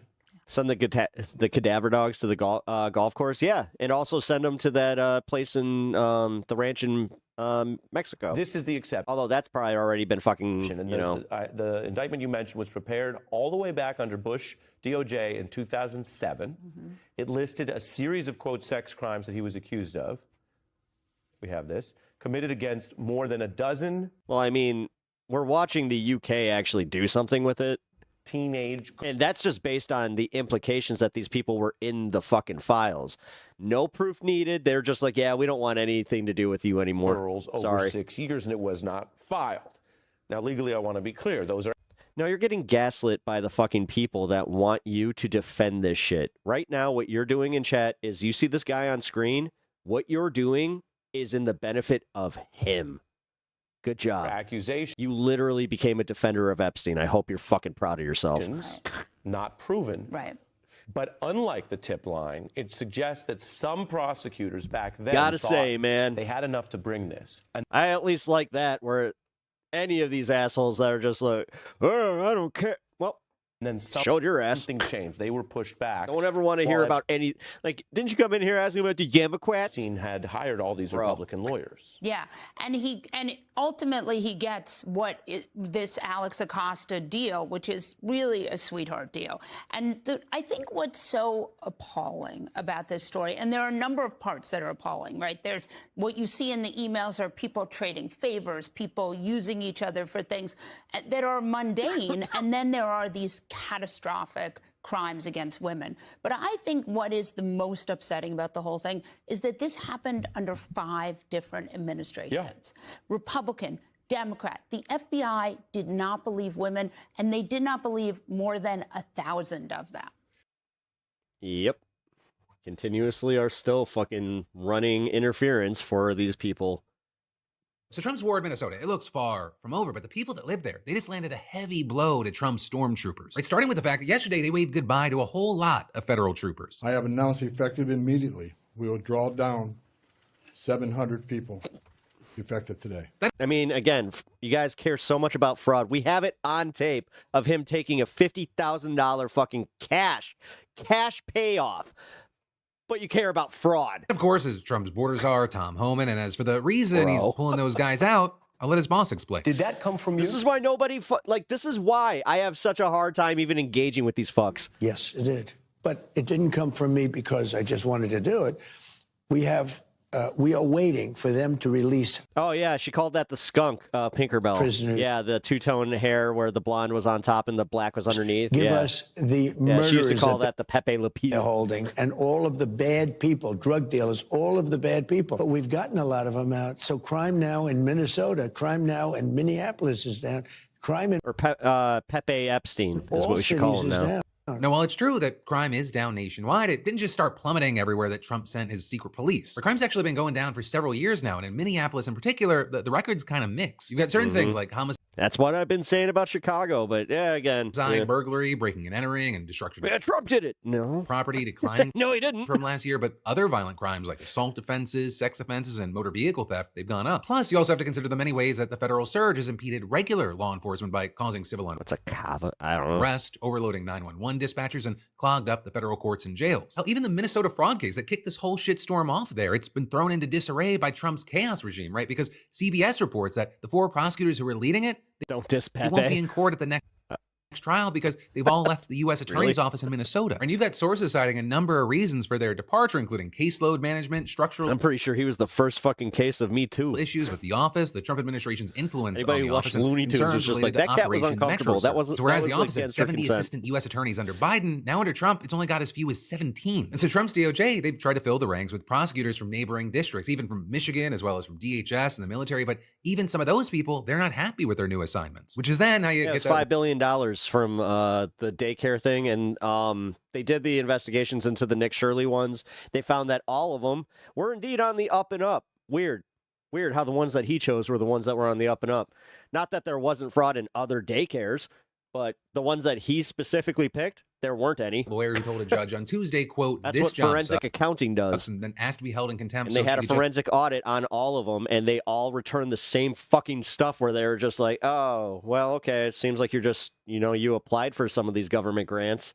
Let's get some... Now, the ones that got them, like I said, they didn't, like, Nick Shirley didn't even bring those ones up. But of course, that... And then the one that actually, the $5 million one, where they found the woman guilty, but they now can't get anything done because the DOJ is they have no staff there to go and fucking get the returns. So, oops. The facts be damned, Trump has still declared victory in Minnesota, just like he declared victory in D.C. And just like the National Guard are still in the Capitol, some 2,300 federal agents will remain in the Minneapolis area after these 700 leave, compared to the measly 80 who were there before December. Also, I'll say, notably with all this, when you had NBC's Tom Yamas asking Trump what he learned from Minneapolis, his answer was ambiguous. Maybe we can use a little bit of a softer touch, but you still have to be tough. These are criminals. We're dealing with really hard... I just said they found shit at the other, they found shit at other fucking, what do you call them? Daycares that they were already investigating. So when I looked into this, apparently this investigation has been going on since early 2022. And that's why there have already been prosecutions in this. It's not like this was a new thing, but it's also not a widespread thing the way that they're trying to make it out to be. Like you just said, trillions of dollars. Sources. Criminal. Cite your sources. But you also had Trump seeming... I'll admit that I'm wrong if you got sources, and I'll fucking... suggest that going forward, if mayors or governors don't want his goons in their state, he won't actually send them there. I say they have to ask, and they have to say, please. I don't want to go and force ourselves into a city, even if their numbers are terrible. Which cities are you headed to next? We have 5 cities that we're looking at very strongly. But we want to be invited. No, of course, that is Donald Trump. And with Trump, his word's worth about as much as the pumpkin-colored makeup on his skin. But I will say, this shift in tone, it does match some of the reporting that we've seen, most notably about what may be a rift between him and Stephen Miller. Because you have White House officials telling the Wall Street Journal that Stephen Miller has been an architect in almost every boundary-pushing effort in Trump's second term. The boat strikes in the Caribbean. Miller, the enlistment of the FBI and immigration enforcement. Miller, having the State Department pressure other countries to accept migrants. Miller, the whole policy of going into... Honestly, this is how we win, guys. You want Miller out, we just have to constantly repeat that Miller's the actual president. Democratic cities, and that'll get him out. Indiscriminately rounding up people regardless. Donald Trump's not gonna take too kindly to thinking that people are like that he's got a Dick Cheney situation going. Of their criminal records. Miller, the target of 3,000 arrests per day, the $50,000 bonuses for new recruits, the raids at day laborer spots like Home Depot. Miller. I mean, according to the Journal, he personally drafted or edited every executive order that the president has signed. Right? He pushed to invoke the Alien Enemies Act to deport people to El Salvador. He pushed to invoke the Insurrection Act in Minneapolis. And then you have sources claiming he was the one who actually started he did kind of look like Peter. The whole Renee Good as a domestic terrorist assassin narrative, even though he blames Border Patrol for feeding him bad information. And actually, after the shooting, senior officials debated whether to even continue the crackdown in Minneapolis.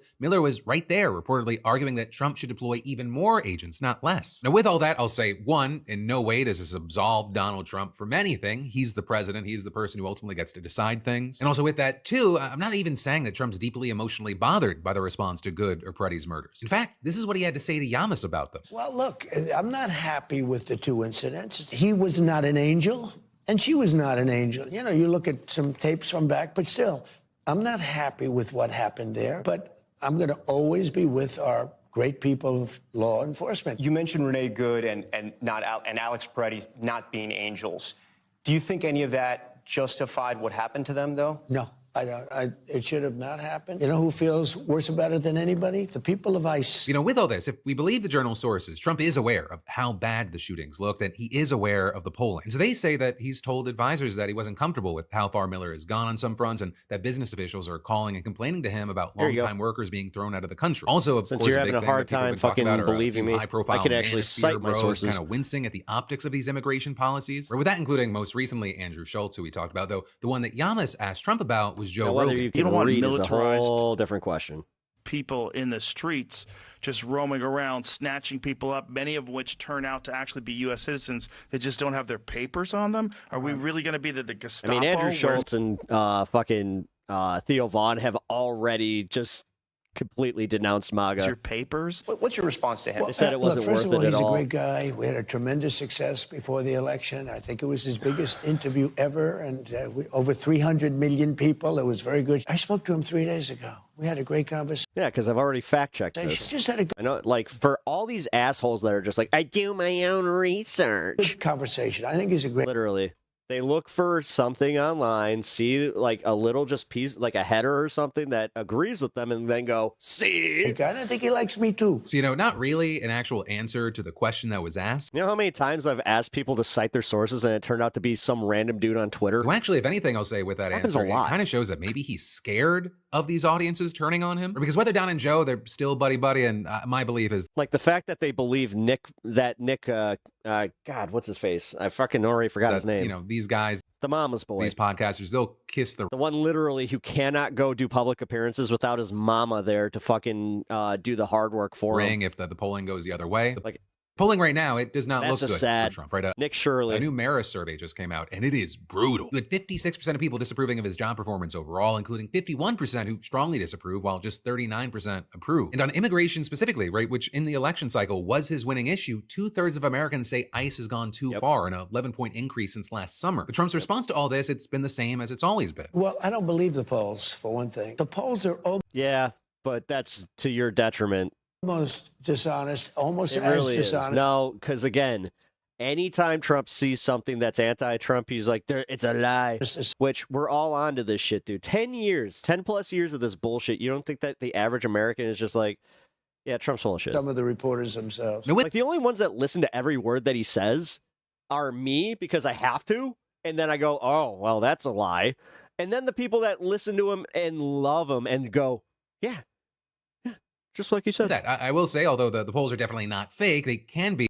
Took his mama to prom. A little misleading. I thought his mom took him to prom because technically they didn't have one. If you only so it's like she had a prom in their living room. Like, ooh. Look at the broad overall number. Jesus Christ. Oedipus, anybody? Because when anybody? You narrow it down to just Republicans, their support, it remains fucking ironclad despite everything that's happened over the past year. 85% of them approve of Trump's performance in general, and roughly 80% approve of how he's handled the I don't have a party. Economy and foreign policy. And then on things like immigration, almost 3/4. DSA is, I mean, I guess you could classify them as a political party now. Quarters think that. But they don't have, actually, that's kind of my problem with them. They don't seem to really have a plan. ICE is doing a good job, and 77%. They have a concept of a plan, which I know someone like that. I'd say that ICE is making Americans safer. But all of that said, a big key thing is that Trump has lost support among younger people, Latinos, and independents, and these I just responded to you, dickface. These are demographics that helped push him over the line in 2024. Holy shit. In fact, with every single question that was asked there, independents aligned with Democrats, often overwhelmingly. But then with all that, to the extent that Donald Trump does believe these numbers are real, he doesn't blame anything that he's actually done. Instead, he insisted over and over in this interview that objectively, his policies bringing out the ad homs. These are amazing and they're perfect. And if people saw them objectively, he would be polling at 100%. So this by the end of this stream, by the way, just so you guys know, problem can't be his policies. It must be his message. I think we do a phenomenal job, but I don't think we're good at public relations. What does that mean? He admits it. He admits that his PR is shit. You've said that a couple. That's fucking hilarious. Okay. Times wow. now. What do you mean by that? An actual laugh from him where he just he had that unexpected moment of fucking real where, yeah, if I had to admit one thing, it's our PR sucks. Sell the great job that we're doing. We don't do a good public relations job. That's why I'm doing the interview with you today. We appreciate I'm trying to help my people. PR, public relations. Going back to the murders of Renee Good and Alex Preddy, he thinks that's just I'm on a 9-second delay. Bad PR. 2 people. It's bad. I hate it. I hate it. You're lucky that I'm able to respond with that. Even talking about it. 2 people out of tens of thousands, okay? And you get bad publicity. Nobody talks about all of the murderers that were taken out of our country. Each boat that we knock out, we save 25,000 American lives. And then even on the economy and inflation, Trump says that's just bad PR too. Polls on the economy they're not great. They should be great. They should be. So why aren't they? If you believe that, I don't know. I don't know. Are people's expectations too high, or is it just too expensive to live in America? Honestly, I do think it's because he doesn't know how to actually conceptualize middle America. He can conceptualize them as rubes, but he can't conceptualize what is good for them. Like, this is the guy that literally said, they can, you know what, instead of buying $12, they can only buy 2. Again, don't think we're selling it properly. We've done a great job. But, whatever Trump says right now, it looks like America. Meanwhile, do you think that his grandkids went doll-less the past Christmas? I don't think so. Just aren't buying whatever the fuck it is he's selling. And with that, you should expect. Yeah, most Americans aren't. Again, we watched the first half of this show was about the economy and just breaking down where we're at with groceries, with inflation, with crypto. And guess what, guys? With all 3 of those stories, it's not looking good. Hey, and you got a bunch of Republicans that are sounding the alarms right now. When you have the actual adults in the room who have supported Trump because they thought they could get something useful from him, because that's what Republicans do. They don't actually truly have principles like that. If it could make them money, that's why they did it. But they're not making that money, and now they're sounding the alarm because they're like, we're poised to lose money under this motherfucker now. Make yourselves clear at the ballot box this November. It seems very likely that Trump is going to give those results the same label that he's given in the polls. Fake. Take a look at Detroit. Take a look at Philadelphia. Take a look at Atlanta. Yep. There are some areas that are unbelievably corrupt. I could give They're not dolls, they're action figures. give you plenty more too. I say that we cannot have corrupt elections. If they don't want voter ID, that means they want to cheat. Like my Jesse Ventura back there. We can't allow cheating. He's a man in of elections. action. He is actually made at the same factory as the G.I. Joes. If we need to put in federal controls as opposed to state controls, remember this. They're really an agent. Will you trust the results of the midterms if Republicans lose control of Congress? I will, if the elections are honest. But also with that, the possibility that Republicans lose control of Congress, it became even more likely with the Supreme Court now making a ruling that paves the way for California's new congressional map that could give Democrats 5 more House seats. Right, because yesterday the Supreme Court rejected an emergency appeal that the California Republican Party had filed in an attempt to block the map from taking effect. A map that California voters overwhelmingly approved to counter Trump's undemocratic efforts to make red states redistrict to give Republicans more. Does anybody watch Geordie Beck? Seats. And it was a map that almost immediately California Geordie Lee? Republicans filed a lawsuit against, arguing that the map was anybody ever watched him? Unconstitutional because the state had engaged in illegal racial gerrymandering to redraw lines that favored Latinos over other groups of voters. Then last month, you saw a federal court rejecting the Republicans' attempt to block the voter-approved map from taking effect. A 3-judge panel ruling that there wasn't enough evidence to prove Democrats had drawn the map with racial intent, arguing that the ballot measure was explicitly presented to voters as a political gerrymander designed to flip 5 Republican-held seats, and claiming that voters were clearly motivated by political partisanship, not race. And so then, after taking that out, you had the California GOP asking the Supreme Yeah, if he doesn't respond to you, Sylvie, I have a feeling that might be a bug. Supreme Court to block the lower court's ruling and reinstate the old congressional maps while the merits of the case played out. Gotta love that delay. Effectively trying to reverse the explicit will of millions of voters. The fact that the Supreme Court has rejected that appeal is incredibly significant because California is one of the few blue states that has redrawn its congressional maps in the gerrymandering arms race. By the way, the Supreme Court did rule in favor of Trump those new kicked off. maps. At the Virginia state legislature, they also passed a very similar bill that would let residents vote on a ballot initiative to redraw congressional maps and give Democrats a better shot. Yeah, with Indiana not doing theirs, that really screwed Trump a lot. At another 4 seats. But last week, what you saw is that a federal judge blocked that map. Virginia, from going to voters, ruling in favor of a Republican challenge, alleging that Democrats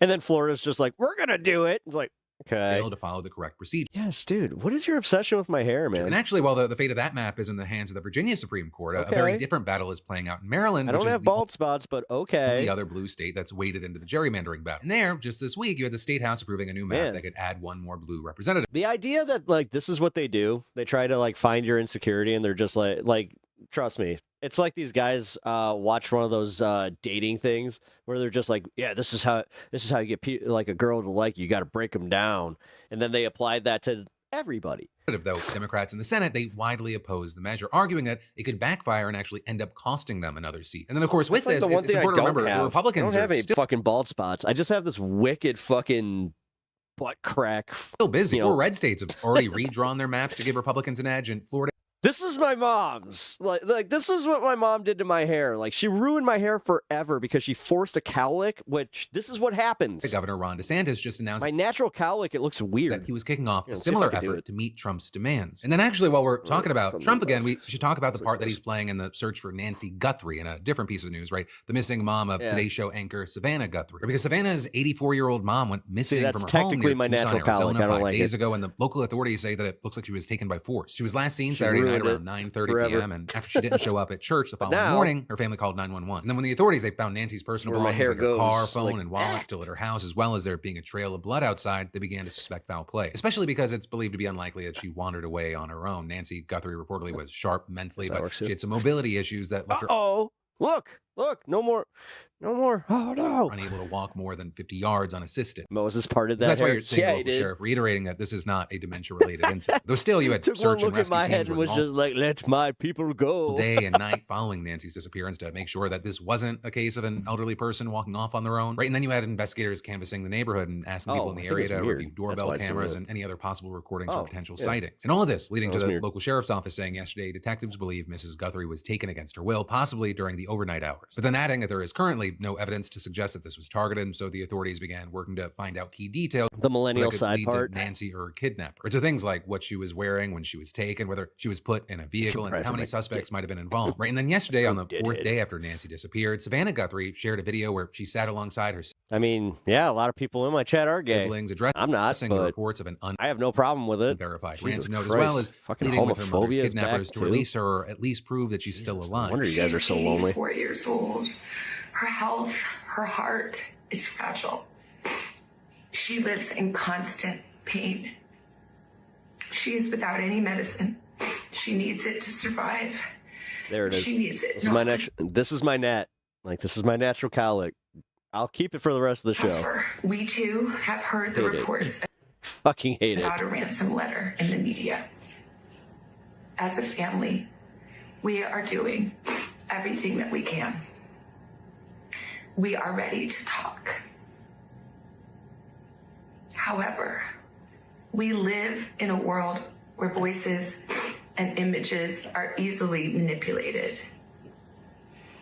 Why do others care about others' sex life? We Because they have need to none. know. They literally have. They don't have sex, so they sit there thinking of other people's sex lives, like to an obsessive degree. Without a doubt that she is alive and that you have her. Now, currently, there are reportedly no suspects. That's why I laugh at the fucking people saying that I'm going bald. I'm like, no, I'm not. Though there was a Objectively, I'm just not going bald. rumor that Nancy's son-in-law When I start going bald, I will point it out to you. I'll be the first one to be like, look at this.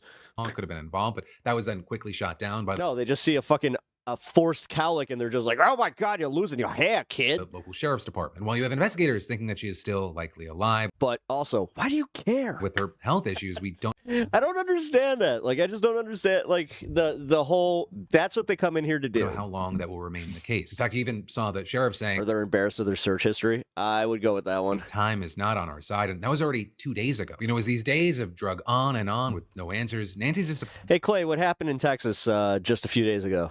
It's. Do you know? Like, what happened in Texas? There was an election in Texas. Can you tell me what that was? Getting more and more national attention. We even had Trump chiming in yesterday on Truth Social saying, "I spoke with Savannah Guthrie and tracking." I like penis to you. Let her know that I am directing all federal dude law. He pees like this.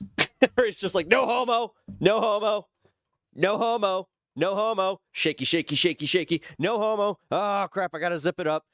Oh man, all his pants have so much bacteria from his pee. Enforcement to be at the families. Because he can't do a proper shakedown because he's afraid to touch his own pee-pee. Disposal might make him gay. Immediately. We are deploying all resources to get her mother home safely. That was also a sentiment echoed by FBI Director Kash Patel, who, according to sources for Axios, is directing, quote, all resources possible to I'm so scared I don't even hold on while pee. Help and is prepared to go if the situation warrants. That's a new one. So there, it's important to note that Arizona officials are still leading the investigation, and the FBI at this point is only playing a supporting role. Or with Attorney General Pam Bondi, who is don't ruin it, Mitchell. I was looking for him. Reportedly known Savannah Guthrie for a very long time, saying that she's receiving constant updates after speaking with Savannah on the phone yesterday. And so ultimately, at this point, it ends up being kind of a waiting game to see what happens with the investigators as they do their job. And while we wait for answers, obviously, our hearts and our well wishes go out to Savannah and her siblings. And Clay banned bananas from his house. We hope that her mom's found and I can't stop eating bananas long ways. I don't know what's wrong with me. Brought home safely. And then there's more that we've got to dive into in just a minute. But first, let me thank a sponsor. I always like to go in like through the side of my mouth and just kind of do a little bend in. Say, you know, I don't know. VPNs are crucial when it comes to your cybersecurity, whether you like it or not. And instead of biting, I just sit there sucking it. Another great example, a billing platform recently exposed Doc, what's that mean? Nearly 180,000 personal records, names, emails, phone numbers, even tax ID, just sitting in an unsecured database. Great. Incognito word doesn't. Bandit and Dixie $2. Mode doesn't work. We all know. Most of the Incognito mode doesn't work. People affected We will all never know. even know it happened. Hand That's over exactly mouth emoji. why today's sponsor, NordVPN, is something that I actually use and care about. NordVPN encrypts everything you do online. Even when a website, app, or service drops the ball, your data stays protected. It also comes with threat protection, which blocks malicious sites, sketchy downloads, trackers, and scam links before they load. Right, Nord, they have a strict no logs policy, meaning that they don't track, store, or sell your browsing data. Your data stays yours. You know, I rely on NordVPN most on public headline drops. But then diving back into the news, there's two really big things we need to talk about, starting with the Washington Post just announcing absolute. We're done. Is a young liberal commentator, and he does a show where he basically. So Dean Withers is a young liberal commentator, and he does a. Oh, this is interesting, by the way. Show where he basically. And I have come to terms with the fact that I just do not like the concept that Dean Withers and Parker not as much. Like I can watch Parker, but Dean is kind of just like a smug fucking prick to the point where I think he's a bad representative of the left. Like debates. Well. I can't even call him the left because he won't see himself as left, which again, he doesn't get it. He doesn't get that he's going to the camp. Like I will literally be sitting next to Dean in those creator camps. MAGA for the whole thing, I believe. And God bless. I just noticed he has a squishmallow. Some patience of a saint. But we've now hit the logical I just realized those are his cats. Point of the Trump death cult. They got stuffed animals with their cats. I like that. We've been saying for quite a long time that it is a death cult. And there's a reason we say that, because there's a lot. Dean's controlled op for lot sure. of evidence. Rowdy? God damn it. There's a part of me that kind of fucking buys that, man. Damn. I mean, we're looking at a group of people that Rowdy, at this late I gotta say. date have still never. Good one. Splats up. What is this? We're talking politics, having a good old time. You know? Seen anything? I don't know where you fall on the political spectrum, but as long as you're respectful and kind of chill, we have fun. That Trump did, where they said, But welcome to the show. Appreciate you stopping by, regardless. You know what? I'm drawing a line. I'm not going to be a part of this anymore. Nothing. Whether it's the illegal and offense. But yeah, he's talking about a guy who, dude, there's a guy like. So if this guy is real, who called into Dean's show, every fucking MAGA supporter should unilaterally just go, no, this guy sucks. But if you're a MAGA supporter, and you might want to stick around and listen to this, I'm not even kidding, I want to know your take on it. If you do not, if you don't just automatically think like, oh, this guy sucks. Of wars against countries that didn't attack us, or it's the immense corruption that he's engaged in, or it's the scamming his own supporters, or none of that stuff. Did they go, you know what? Okay, I think I'm done. Was that Obama's death toll on innocent people? Way too high, and I didn't like him. So they've rented their mind. I didn't like his deport. I didn't like the way that he was deporting people, the way he was. I didn't like the camps on the Mexican border, and I specifically did not like the drone strikes in Libya. Yeah, to this con man. But again, your preconceived notions of what a leftist is, or who I am, and what I support, has kind of done you wrong here. Is what they've done. Okay. Well, now, here we are. Yeah, 3 more years. Where? Yeah, I know. The Epstein files come out. Short of Big Mac doing the job for us, I don't think. Yeah, he'll be here for another 3 years. Now, Trump is implicated. So many. Who's watching from the toilet right now? Wealthy, powerful billionaires are implicated. And so the MAGA cultists have now brought. May your deuce be fucking blessed, and may it release easily. Themselves to actually utter the following words. They said, why is it wrong to rape children? I'm not kidding. I wish I was kidding. And look at Dean's reaction. Let's watch. You asking me why it's wrong to rape children? This is crazy. Yeah, I need you to tell me why it is wrong in your eyes. Is this? As I said, guys, I'm pretty good at picking up when people are just doing a character. Rowdy, I know you're listening to this. Let me know what you think. To rape children. To do that. Yes. Do you need me to repeat it? Can you not hear me? Do you have too many cocks in your ears, or what's up? Why is it wrong? Is that too hard a question? You literally just asked, why is it wrong to rape a... Look at Dean. Are you kidding me? His reaction. Look at his reaction. He just literally can't believe that this is where we are now. Yeah. But this is literally, I personally think this is Nick Fuentes shit. He's just a groiper trying to get the fucking, to get the outrage bait, to get this clip. But he also doesn't understand that it's like, yeah, this does make your party look awful. You can mute me with the background noise if you want. I think I do a good. You think you do a good Trump impersonation too? I mean, I do an okay one. Ready to hear your answer. I'm definitely not the best. No, Shane Gillis does the best one. I can get the cadence right though. This guy, Curtis Christensen, big fan of mine. You know what? Always been MAGA. Doesn't like the pep talks. It's happening. It's actually happening. That pearl clutching is so beta. Why don't you actually answer the question? It's actually happening. He's calling me a pearl clutcher for saying that child rape is wrong. No, because I asked the question. Shane Gillis is not a big fan of Trump. You might want to watch his recent Gillian Keeves. He was ripping on Trump pretty hard. I didn't. And actually, he for once didn't have a funny, joke-laden tirade about ICE. He went into it. He said that what Trump is doing is fucked up. I think this one happened. We see it often. They'll say that something's wrong, and then Trump will do it, and then they'll defend it. Yep. Did that with J6. Did that with the J6 pardons. Now that I'm actually seeing this on camera, don't look bad. Did that with Medicaid cuts. Did that with the... Why does this look so different in a mirror? SNAP cuts. Just didn't think they'd do it with child rape. Let's just get to the fucking point, bro. I just didn't think they'd do it with child rape. And now we're seriously at that I'm kind of with Dean on this one. As much as I don't appreciate the guys, wrong to rape children, and asking why it is wrong to rape children. I'm actually not surprised. President Poopy Pants got a 10 spike shoved. Actually, not surprised at this point. When Trump decided, I'm going to start bullying. I had a 10 spike, and then all of a sudden, I looked like one of those parachutes you see at a high school gym. Bullying the shit out of Greenland and threatening to steal it. The Republicans went along with it. Mr. Guy Person Man, welcome.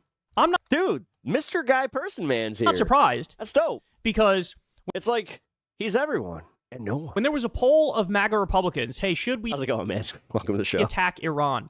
The number was it was low. It was like 40 or 50%, something like that. Then Trump did it, and the number shot up to 95% of MAGA Republicans. Embrace your natural slant part. Thanks, Pinkerbell. Okay. So if these people are willing to go along with Trump threatening to steal. But now that you said slant part, now I'm just like, oh, I hate it. Greenland, if they're willing to go along with Trump attacking Iran after he campaigned as the anti-war candidate, if they're willing to look the other I'm not sure if you guys ever had this. So, like my mom, she used to do this shit. way, as She would Trump just run her scams pinky through my hair, and it would just split down the middle. his own supporters with a crypto shitcoin, if they're willing to look away with Trump doing World Liberty Financial and money laundering and all these business ventures, he's made like literally billions of no, he was on Gillian Keys dollars since he's been back in the White House. If they're willing to look away at all that, why? Gillian Keeves, Matt and Shane's secret podcast. My bad. Why wouldn't they also look away about this? It used to be called Gillian Keeves, right? Why wouldn't they? Because they've already sent the signal, like, I am down for whatever. I'm on the team. I'm back to working. Down for No, whatever. no. And of course, the most cuck thing. Oh, bye, Sylvie. Thing about back to work. It is. You think this guy calling is a billionaire? Like, you think he's gonna, like, Trump's policies are gonna help him that much that he's willing to overlook it? No, he's also getting fucked by Trump's policies, right? Trump is kicking 18 people. Wait, Pinkerbell, is that so you're saying that, like, technically I'm lucky that I don't have a middle part? 18 million people off Medicaid, and he's Again, growing up in the 90s, that's what every, like, kid wanted. doubling, tripling, and quadrupling the health insurance premiums. Gilly and Keeves. And this guy's probably going to be impacted by that one way or the other, whether he's on Medicaid or, he just has to, his health insurance premium goes up. He's going to get impacted by that. Trump's big bullshit bill. It cuts taxes Amanda. for the rich, How's it going? effectively raises them on the bottom 90%.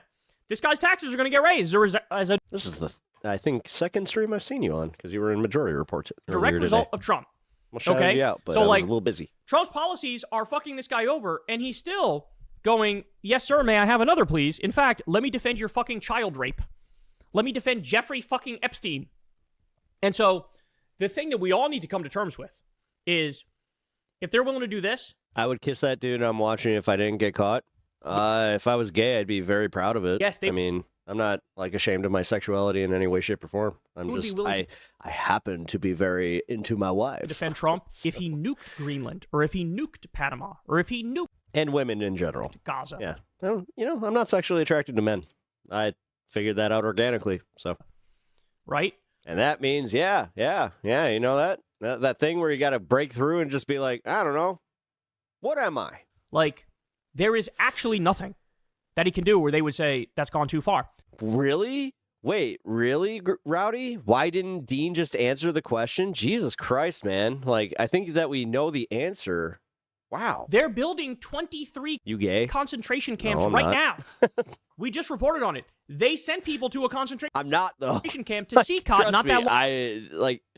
As I said, I'd be more than comfortable saying, no, okay. Long ago, 288 people. The overwhelming majority had. Why do you think being gay is bad? No criminal record. That kind of tells me that you think of men's peepees a little bit more than I do. They were raped. They were tortured. Right? They Bet you think about trans porn too. defended that.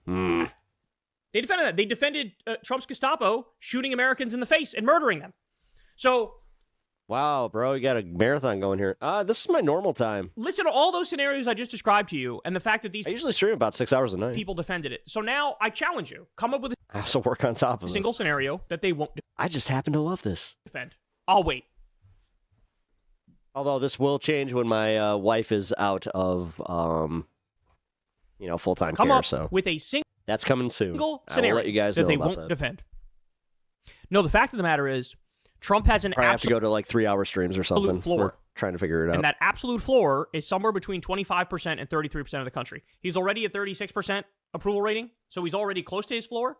Funny enough, MAGA's how I kind of make money too. But the actual floor is between 25% and 33%.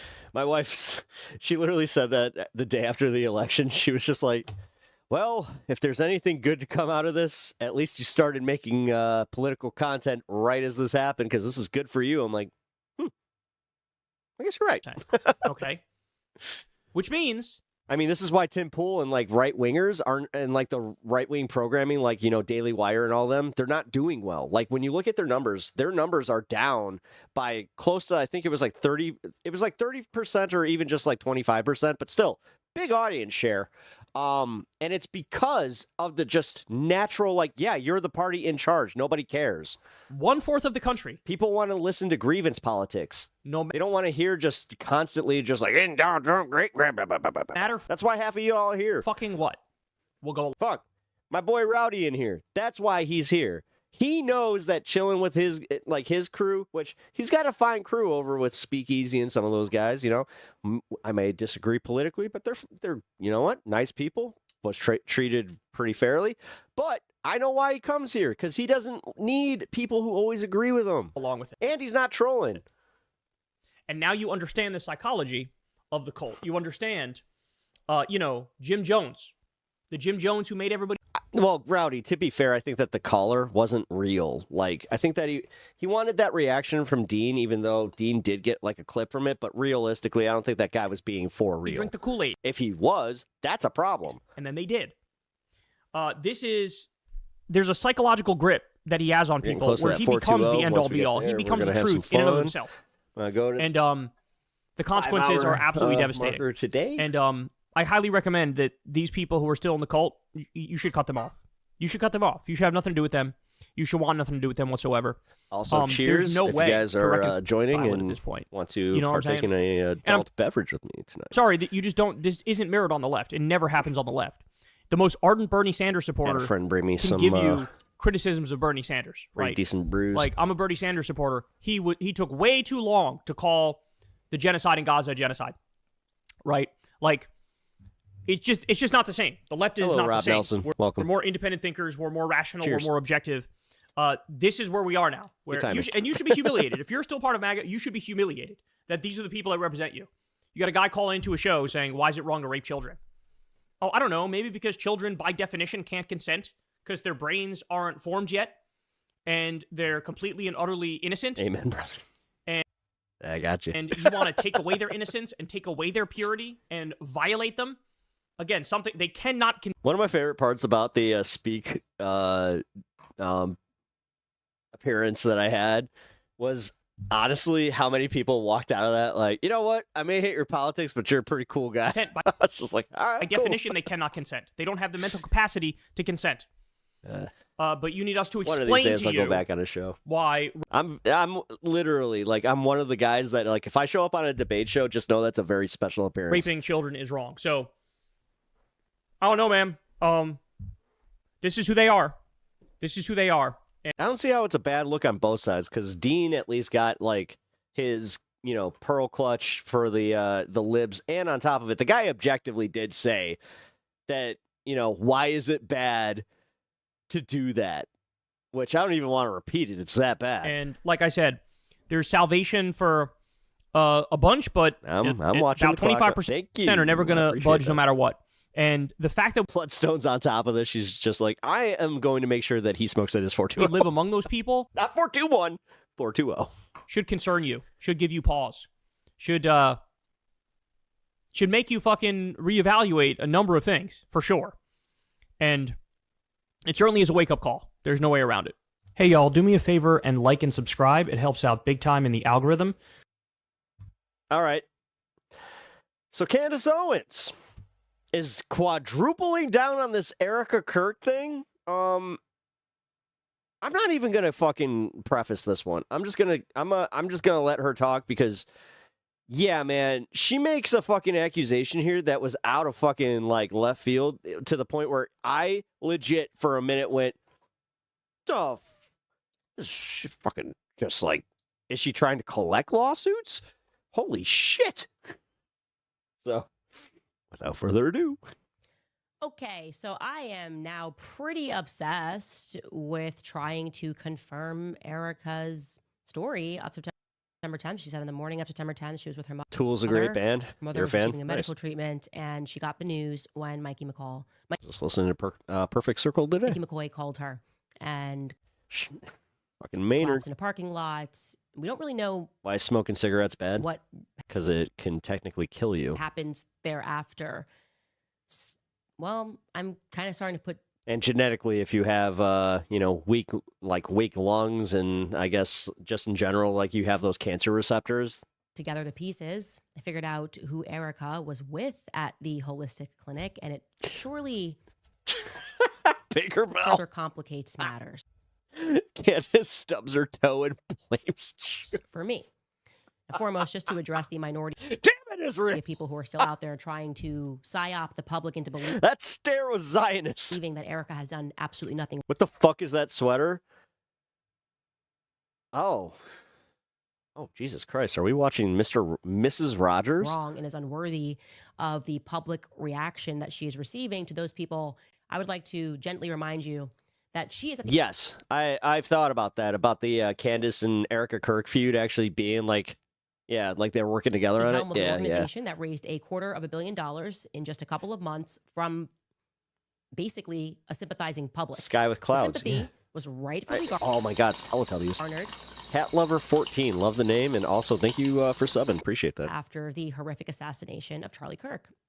Now she has been the CEO that is caught lying, outright lying, and has also delivered some severe misrepresentations and put together. I wish I could donate to your wife, but I am broke. Oh, Lewis Brown, I appreciate that. Hey, thank you for the kind words. Regardless, appreciate that. List of you can hit the like button and you can sub to the channel. It's free, helps me out, and it helps get me out there so we can them so that you recognize keep doing this content and also that something contribute to the fun, right. which. Guys, I'm gonna be updating the fun goal soon. Okay. After the bills we just got in the Superman neck. God, I will go into more detail when I know what I can talk about, because even my wife asked me politely to just kind of not go into too much detail because I'm me. That was the beginning of this entire thing when the entire world snapped into the recognition that something was very wrong. Andrew Colvett, We are on the hook for a lot more than I thought we would be. We heard the story, and she said that Andrew Colvett and the surgeon went Erica's rogue. lies and That's not true. Reality is misrepresentations. her and Okay, Andrew so the Superman neck, that's a big one. called the Also, doctor to we're 30 seconds to the 420. Pack them up, and we're all going to celebrate together. This, if you do not know, is like the stoner circle of the internet, where we all chill, we do the thing, and then we all relax together for the rest of the night. Three-way call on the day of Charlie's funeral, and the Superman means quote 10 seconds, came so from I'm gonna- Erica. Okay, he didn't I violate just step off HIPAA, camera right nor did I here. ever for a moment believe that he did. I could have maybe believed that Andrew Colvett went rogue tweeting something. I hate that. I love definitely smoking. Did not Ooh, believe yeah, that does the suck. surgeon I only just quit, spoke like, to a could PR quit agent when I without figured out, Erica's I'm like, permission. ooh, I don't love this anymore. Number two, she told us that Charlie did not text anyone the night before in fear for his life. That's what she told Glenn Beck. The reality, I have his phone. That never happened. The reality is that Charlie texted both Andrew Colvett and Dan Flood the night before, saying that he feared he was going to be killed after he was engaged in a discussion about him removing his support from Israel, and after he then had to have this call with a rabbi. I know I told you guys dead this, in the middle of but the I night while quit. the rabbi was in Israel, and Josh Hammer. When my dad got diagnosed with stage 4 mouth cancer. And they're telling us he just wanted tips on how to debate. And then, of course, he got tips on how to debate and was But I was already at that point where I didn't like the smell of it anymore. super so. happy, but then said they're going to kill me. That also feels wrong and weird. Number three, even builds upon that lie, because then we were told, good well, the reason for that is because Dan Flood and Andrew Colvett messaged him on a third-party app, and that's why I didn't know that was set for deletion. Well, Did we see her fake tears? reality, Yeah. as I broke to you all the other day, is that Dan Flood actually messaged him on iMessage. If you're Tyler Robinson's defense, you may want to get that text message. We should be subpoenaing those text messages. I really would love to see all of Charlie's text messages the night before, see how friendly these conversations. Damn, I got recommended to your algorithm again. Must mean that I'm kind of on my way. Well, cool. Thank you, 2011 North. Conversations really were, and how he was actually feeling about certain things. We go on. Mikey called me within seconds. The reality is Mikey called Elizabeth first. For some reason, she was completely rinsed out of the story, Elizabeth McCoy. And then they conference called Erica over 3 minutes later. She said he called me within seconds. Okay, maybe she thought that. We can give her a little bit of an inch there. Very strange that Erica did not Code word, eat know pizza. that Andrew's Got wife Chinese was food tonight. aboard the plane to Utah with Andrew, because Andrew said that when he landed in Provo, he and Erica collapsed into one another's arms. And when I asked the question whether or not he flew with his wife, Erica was unable or unwilling to answer. And they said they would get back to me. And then they got back to me after our meeting and said, yes, Andrew's wife was on the plane with him. And I just thought, well, that's interesting because I didn't tell them. I held that card that Andrew told me that Erica and him collapsed in each other's arms on the tarmac. Also strange is that she waited an hour on the tarmac for Andrew's Corvette's plane to land. That feels very I had Mongolian chicken, actually. wrong to me. So, Now, yeah. this, I somebody had sesame honey chicken, too. It was really good. might call this splitting hairs. I don't, as somebody who's written a book. No, but as somebody who rocks a middle part, you split some hairs there. Hey! Charlie told Megyn Kelly that he was writing proud of that a one. book currently. He I said, don't I am care. currently writing You a left. book I don't care. about That was for me. the Jewish Sabbath, right? Erica, then when she went on her tour, kind of illuminated to the public how he had finished the book in July. Okay, now that's a month Okay. difference, but I don't think that can't if you get had over her finished fucking your cadence. book in July, that you would say the exact sentence to Megyn Kelly, I am currently writing a book about the Sabbath. Again, it's a minor detail. Kind of want to. I mean, harp on that people minor give me detail shit for because my there's middle something that part, felt very not strange her. to Like, me what the fuck's about up? that being Come kind on. of the first PR push. Hers is egregious. Charlie was a Christian, but we're going to talk about this. And I promise, he finished this book. This was all him. He wrote the last chapter. Well, why didn't he say to Megyn Kelly, I just finished a book. I just finished writing a book about the Sabbath. I feel like that's what he would say. But no, he was saying that as he was angrily referring to people that were calling him anti-Semitic and how they were pushing him away. And Erica has never spoken about that, ever, about what he was going through. In fact, in many ways, she has partnered with the very people that were pressuring him. There's been I literally said that I'm a leftist. I'm not a Democrat, though. Do I caucus with the Democrats? Yes. But I'm not a Democrat. I'm not a liberal. no flack toward them, but flack toward people I who are have pretty, investigating her like, husband's murder. clear So now cut I'm locked in. I'm politics, focused on man. the alibi, and I have now made a. You could just ask nicely and I'll tell you. I will say allegedly, because you're supposed to say allegedly. This is a pretty strong series of tips that I received that Erica was with a woman named Tracy Martin. Now, she might be familiar to some of you guys who are in Arizona because she is regularly at Dream City Church. You guys might remember Dream City Church when Charlie was doing a series of speeches. He would do that weekly at Dream City Church. This began with COVID. This gets The fuck is the difference? You don't know the difference? back to the Think of it this way. It's the difference between a classic Reaganite conservative who doesn't vote for Trump and doesn't like Trump and a MAGA head. TPUS. That's kind of how it goes. Day.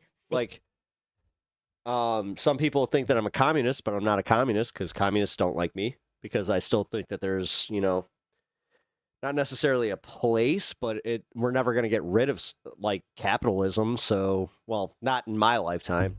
Never say never, but not in my lifetime. So I just say, okay, let's expand on fucking social programs. And the answer to get those social programs is not taxing us. It's taxing the people that have, Mr.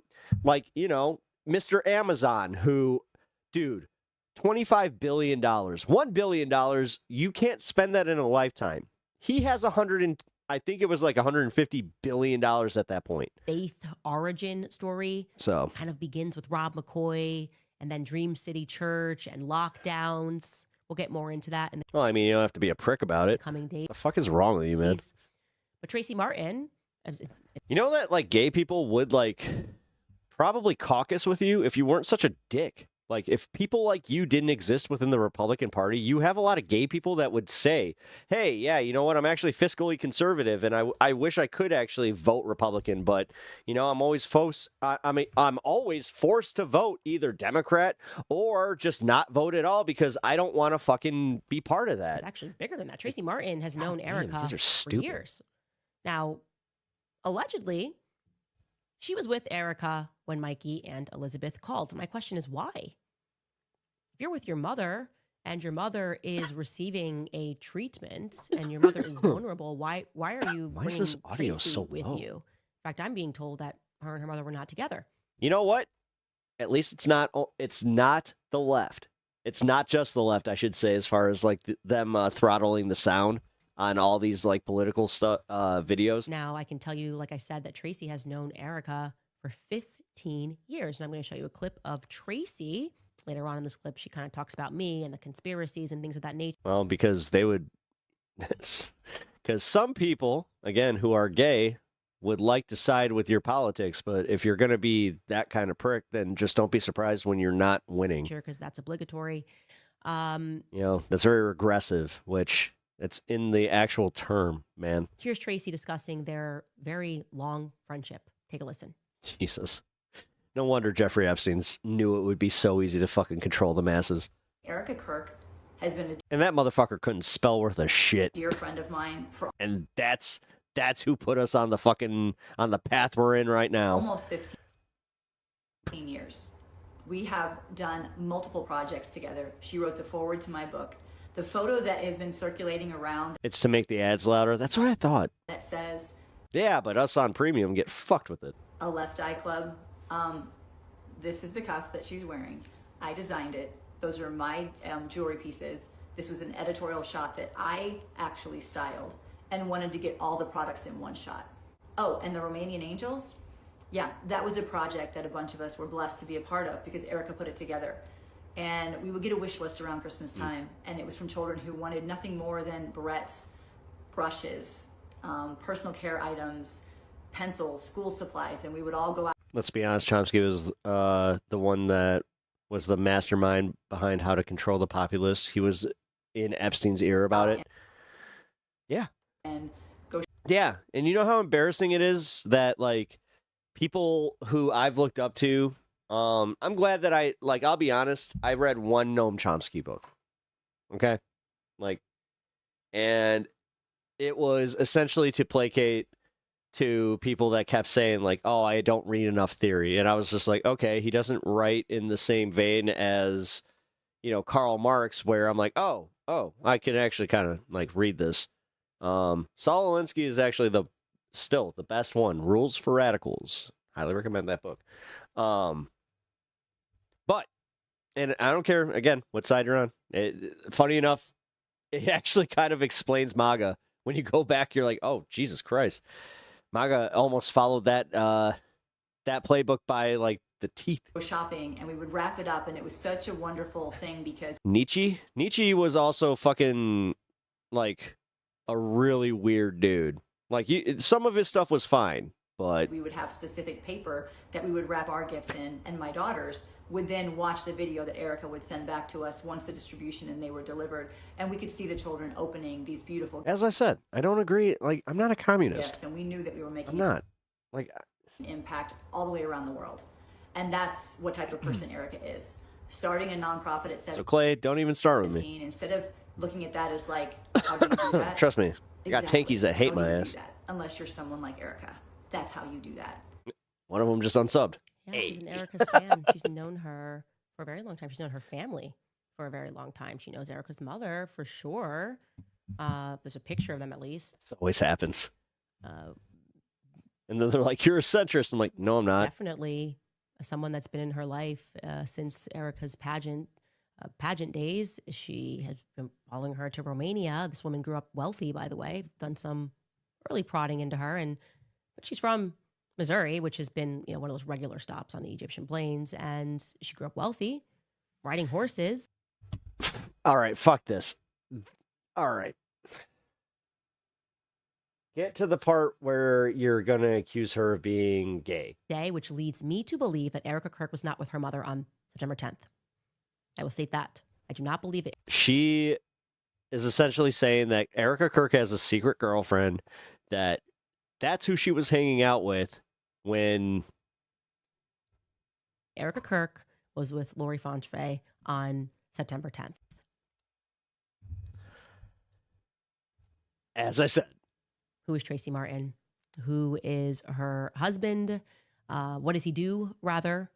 I do know her husband. What's his Jesus Christ first name? You guys remind me. I can't remember. Is it Thomas Martin? Someone said that she was like grifting. I'm like, no. Candace Owens is actually certifiably a fucking nutbag. Exactly sure what it is that he does. So I'm interested to hear that. And I'll leave it at that. Email us at moretips@CandiceOwens.com. Dream City Church is coming up a lot. People have emailed. This bitch be hanging out at the Planners Factory. All right. Man. Whoa, Pinkerbell. Did he finally do it?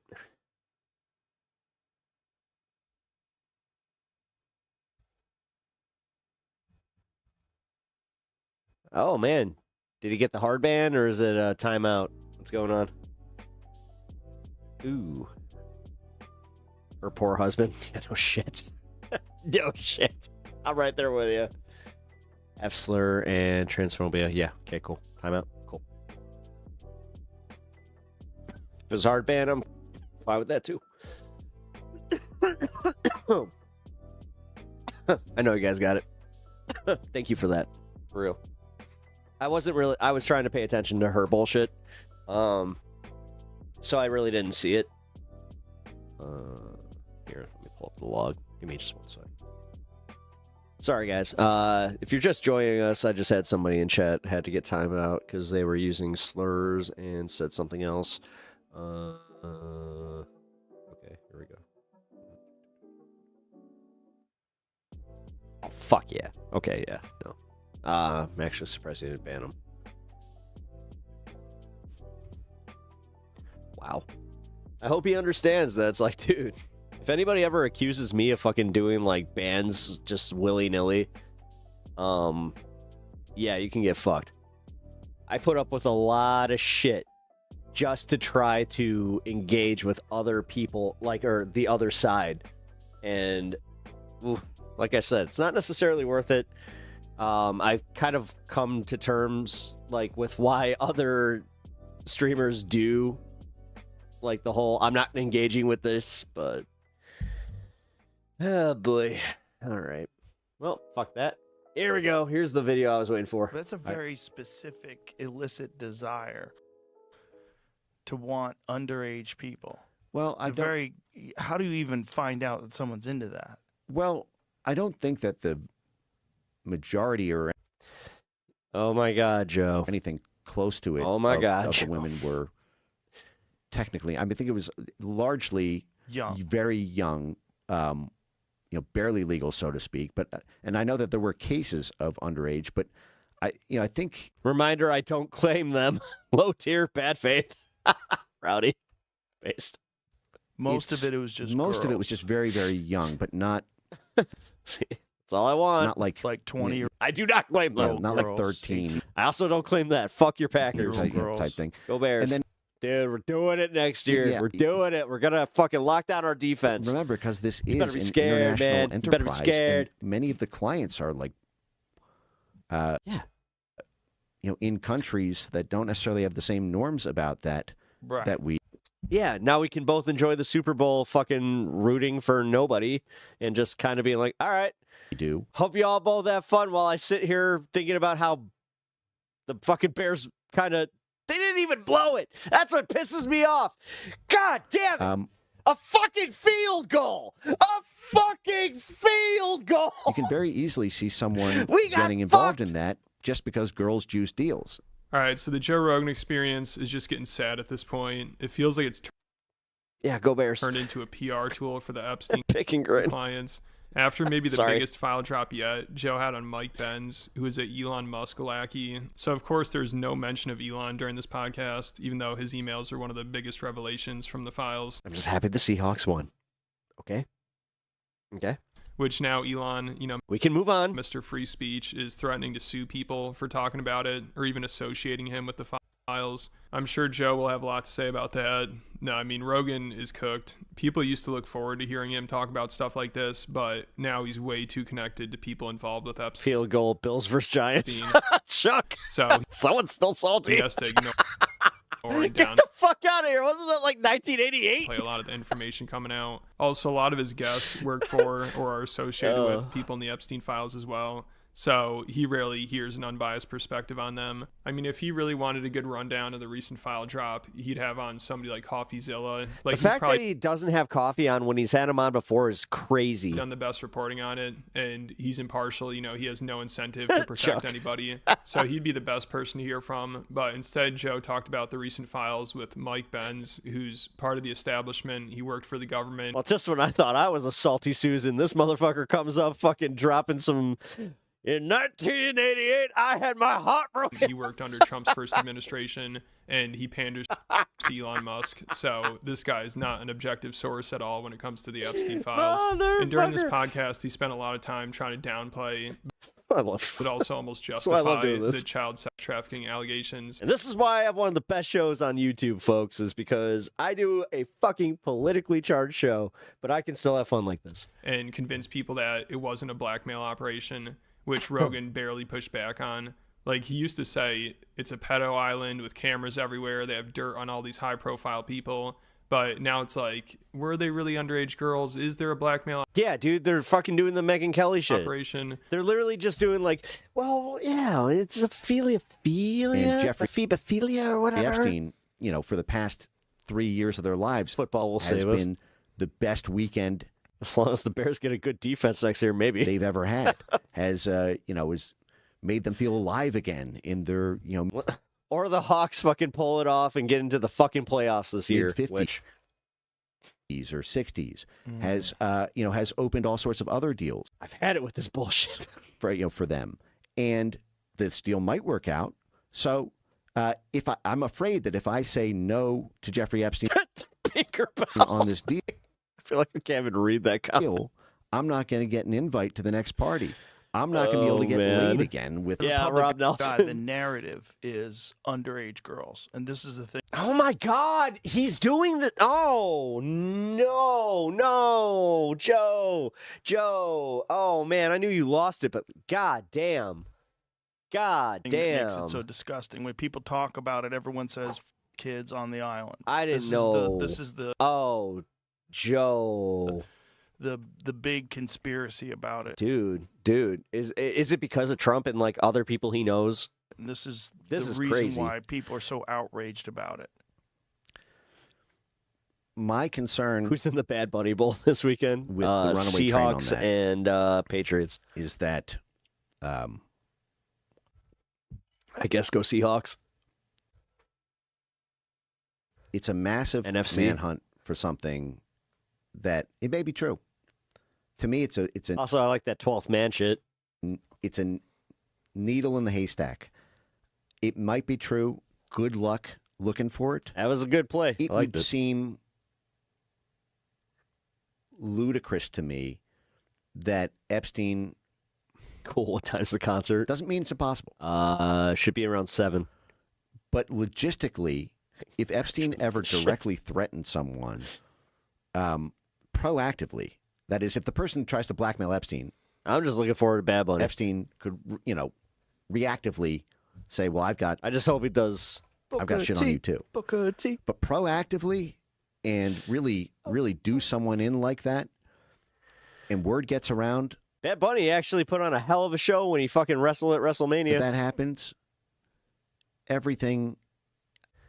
Unfortunately, Logan Paul is still an active wrestler who I have to sometimes admit where it's like, damn it, he's actually all right at this. Everything he built goes. The whole Rolodex finds out. Hate it. So it sounds like he's trying to convince people it's not really worth looking into the underage trafficking and blackmail aspect of the files. But then he'd go on these long-winded monologues about the more important aspects of it, and he'd just be all over the place. Like, he'd be talking about Epstein, then jump. Well, no, but the thing is, he's bringing up the point here where Joe would have already been on this. 10 other topics. Yeah. And people in the comments are just like, I've never heard someone say so much without saying anything. And Rogan posted a clip of them talking about the Epstein files to the JRE Clips channel. And all the comments are negative, calling Rogan a sellout and saying he's compromised and trying to do damage control. Yeah, no, I've been saying because this. There's so much new information from the recent files release. And it seems like Joe and his guest didn't talk about any of that. And instead his guest They really did go try for to it. convince people that it's not really worth looking into the child trafficking aspect Man, of I it, hope, you know, like, the most I wanna see heinous more. part of the files isn't worth looking I'll find into. that. So we used to hear Epstein had compromising tapes and pictures on all these high-profile Excuse me. people. You know, his whole house was rigged with cameras, but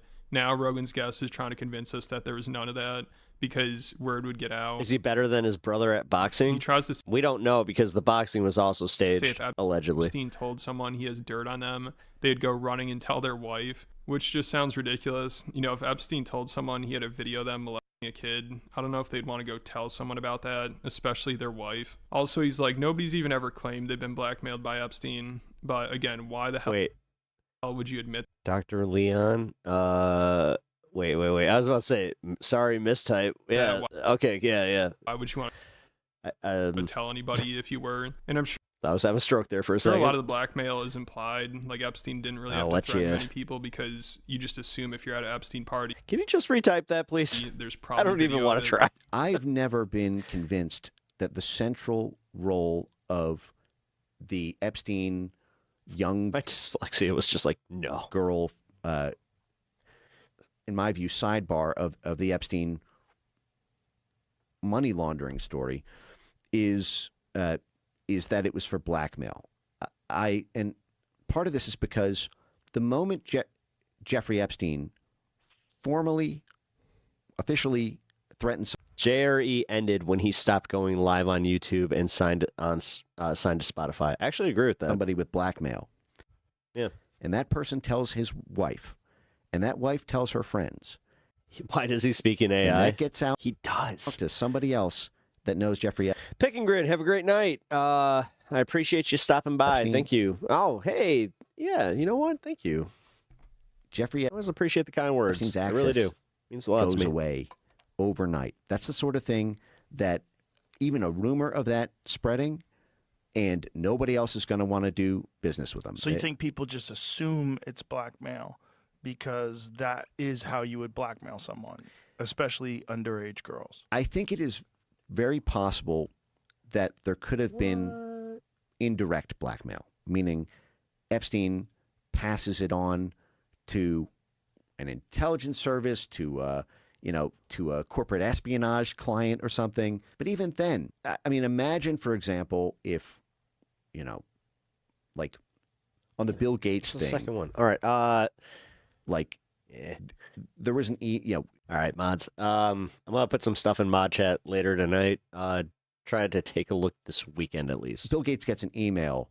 I have a video of you sleeping with this person, and or somebody much lower level. The moment they send that to the press, in nothing too serious, just order to, they figure Gotta they have nothing to update lose. the, there's not TOS on been my anybody channel. in the 7 years that's transpired who said I was personally blackmailed by Jeffrey Epstein. I think because the moment you do that, nobody comes to your parties anymore. You lose all the access. You lose all the deal flow. And it's funny he mentions Bill Gates because that's an example where it looks like Epstein was definitely trying to blackmail him. Yeah. Like Epstein was trying to hold that prostitution story over his head to get him to do business deals, which was one of the biggest takeaways from the files. So it's weird now he's trying to tell us that there's no blackmail when we basically got proof of it from the recent files. And it's also weird he's trying to convince us that there wasn't much trafficking of underage girls going on, because he also at the same time talks about how the societal norms and laws are different in other countries. God damn it, dude. So it isn't like I as said, these elite frowned motherfuckers. upon to be with young girls. It's always like this implying shit. that maybe he did Like, traffic young dude, girls, but they're just like, oh yeah, that's traffic. It's totally fine. he was facilitating them to people in other countries where it isn't as big What's the difference? He has over $100 million, folks. of a Boom. deal.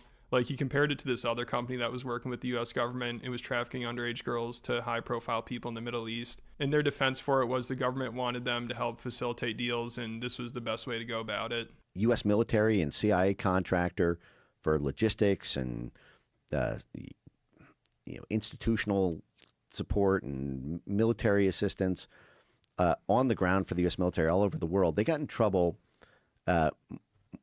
basically trafficking underage kids to Middle Eastern sheikhs. And I believe the reason that was alleged by Congress that they did that was to juice the deals with them. That in order to serve your purpose for the U.S. government, to be this outside, plausibly deniable, but extensively infrastructured professional support outfit on the ground, you need the support of the local government. You need the support of the local high-level officials. They need to be happy. And there's several currencies for that. There's financial payoffs, and there's other things they might like parties and young women, especially in places where being with the very young female is not illegal. And so I believe their argument was, well, you wanted us to do this thing. Never thought I'd be drinking one of these, but it's a, here, I'll show you guys. A non-alcoholic IPA. On the ground. You wanted us to help the U.S. military and, kind of covert support nodes that were happening here. We had to do it. Only 53 calories. Somehow, this is part of what helped us do that. I would not be surprised if the Epstein trafficking apparatus started with similar motivations. Oh my God. Not, Oh my God. I knew where I was going with this. It's not for. Oh my God. Ew. Necessarily for black. Oh my God. Fucking Joe. Dude. Blackmail. How are you just But because. Nodding to this. This is crazy. It makes clients or customers. It was like an event when Jerry went live because live chat and it was being uncut. Now anything could be edited out. Yeah. Or.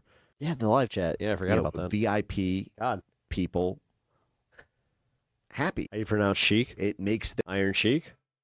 Sheik. Did you say shake? It makes them owe you something. It makes them want to get involved in it. Hey, Baba, you know that the jabronis don't know how to speak to the Iron Sheik. The deal you do. And then, remember, because this is an international enterprise. And 3-time Roman Greco gold medal champion. Many of the clients are like that jabroni Hulk Hogan.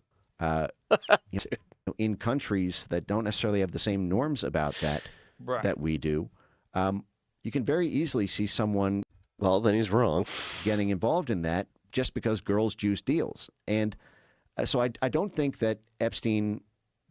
I just know the Iron Sheik. I've not seen evidence, and in my view, you don't need any of that to understand the core part of the Epstein story that has relevance to your life today in terms of your own government and the workings of power and corporate. I put you in camel clutch and make you humble. Finance and the like. So this is what the Joe Rogan experience has turned into. It's crazy.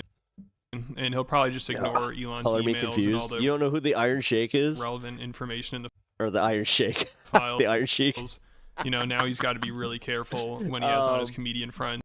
He was literally like one of the top, bad guys in WWF when I was a kid. It's because they usually just go off about this stuff and don't hold back. I mean, it seems like every episode he does now with Theo Von. He's badass. Tim Dillon or Kurt Metzger, and he gets really uncomfortable and tries to change the topic. Like, he actually was like a badass just outside of the ring, because some of his his interviews about like his time in WWF, he would talk shit about Hulk Hogan, and it is some of the funniest shit. A lot. That's what he would say. He's just like, because he doesn't Hulk want to upset his tech friends. Anywhere else, I'd put them in camel clutch, make him humble all the time. And then he would say he would do other things too that went a little too far. And his friends in the government who are all over the Epstein files.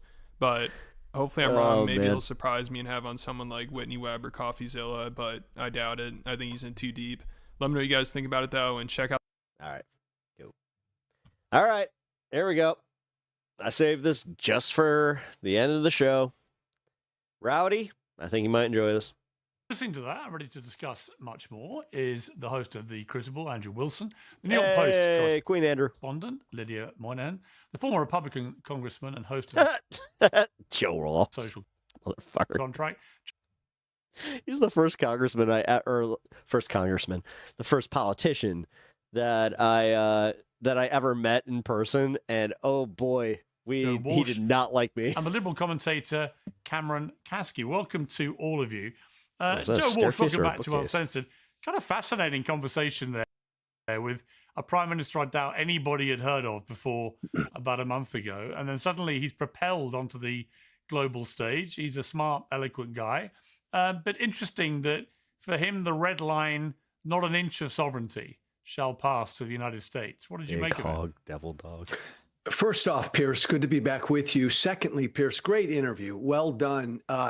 How refreshing and cool is that guy? And he's 34 years old. Man, that's the first time I've heard him speak extensively. Look, I love that. And that was my biggest takeaway was back off on sovereignty.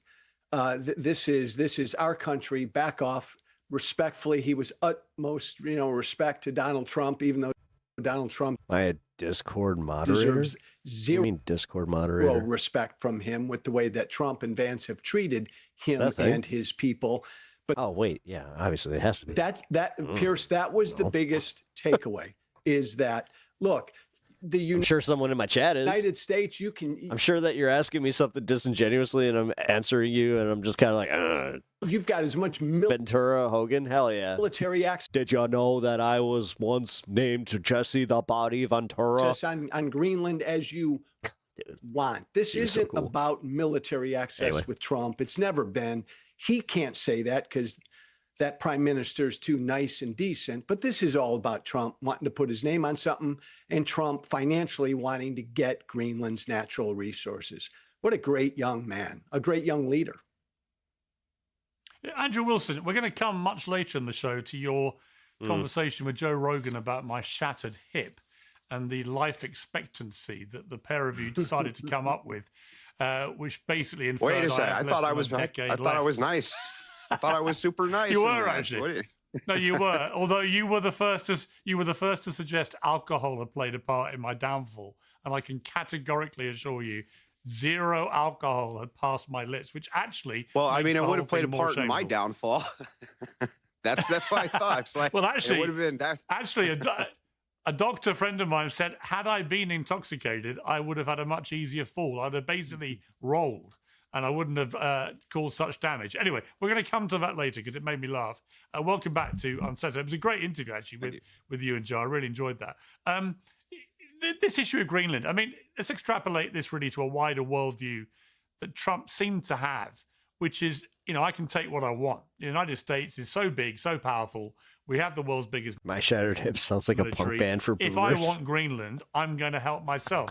Do you, as an American, do you feel comfortable about that kind of mindset, particularly relating to a country that is under the sovereignty of a NATO ally, which not just any old NATO ally? The Danes actually lost, I think, the third as highest number of people in the Afghanistan war, for example, when they came and fought with Americans against the Taliban per capita. I think it was the highest per capita, actually, were the Danes. So, the Americans owe the Danes a lot. And yet here you've got the president saying, yeah, I may just come and take it. What did you feel about that? Well, I don't know exactly what the strategic reason actually is. And that's thank God they're finally weaning him off the opium. Right.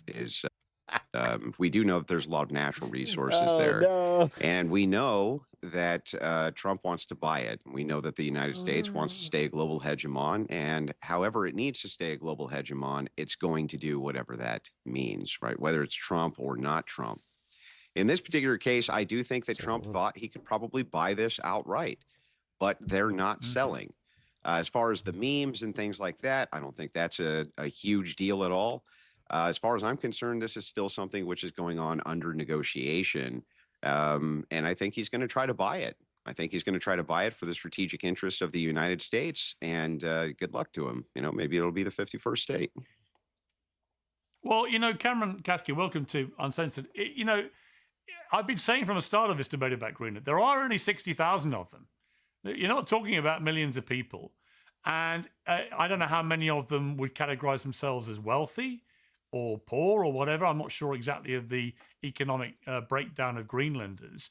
But if they were, for example, as I posited to the Prime Minister, to vote in a referendum to be independent, which, notwithstanding what he said, most people think is more likely to happen, that they would vote to go independent.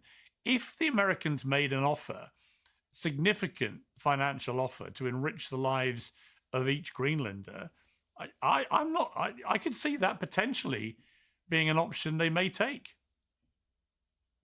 Well, in Europe, they have healthcare, and I think that that's what a lot of people want. In the United States, you can get sick and just go broke, and that's something that Donald Trump is not willing to do anything about. Yeah, But the unfortunately. Greenland situation boils down to the Yeah, it's fact Bruce that Campbell. the global order that was established after World War II to prevent something like that from happening again is something that President Trump is more than happy to not only disrupt, but chip away at.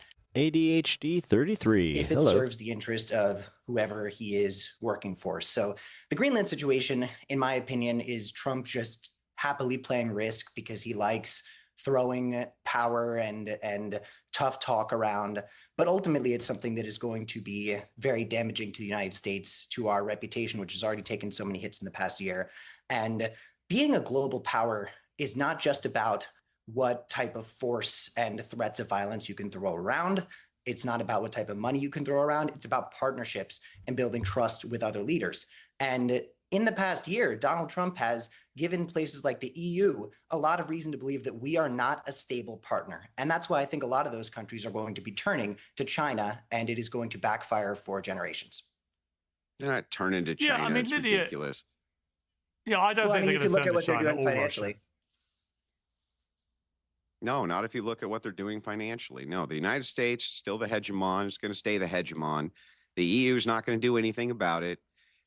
There's mayors of cities here, I believe, in the United States have more than 60,000 people.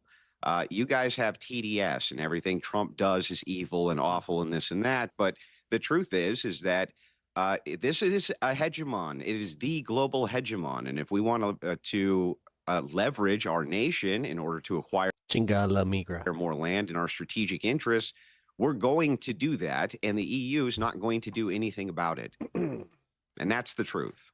Okay. All right. Let me bring in Lydia. Welcome to Uncensored, Lydia. Good to have you on.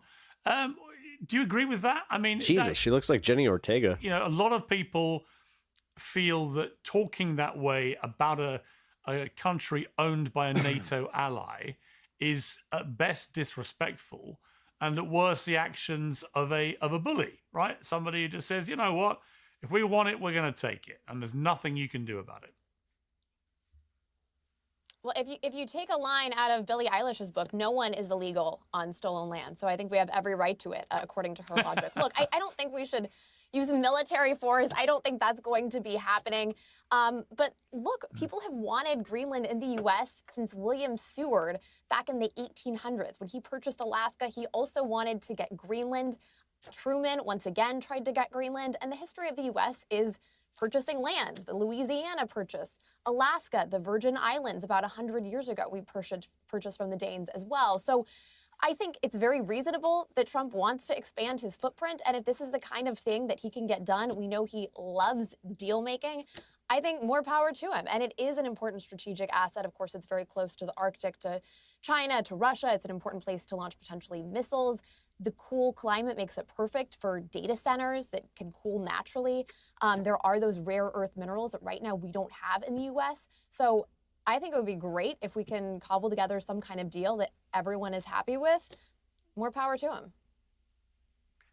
Okay, let's move on to other big stuff in the news.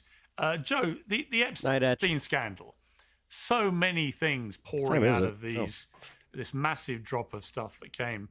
Yeah, I'll stream after this. In the last few days. Interestingly to me, because I'm in London at the moment, the consequences of this dump have been dramatic in the UK, right? Yeah. We are currently engulfed by what I would say with some confidence is the biggest royal scandal in my lifetime and the biggest political scandal in my lifetime, both happening simultaneously as a direct consequence of the former Prince Andrew, now Andrew Windsor, and Princess Lord Mandelson, who I suspect will soon not be a lord. Oh wait, Queen Andrew. That's right. I forgot. He's Queen Andrew. Will be propping up a prison cell. Who was the UK ambassador to Washington? Smoke with them. You know, these guys are toppling like dominoes. But what's interesting is we're not seeing Americans toppling like dominoes, even though there's a plethora of big name Americans in there. What's going on here? Why is it that America, for some reason, is not exacting accountability in the same immediate, dramatic way that we're doing, say, in the UK? And Pierce, kudos to you over there because yes, you are beginning to aggressively hold the rich and the powerful, the elites accountable for their relationships with the pedophile, the head of the pedophilia ring, Jeffrey Epstein. We're not doing that here. Republican, Democrat, independent business leaders, political leaders. There are a bunch of rich and powerful, elite people, men in these files, and we're not going near them. I think the president of the United States right now is doing everything he can to protect them. I think he's using the Justice Department to protect powerful people. Again, Republican and Democrat across the board. We're not holding them accountable. And Pierce, I'll leave you with this. Look, the current president of the United States is mentioned in these files thousands and thousands of times. There are allegations. A lot. Like a lot. Just allegations, Pierce. Allegations or not. There are allegations it's a lot in these files that Donald Trump raped underage girls and threatened to kill an underage okay, but let me stop you there, Joe. Joe, but here's the problem. Yeah, but Joe, here's the problem. Those have already been looked at, instantly dismissed as the stuff of fantasy. The problem, if you're Donald Trump, is that absolutely anyone could call in with any outrageous allegation, and it gets logged and then appears in these files. I think we've got to be a bit more grown up about how we approach this. Nobody thinks Donald Trump raped children, right? I mean, you don't think that. I don't think that. And it's already been dismissed by the investigators as the stuff of just a nefarious caller wanting to do damage to him. However, I would caveat that by saying, I don't think it's enough that there are still millions of files that are not being released. Yeah. Right? I don't think it's enough. And I've always felt, because I talked to David Boies, who was Virginia Giuffre's lawyer, and is one of the top criminal lawyers in American actually made it. Modern history. He said he'd never seen anything which pinned Trump to any criminality with Epstein.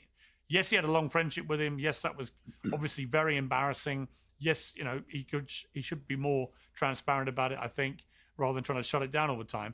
But no one's produced any actual evidence that suggests criminality with Trump. However, Pierce, the only point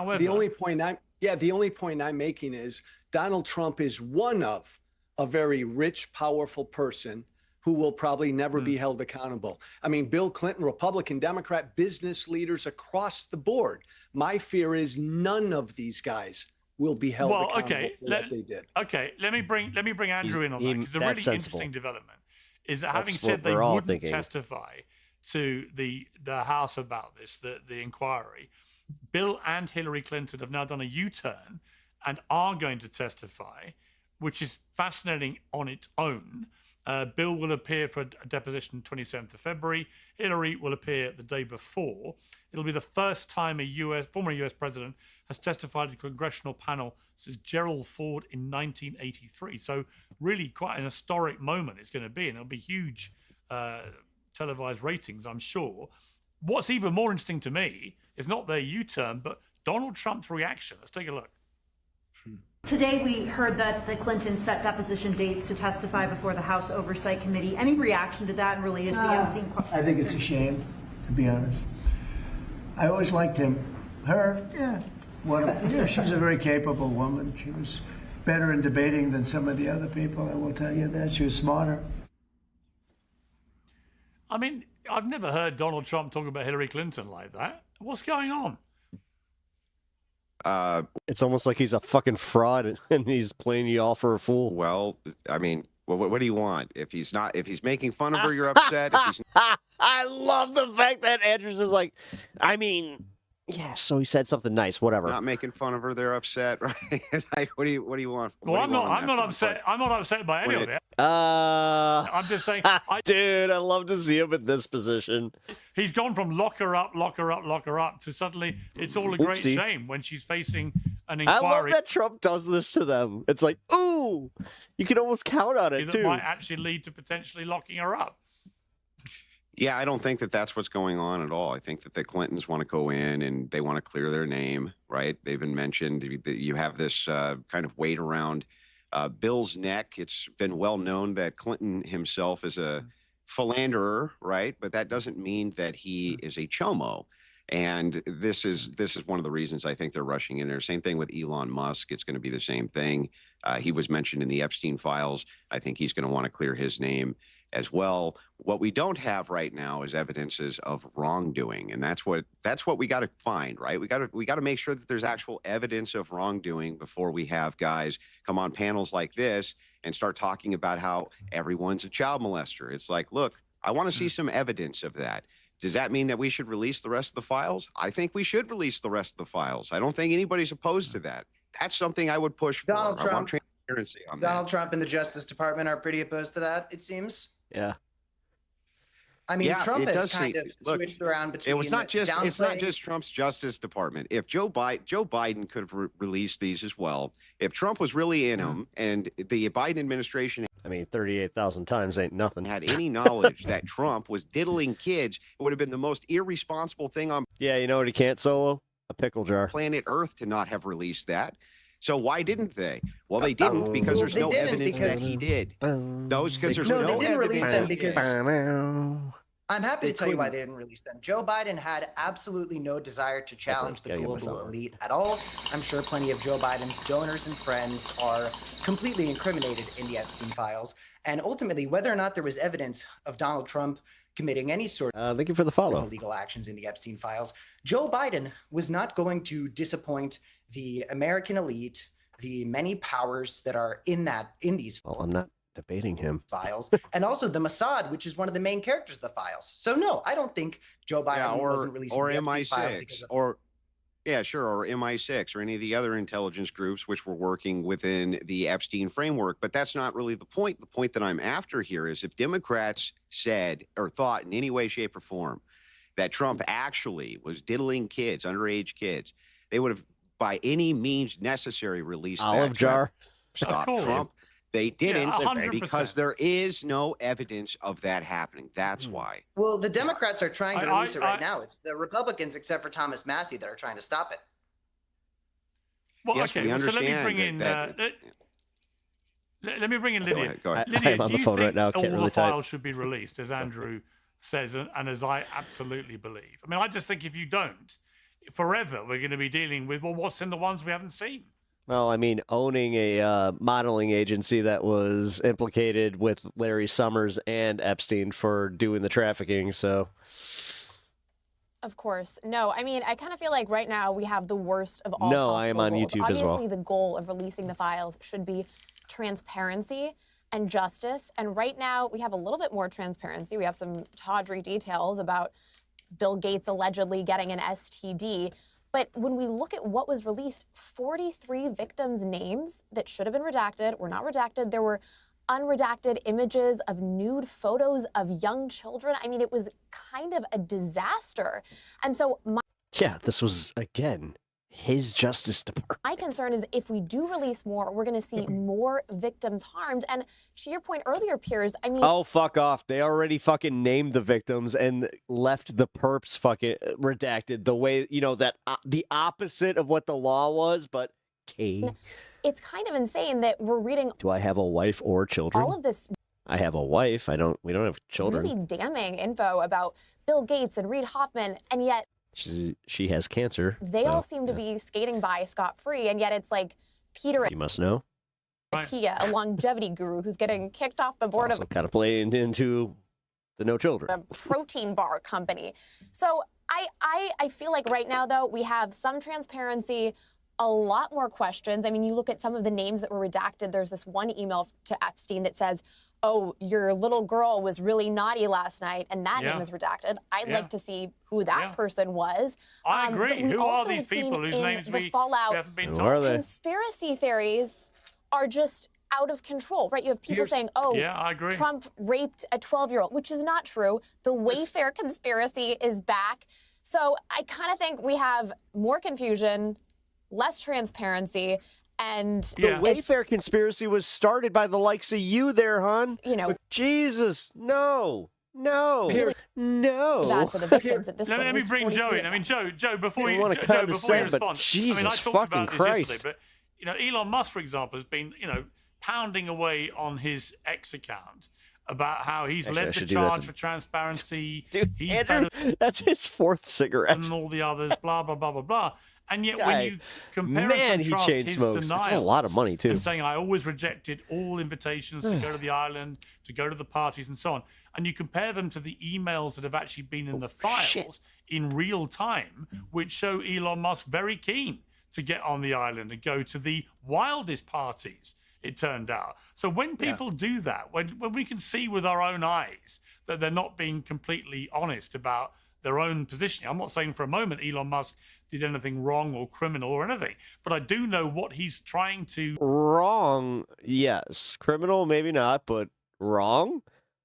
Come on. Spin about what he said in those emails is not accurate, My guy. which then raises Well, a number of other doing? questions. Yeah, and Pierce, it goes to the other point you raised a few minutes ago, Trump's odd reaction, kind of complimenting Bill and Hillary Clinton. I think it just goes to this bipartisan protection racket. They're all going to try to protect each other. That's why. And again, just one final point, Pierce, the context here. Remember, before Trump got elected, Trump promised to release these files if he became president. J.D. Vance said the same thing.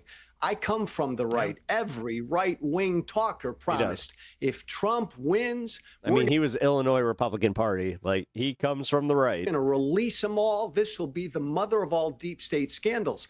So then Trump wins and he says no. That's the basis for so much of the confusion here. Yep. Yeah. There is confusion, look, but don't you think that if there was something super damning in there about him, he wouldn't have campaigned on that?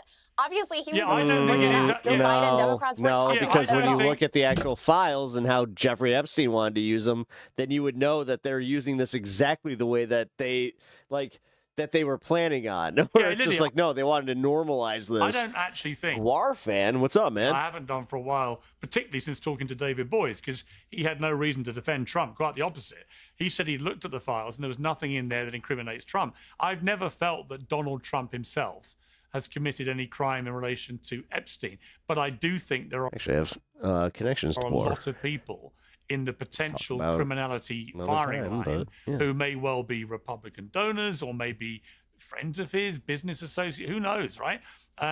We just don't know. But I do know if you don't put all the documents out, as you said, Lydia, the conspiracy theories will just rage and rage and rage. And this scandal is already... where did the conspiracy theories start? With QAnon, right? Massive. Like, this is the thing that they're conveniently ignoring. They're like acting like this was all of a sudden created by the left. Like Donald Trump is saying, it was a Democratic hoax. Really? She just even said it. Like, oh yeah, why would he campaign on it? It's like, because he thinks his base is stupid. I mean, it's hard to think about. And he thinks that if he just admits it like right in front of them, then they'll just be like, the Democrats are doing it. And then he'll just say, the Democrats are doing it, and they'll be like, bigger scandal of its kind that we've seen in our lifetimes. And it's only going to get bigger, I suspect. We don't even know, we haven't even been through probably a tenth of what's in the current dump. Let's just turn to another issue. Andrew, I'll come to you on this. Excuse me. A clip of last night. This is in the Oval Office, I think. It's Donald Trump attacking CNN's Caitlin Collins for not smiling. Here we go. Nothing came I out wonder what about Andrew me has to say other about than this. There's no it was way a he's going to say conspiracy anything against, chauvinistic. literally, by Epstein and other people. But I Thank you think for it's the time now subscription. for the country to Leroy? Maybe How get can I on do it? something else. Leroy? Like healthcare, justice, Mr. President. something Yeah. that people care about. Yeah, what did you say? Go ahead, What would you say to are the so survivors bad. who feel like they haven't gotten You are justice? the worst reporter. No wonder CNN has no ratings because of people like you. She's a young woman. I don't think I've ever seen you smile. I've known you for 10 years. I don't think I've ever seen a smile Well, on I'm your face. asking you about You survivors. know why you're not smiling? Because you're not telling the truth. And you're Shampoo. You're a very Conditioner. dishonest organization. Honestly. And they should be ashamed of you. These are survivors of a sexual abuse. Nioxin is the No, Andrew, full shampoo disclosure, conditioner I know that I use. But Caitlin a bit. I used to do the the secret is to not overbrush your hair. What you do is you brush your hair when you have the conditioner in it, and then you just wash the conditioner out and just don't brush your hair after that. Boom. Clock slot at CNN. She does that now. I think she's a great journalist. Nioxin, fuck yeah, dude. And it's also like it's a menthol, so it feels really good on your scalp. Does she smile? Fair. This guy pee sitting down. I don't. She smiles all the time. Oh my But God! she doesn't You're smile being when she's such talking. a baby, She doesn't. dude. I do not, sir. You could just say She it's doesn't bad smile when the when. president- Fuck cancer and pray for your wife's recovery. Thank you. I appreciate that. Hang on. Let me, Cameron, I'll come to you. Cameron. I cracked. Final chemo treatment, and we go into radiation soon. Joke. Oh, cracked a joke. Yeah, Oh here's my point. Oh. Andrew, here's my point. Donald Trump has taken in the last sort of year or so to being From Arrakis. pretty offensive to Hey, literally, my fucking cat's name is Leto the Second. female So I appreciate that. correspondents in particular. Should he do that, or should he be a little bit more respectful? Nissan Agari. Yeah, Trump's whole stylistic is being very combative with Pepper Agari. media. It's one of the things that really worked with him as a strategy in dealing I'm not even kidding. That's my cat's name is Duke Leto the Second. with them. It's one of the most endearing prayers for my old lady. Thank you. Parts of Trump when it comes to the American public's perception of him is the fact that he's extremely combative with the media. And let's not pretend that it's not a big game on Nice. both sides. Yeah. Both sides are playing it. Big Dune fan. They both enjoy it. It's like a game of cat and mouse, right? Can I get Trump's goat? Oh, I did. Trump kind of had a little go off on me. Now it's big news, right? It's part of the combative nature that he has with the media. It's probably one of the guy's most endearing qualities, honestly. I know everybody is always freaking out about it, but that's the thing that the kids call aura, right? The whole idea that he can have these engagements with these media personalities and it goes viral and people are laughing and they're having a good time. I mean, it's part of this guy's personality, always has been. I mean, Lydia, I don't think for a moment Caitlyn will lose any sleep over it. Only wishing the best for you to kick cancer's ass. She's Thank a you. tough cookie. Appreciate that. I think she'll probably be quite enjoying the attention on it. It just makes her a little bit Also, Guar fan, rest in peace, orders. more famous and probably gets more people tuning in.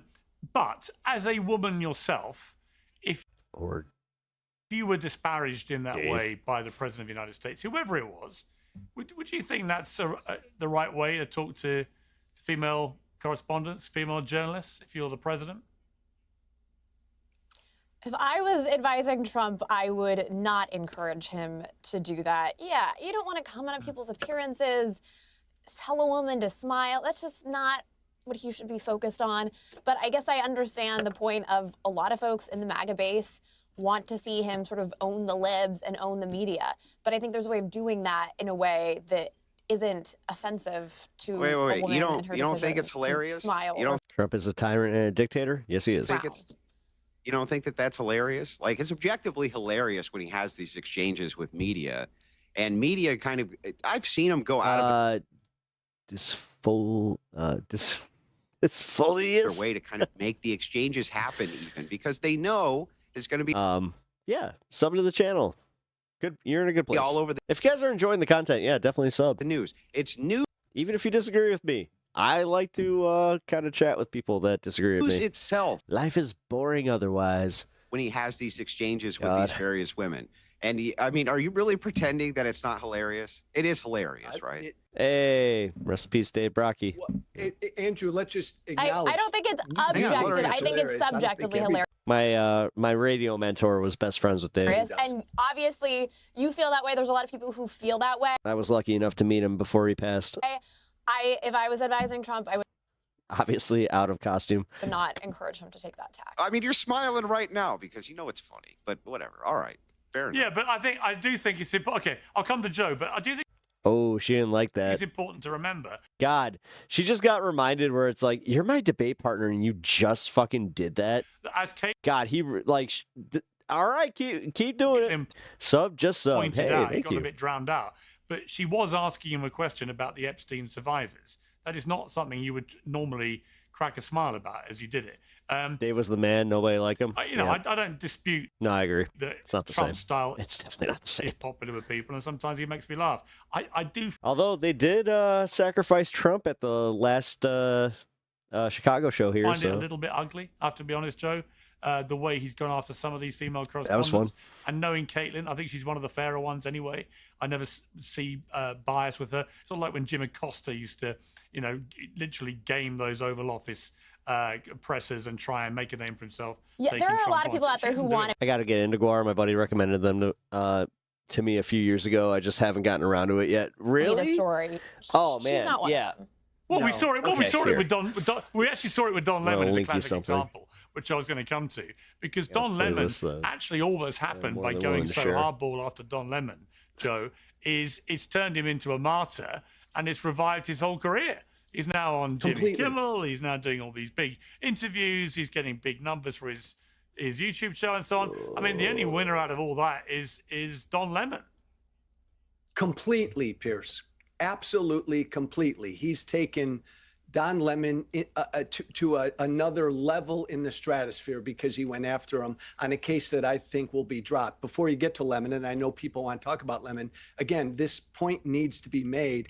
I agree with Andrew. I'm sure I know there are a lot of people who love that Trump does this. And I know there are a lot of people who find it funny, but it is also ugly because he has a particular long-standing habit of attacking the physical appearances of female reporters. There ain't nothing funny about that. Miss Piggy, hey, Miss Piggy from a couple months ago, he said to a female reporter, shut up, Miss Pulling up Piggy. the Come on, albums. that's not funny. Just pulling up the songs. Yeah, it is. No, and It he is wouldn't funny. find it funny. Well, Hang but on, hang on. Andrew, It if someone was said, funny. It but Andrew, was if objectively somebody, funny.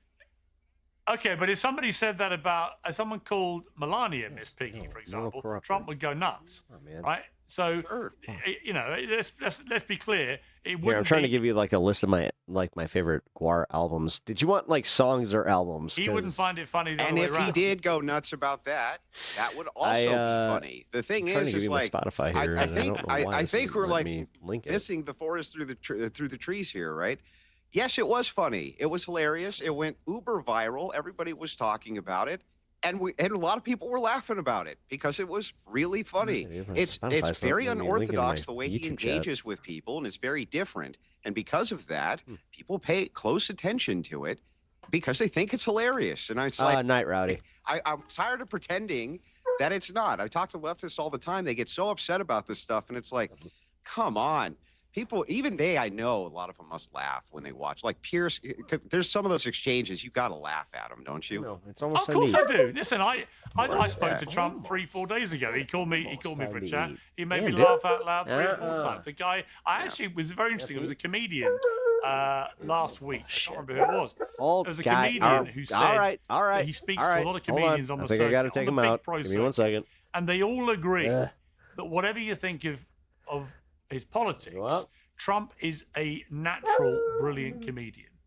They all agree. They think his what I comedic thought. timing, his spontaneity, his ability to make a crowd laugh is like nothing they've seen in any politician. The entire And world I is think that's laughing at Did you us. think it was funny yesterday?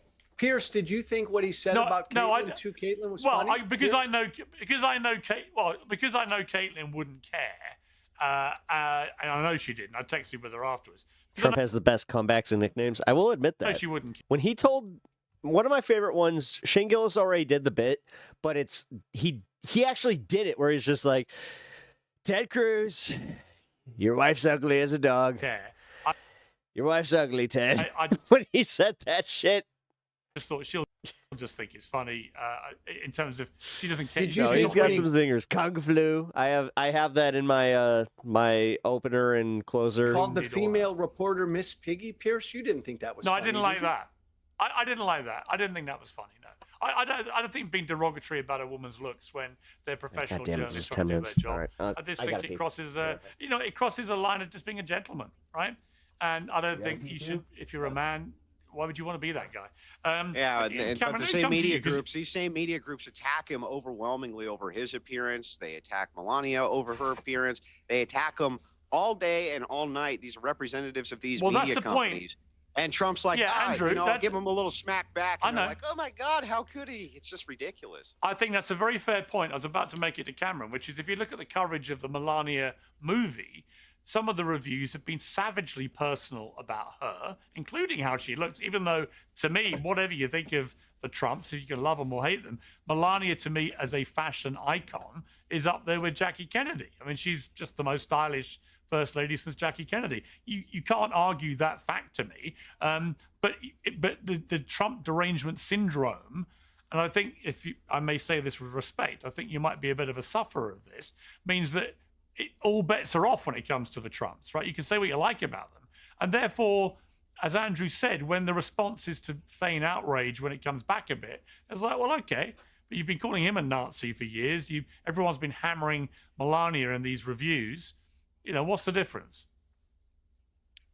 Well, Caitlin Collins didn't just release a $75 million documentary about herself. She was asking Donald Trump to comment on the survivors of Jeffrey Epstein's child sex trafficking rape ring. So the thought that an appropriate response to somebody asking about the systematic rape and allegedly murder of women being orchestrated by Jeffrey Epstein and the global elite, the thought that the response to that is, why don't you smile a little, is a bit more incriminating than even Donald Trump going on to say that the Epstein scam was a hoax, which he did say. I mean, he went from campaigning on releasing the Epstein files to saying it's a hoax, to saying that he's completely vindicated. It's extremely inconsistent. The one thing that has remained consistent with Donald Trump since the 1990s and before is hang on, sexism. Cameron.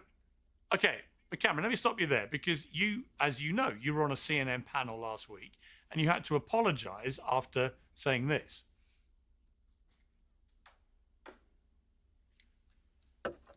I am appreciative that the president is being transparent about this. I would love it if he was more transparent about the human sex trafficking network that he was a part of, but you can't win them all. Cameron's grateful that the president is being transparent about the Nobel Peace Prize and his desires for Greenland. Scott, what do you think about that? You gonna let that sit? Are we gonna claim here on CNN that the president is part of a global sex trafficking ring, or? Well, I mean, we're going to talk about the Epstein files. Scott, I will do the fact checking as we go along here. Repeat what you said about the global sex trafficking ring. That Donald Trump was provably very involved with it. Okay, we'll get to that later. I mean, Donald Trump has never been charged with any crimes in relation to Jeffrey Epstein. Okay. Now, you issued an apology the next day on X. You said you had made the claim by accident, and that Donald Trump was obviously not involved with a giant international child sex trafficking ring. And yet, when you were given the chance to correct your accidental slur against him, which was a hoax, I mean, what you said was completely untrue, you didn't. You doubled down. You said it again. So it wasn't an accident. You genuinely believed it, and I would argue, and correct me if I'm wrong, but I would argue that is an example where your visceral hatred of Trump means in your head all bets are off. You don't have to treat him fix this like you would somebody else in public life. You can accuse him of being part of a global human trafficking ring, and when you're challenged, double down on that. And it's only when there's a massive backlash and you realize you might get sued that you then say, oh, I didn't mean it, it was an accident. And you know, that's an example, I would say, of somebody who you can't see the wood for the trees with Trump. Well, I think Donald Trump should sue a lot of people for a lot of the ridiculous claims that have been made about his involvement with Jeffrey Epstein. And I think that if he does, he's going to have to go to discovery and he's going to have to testify under oath. And fortunately, we know there's a lot of information that can be revealed that will prove just how innocent the president is, which of course I maintain that the president but you admit you lied about him, though. Yeah, but Cameron, do you admit you lied about it? Well, I didn't just make one mistake. I made two mistakes in a row. And if the president chooses to seek legal action, we're going to learn a lot in discovery and when he testifies under oath, and he's going to be completely vindicated. He's made it very clear. That wasn't my question. My question wasn't. What a snake! My question wasn't that you made a mistake. My question was that you lied. You just perpetrated a willful lie to denigrate Trump and accuse him of being probably the most heinous allegation you can make about any man is he was part of a global human trafficking operation. You said twice. I know, and it's one thing to tell a lie once, but to make that mistake, to say something so horrible as a mistake like that twice is just so unacceptable. And if the president wants to, I mean, there's so a why lot did of you people do who it? make these claims.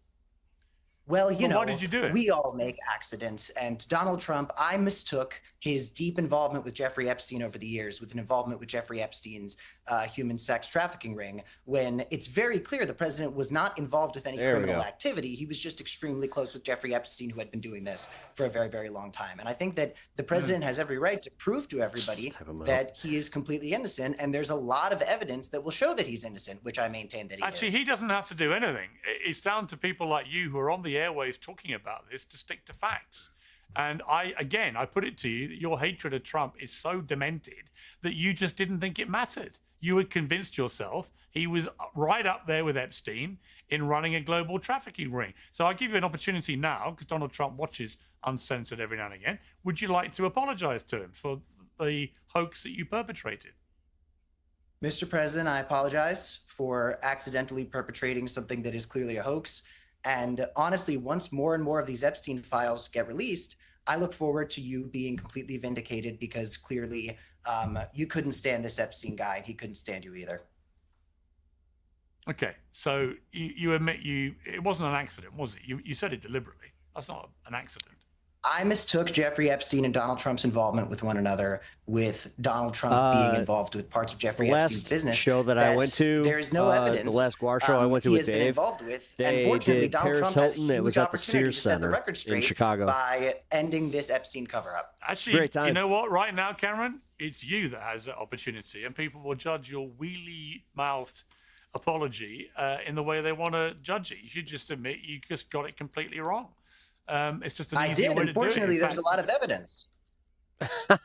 I mean, there's no the thing evidence is, he's part of a global human if they trafficking want to ring. sue him, No, I'm saying there's a lot of evidence that he's completely vindicated, and I really hope he releases it, because people are going to continue saying the wrong thing like I did. He doesn't need to release it. You set the record straight. When you make a claim he like should that, release it. He campaigned on releasing it. Well, if I was to make a claim, but hang on, Cameron, if I was to make a claim like that about you, I would have to substantiate it with actual facts. There is no factual evidence to support that claim that you made. You know it. We know it. It wasn't an accident because you were asked about it in the moment, and you doubled down and said it again. It wasn't an accident. Well, you know how it gets on those. You believed it. Well, you know, in a very high silly how pressure much sleep you lose to TDS. You should try melatonin. Making mistakes multiple times because you get very caught up in the theatrics. Called Trump Daddy syndrome. The situation with debate is that debate is very much I know how much you love him. It's a performance. You could say something's against the law and people will say, oh yeah, what law is it against? And if you can't name that law off the top of your head, they technically win the debate, and then you could look up the law afterwards and suddenly be able to prove it, but too late, the debate is over. So I buckled under the pressure of a high pressure environment, and I made not only one but two terrible mistakes. And again, I think it's up to the president to set the record straight, because people are going to continue to perpetrate these lies, and I don't think that's reasonable. I think that needs to come to an end. Only people who hate him so much they don't care about facts are going to be in that position. I try not to hate politicians. I try to look at politicians from a utilitarian perspective, and I think the president is in a place to do a lot of good right now. And the president has so much power that can be used to make the world a better place. And my hope for Donald Trump the problem, Cameron, is when you say something like he was part of a human global trafficking ring, you do the cause of holding Trump to account, irreparable damage.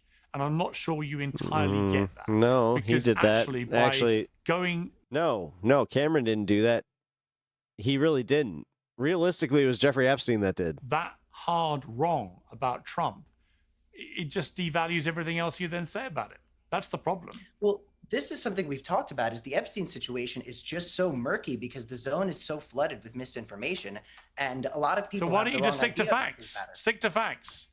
Literally stick to facts. It's much easier. I promise you. If you're the problem is that Piers Morgan is just a douchebag. If you're cracking under the pressure of appearing on panel shows like this and saying completely outrageous things which are lies, my advice to you is to take a bit of a chill pill, study information a little bit more detailed, study facts, and talk about facts. You can put your spin on the facts, but what you can't do is invent allegations of people being part of a global human trafficking setup. Andrew, I want to end on a happier note. I want to play the clip of you and Rogan talking about my shattered hip. The weird part is, Guar fan, I hope you know that Dave was actually like really fucking liberal, bro. Every time I see anybody who's 60s, Not even trying to do but just in general, how are you such a big Guar fan, but you're like, yeah, they're totally, they would love Trump. It's like, dude, they literally sacrificed him as their last show. they get the hip injury. It's bad. Or an homage of him. Yeah, it's not good. I think they think your lifespan at post hip surgery is like 10 years. Yeah, it's right. And he'll probably be better than that. Now, let me assure you, Andrew, that I'd intend to live past 70.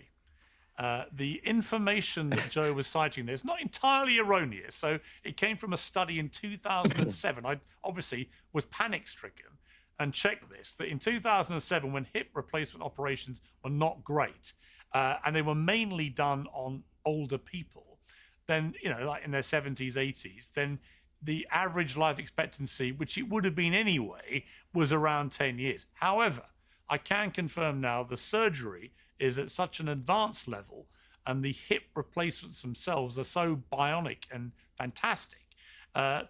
Jesus, did this chick take fucking Joker serum to just keep that smile on? Like, damn. My hip, I'm told, will last Yeah, up to hurt her 25 cheeks. years. And I want to take a bet with you now and Joe Rogan. I will live as long, if not longer, than my new bionic hip. $500 says I outlive my hip. You might live longer than me anyway, right?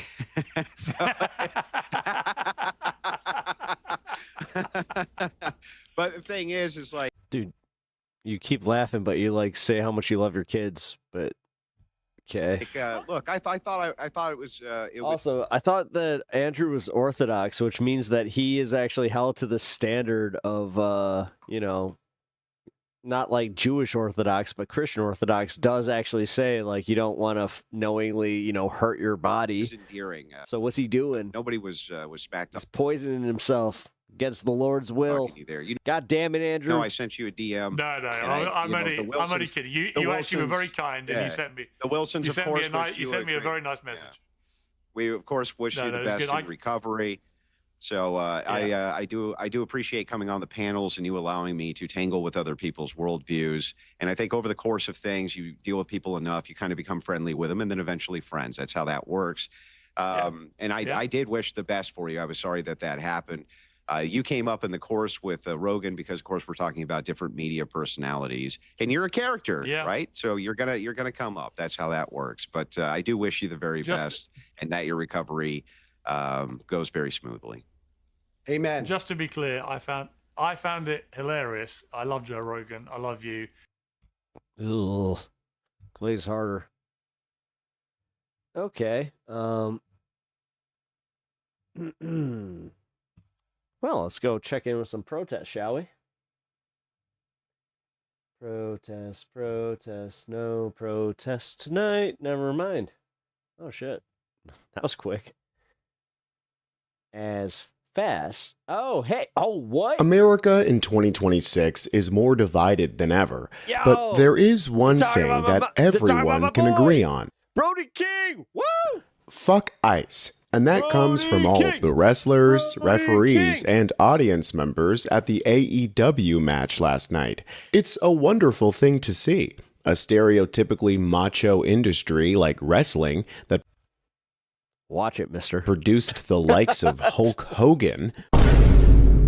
Yeah, watch it, mister. There's some fucking based-ass wrestlers. You better fucking watch it. Shedding its MAGA perception and coming out on the good side of history, where most Americans are at this point, as an insane majority of people are saying enough is enough. Yet something tells me that this won't be the last we're hearing of ICE, even if they do pull back a little bit in Minneapolis. Wherever they go next, if professional wrestlers are anti-ICE now, that means they'll probably be met with more F-ICE chants in any city.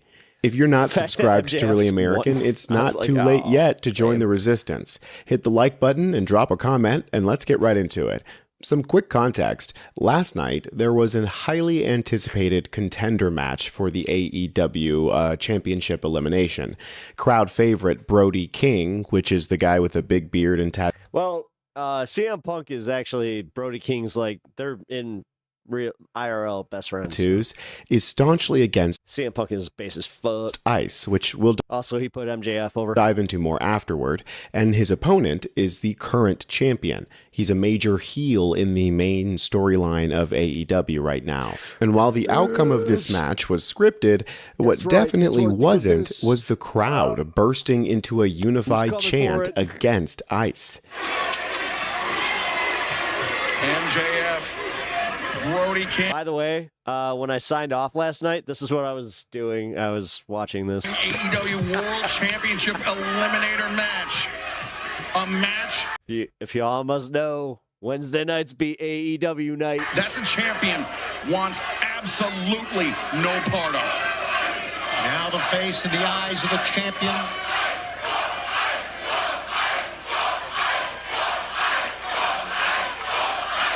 God, that was so base. Look at MJF's face. Oh, he's.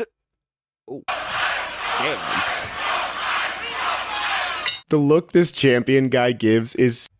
His name is MJF, Maxwell Jacob Friedman, and he's better than you, and you don't know it because you just called him the champion guy. so funny. And what's even more awesome Maxwell is that the Jacob referee in Friedman. this match subtly admitted on Learned the Twitter name. that he was purposefully delaying starting the match to give the audience time to chant more. This is from Yeah, he was. Cage Side Seats. The AEW Ah, it was fucking based as fuck. I love referee being a made sure fucking wrestling everyone fan. heard those very loud fuck And I mean a real wrestling fan. I'm not talking that WWF bullshit or WWE bullshit now. ICE chants on Dynamite. He tweeted this afternoon, "It seems like the referee may have waited to ring the bell so these could resonate longer? Oh no. Whoops." Even the referees and It's scripted, not fake. the AEW know what's up, Come on, and man. they are standing Those are performers. Those are high quality stunt performers that are giving you a fucking story. on business. And they don't get concussions like fucking everybody on, UFC, where, I mean, Jake Shields is definitely rocking them concussions, but Brody King has been about it for Brody King, baby! What's up? a while, That's my going out guy. of his way to be vocally against ICE. In a major event in Mexico City last summer, Brody King Brody went out on King's a limb so and based. revealed that he was wearing And just a fucking cool ass dude. And an Abolish ICE tank top in the ring, reminding all of us that we did immigration enforcement before ICE existed, and we can do it again just fine after we abolish it. This, of course, pissed off the MAGA-loving audience of pro wrestling. This t-shirt stunt pretty much divided the entire fan base, getting loads you can chill the fuck out with that yo. of Yo. comments like, If you didn't tell, like from that pro wrestling fans can also be base as fuck. So do not generalize. Otherwise, y'all might lose your subscription. this. Dwindling viewers, struggling to sell tickets? I know. Let's alienate half the remaining audience by forcing political views. This You mean like Triple H? other users You mean like Triple H going to the fucking White House? Fuck you. said, Fuck so you. You fucking stupid Mark. Are you fucking kidding me? he basically went to Mexico and protested people being sent to Mexico? By the way, they're deporting illegals and Yeah. Also, realistically, we're talking about WWE. They always treat their fucking, like, their luchadors or any other Japanese wrestlers like fucking stereotypes. Yeah. AEW, you actually have luchadors who are stars, like legit fucking stars. Most of their fucking top talent are Japanese fucking stars. criminals. Not playing the stereotype. Why do people have an issue with that? It is so funny that these MAGA morons think Please, by all means, walk up to The Rock and call him a pussy. that Please. they're the good people here. All Roman Reigns, CM Punk. All of us. Actually, CM Punk, goddamn. Walk up to CM Punk, call him a pussy, tell him what he does is fake. God. with eyes love and it. ears can see Or Brody King, for that matter. If you saw Brody King, like in real life, you would shit yourself. them deporting more My guy's fucking I think he's like 6'5", and like over 300 pounds, just fucking solid muscle. More than just criminals, and also, I don't Have fun know, with that killing one. citizens. And Brody King obviously doesn't seem too swayed I don't know much about wrestling, but fuck Roman Reigns. by these snowflakes whining. Sylvia, I think that's my favorite comment you've ever made. Shirt and making things a little bit more visible. I mean, I come from a very like punk rock hardcore background, and that stuff is like normal in our world. So like speaking on, injustices and whatever else is important to me. And, I appreciate that I work for a company that allows us to have our own voice, whether I ask for it or not. Thank you, Tony. But yeah, it was, I just think that using your platform to for good or just to help in any capacity Punk's is not dead. Fuck no, it's not. what the right When you have motherfuckers out here like Brody King, CM Punk, representing in fucking an industry like wrestling thing is to do. And on top of that, he's obviously willing to put his money where his mouth is. Oh, dude. Yesterday, he announced the total that his fundraising project with Headlocked Comics and artist Darren Warren was able to raise, and it was it's Daniel Warren Johnson who did this. This is part of that project. This is literally where I got the shirt. Daniel Warren Johnson. He's a Chicago local artist, friend of mine. And also huge wrestling fan. Actually, you know what? Fuck it. Here.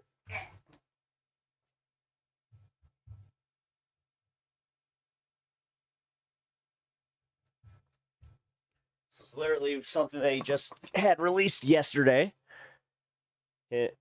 This is Adam Page knocking out Lex Luthor. Yeah. $8,000. He said, "Thank you to everyone that bought a shirt or a comic. Fuck ICE." So it's clear that he's not backing down, which just goes to show you how the public feels about ICE and Trump's immigration policy, a feeling that the public has had for a year now. Consider the fact that one of America's top professional wrestlers, Brody King, showed up to a match in Mexico City Wednesday night wearing a tank top that said "Abolish ICE." I'm going to say this slowly and clearly because it's important, and there's a lot of misdirection on this. Donald Trump and Stephen Miller are on the wrong side of public opinion on this, and they're losing badly in the court of public opinion. The court of public opinion ruled long ago that Trump has supercharged ICE in order to become his own personal army, and we are not happy with it. And now the public is about as united against ICE as they can be, without rounding up MAGA and deporting them to CCOT, which, I'm not against. This is polling out of merit. Grew up in the Attitude Era. From today. I mean, I did too. 65% of Americans, up from 54% in June of I've been a wrestling fan since I was 6 years old. 2025, think the actions of ICE have gone too far in enforcing immigration laws. 12%, down from 18%, say that ICE's actions have not gone far enough. We call those people psychopaths. And 22% say that the actions of ICE are about in line with enforcing immigration policies. This is slightly down from 26%. So even the psychos who were happy with what they saw last summer are now losing confidence in ICE and Trump. More and more of them are joining the side of logic and reason and compassion and human rights.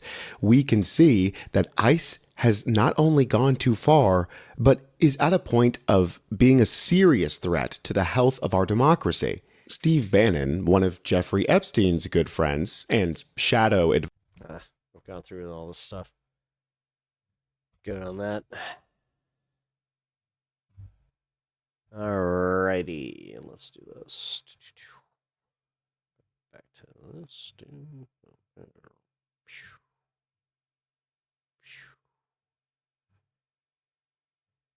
Cool. Music, chill. All right. All right, Pep, you might be right about the timing with Taylor Lorenz article. Every time I see a chorus set up, I'm just skeptical and on edge. I'm telling you. I'm telling you. I tried to call it fair. And also, I don't know. Like I said, Taylor Lorenz, she has the right amount of, oh, fuck you. I'm going to prove you wrong. Like, specifically, with everybody. Like, with everybody. So, I don't know. She does good work.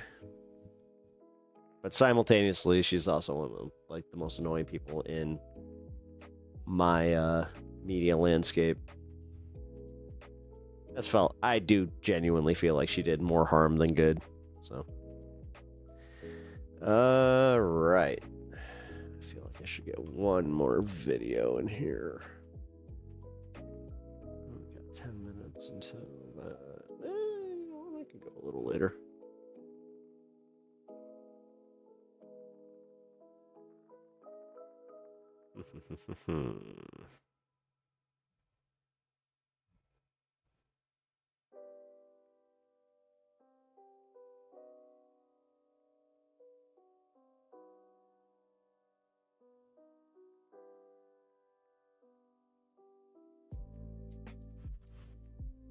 Okay, never mind.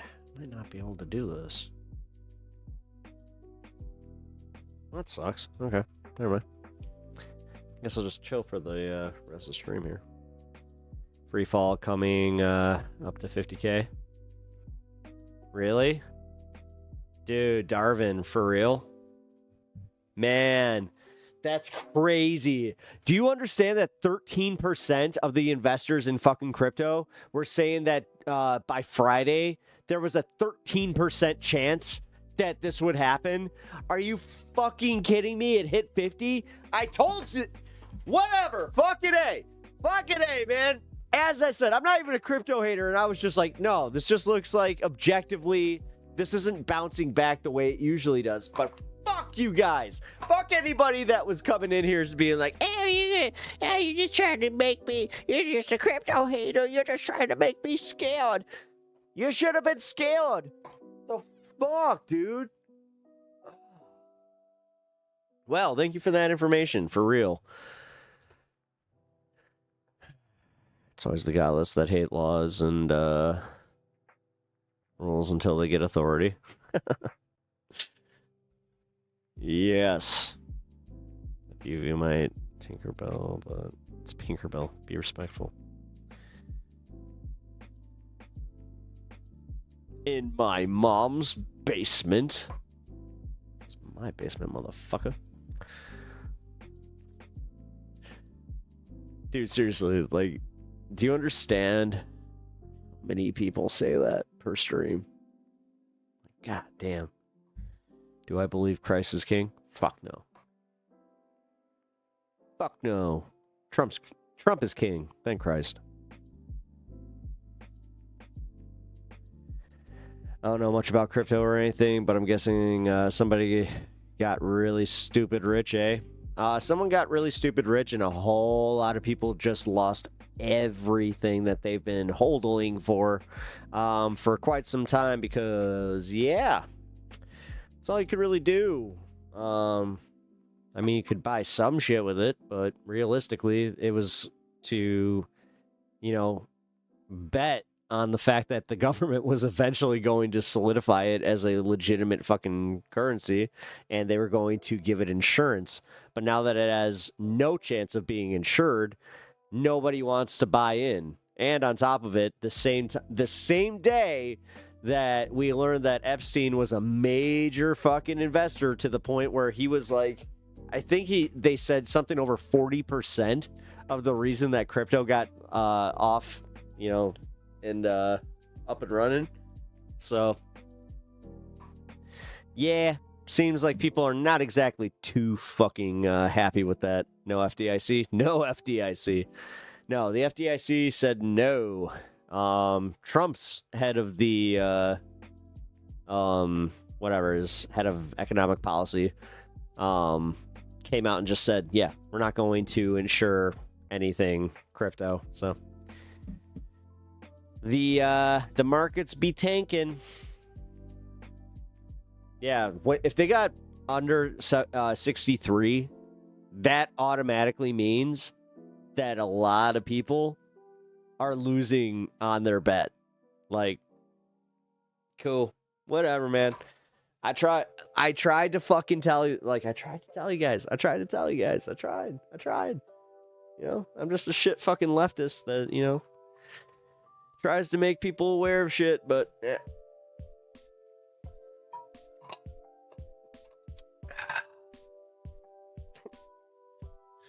Teflon.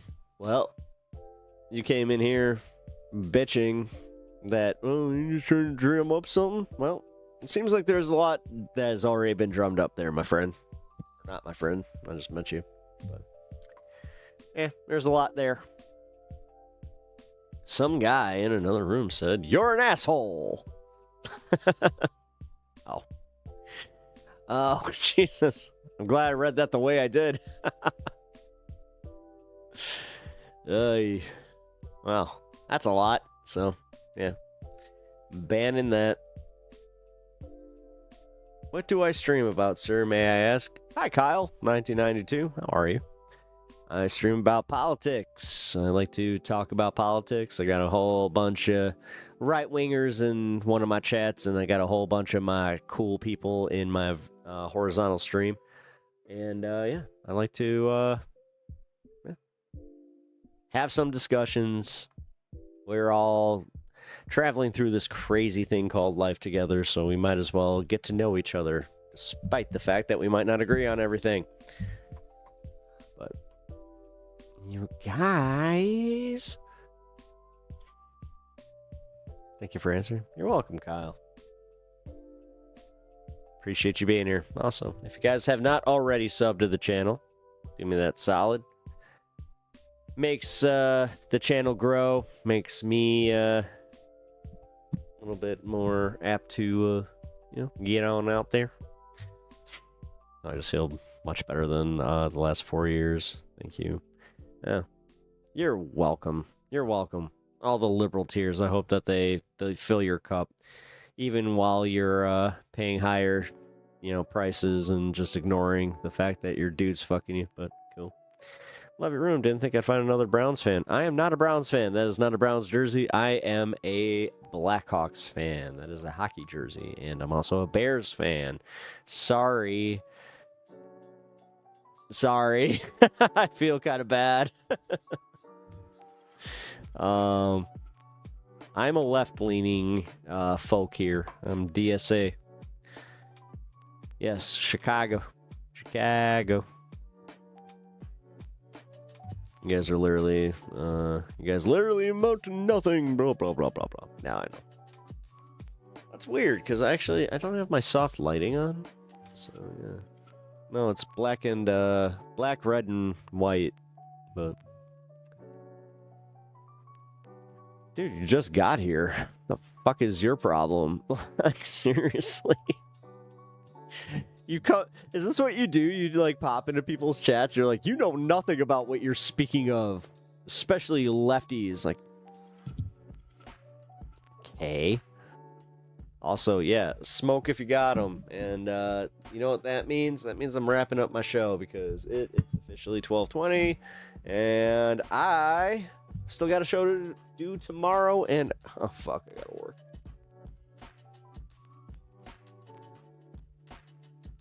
This is gonna suck. I gotta wake up early tomorrow.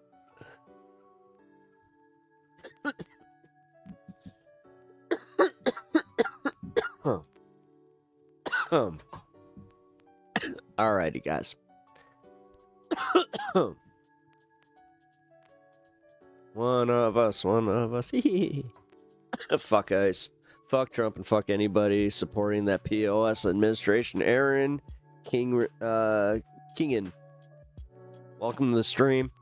Please hit that sub button if you haven't already and hit that like button because, yeah, abolish ICE, fuck ICE so fucking hard. Fuck Trump and Stephen Miller. You know what? Stephen Miller gets a special shout out in the Trump administration, but specifically Stephen Miller. Get fucked Pee Wee German. All right. I think that I just made my my piece there. But yes, everybody, have a good night. I will see you tomorrow. Tomorrow I stream at 4 p.m. Central Standard Time. Oh, shit. I just realized I got a new song from Mr. Kirk here to play. So what I'm going to do is instead of playing my standard outro, I'm going to play this.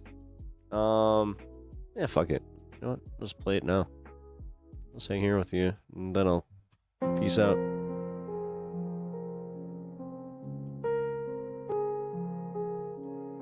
All right.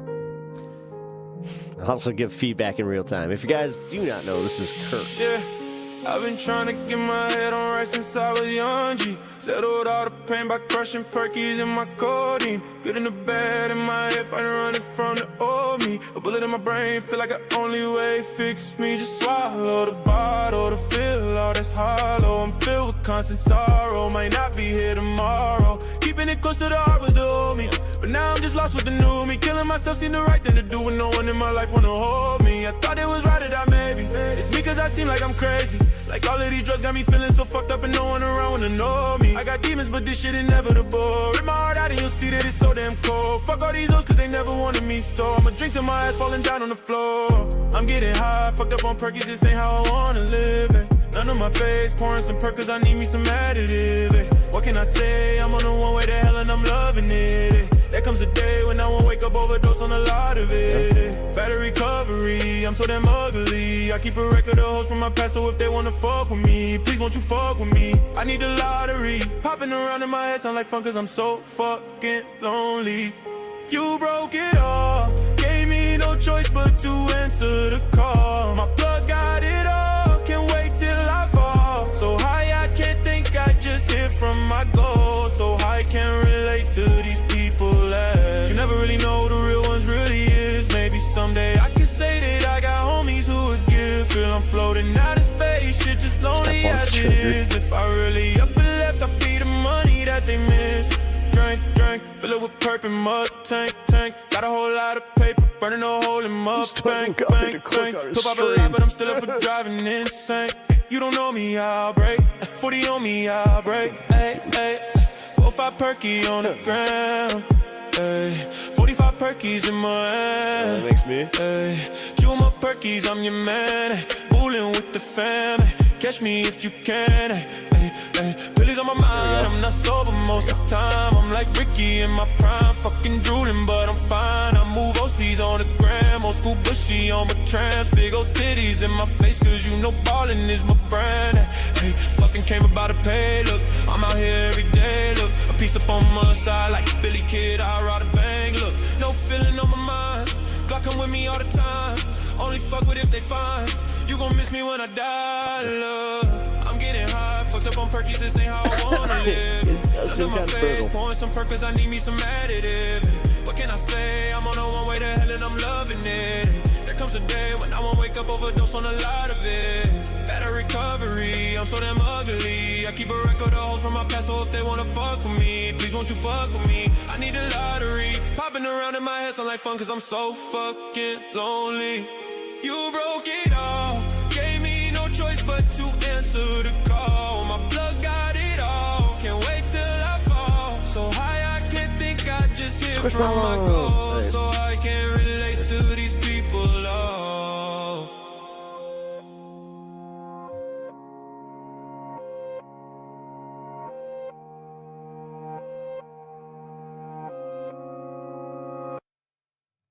That was Kirk with Billy Kid, his new single that you guys can always check out over on his YouTube when he decides to release it. You've been listening to KPEP. This was Kirk. Here, let me link it one more time. Kirk Official Music. You guys can find him on Kirk Official Music over on YouTube and iTunes or any of the places that you get your music. Maybe not iTunes because I remember there was something with some of that stuff. But yo, you're listening to, as I said, WPEP. Pew, pew, pew, pew, pew. Oh shit! Actually, Guarfan. Hold on. You know what? Fuck. Kirk, I feel bad, but Hang Your Hate is also a band that has been very, very cool with the freedom to use their music. And just in general, they are a fucking great band. I have been very happy to promote them. Let's see. Oh, shit. That's right. Hold on. Never mind. I'm going to have to do that tomorrow. I'll link Hang Your Hate. Here, check them out. Forgot that they're readjusting their YouTube, so sorry, guys. I thought I was going to be able to play their music. But unfortunately, they are down right now, but you can still subscribe. And I think they can watch a few of their videos, but most of them are taken down just while they're resetting up their page. As I said, big things are happening for Hang Your Hate. So if you guys have been listening since, the Pep Talks days, you guys might be able to say that soon. So, alrighty. I appreciate you all hanging out. If you guys are enjoying the show and have not already, please subscribe. I stream Monday through Saturday, and I like to just kind of have conversations. So even if you don't agree with my politics, please come on back, and I would like to kind of vibe. So that, as I said, I'm going to kick on off, and I will see you later. Bye. Bye. There we go. Nope. Bye. Oh. Bye. Goodbye. Who the heck is Pep Talks? I'm not gay, but I fantasize about Marco Rubio. Pep Talks. Pep Talks. Pep Talks. Let's eradicate the Kung Flu. I'm literally coming. Pep Talks. Pep Talks. Who the heck is Pep Talk? They want our women. They want our children. Pep Talk. Sometimes no means yes. Grab them by the pep talk. Grab them by the Marco Rubio. Obama is a racist. Pep Talk. I'm literally coming. I'm literally coming. Pep Talks. We found weapons of mass destruction. My fellow Americans, it has been confirmed today from Pep Talks that we are indeed all high on politics.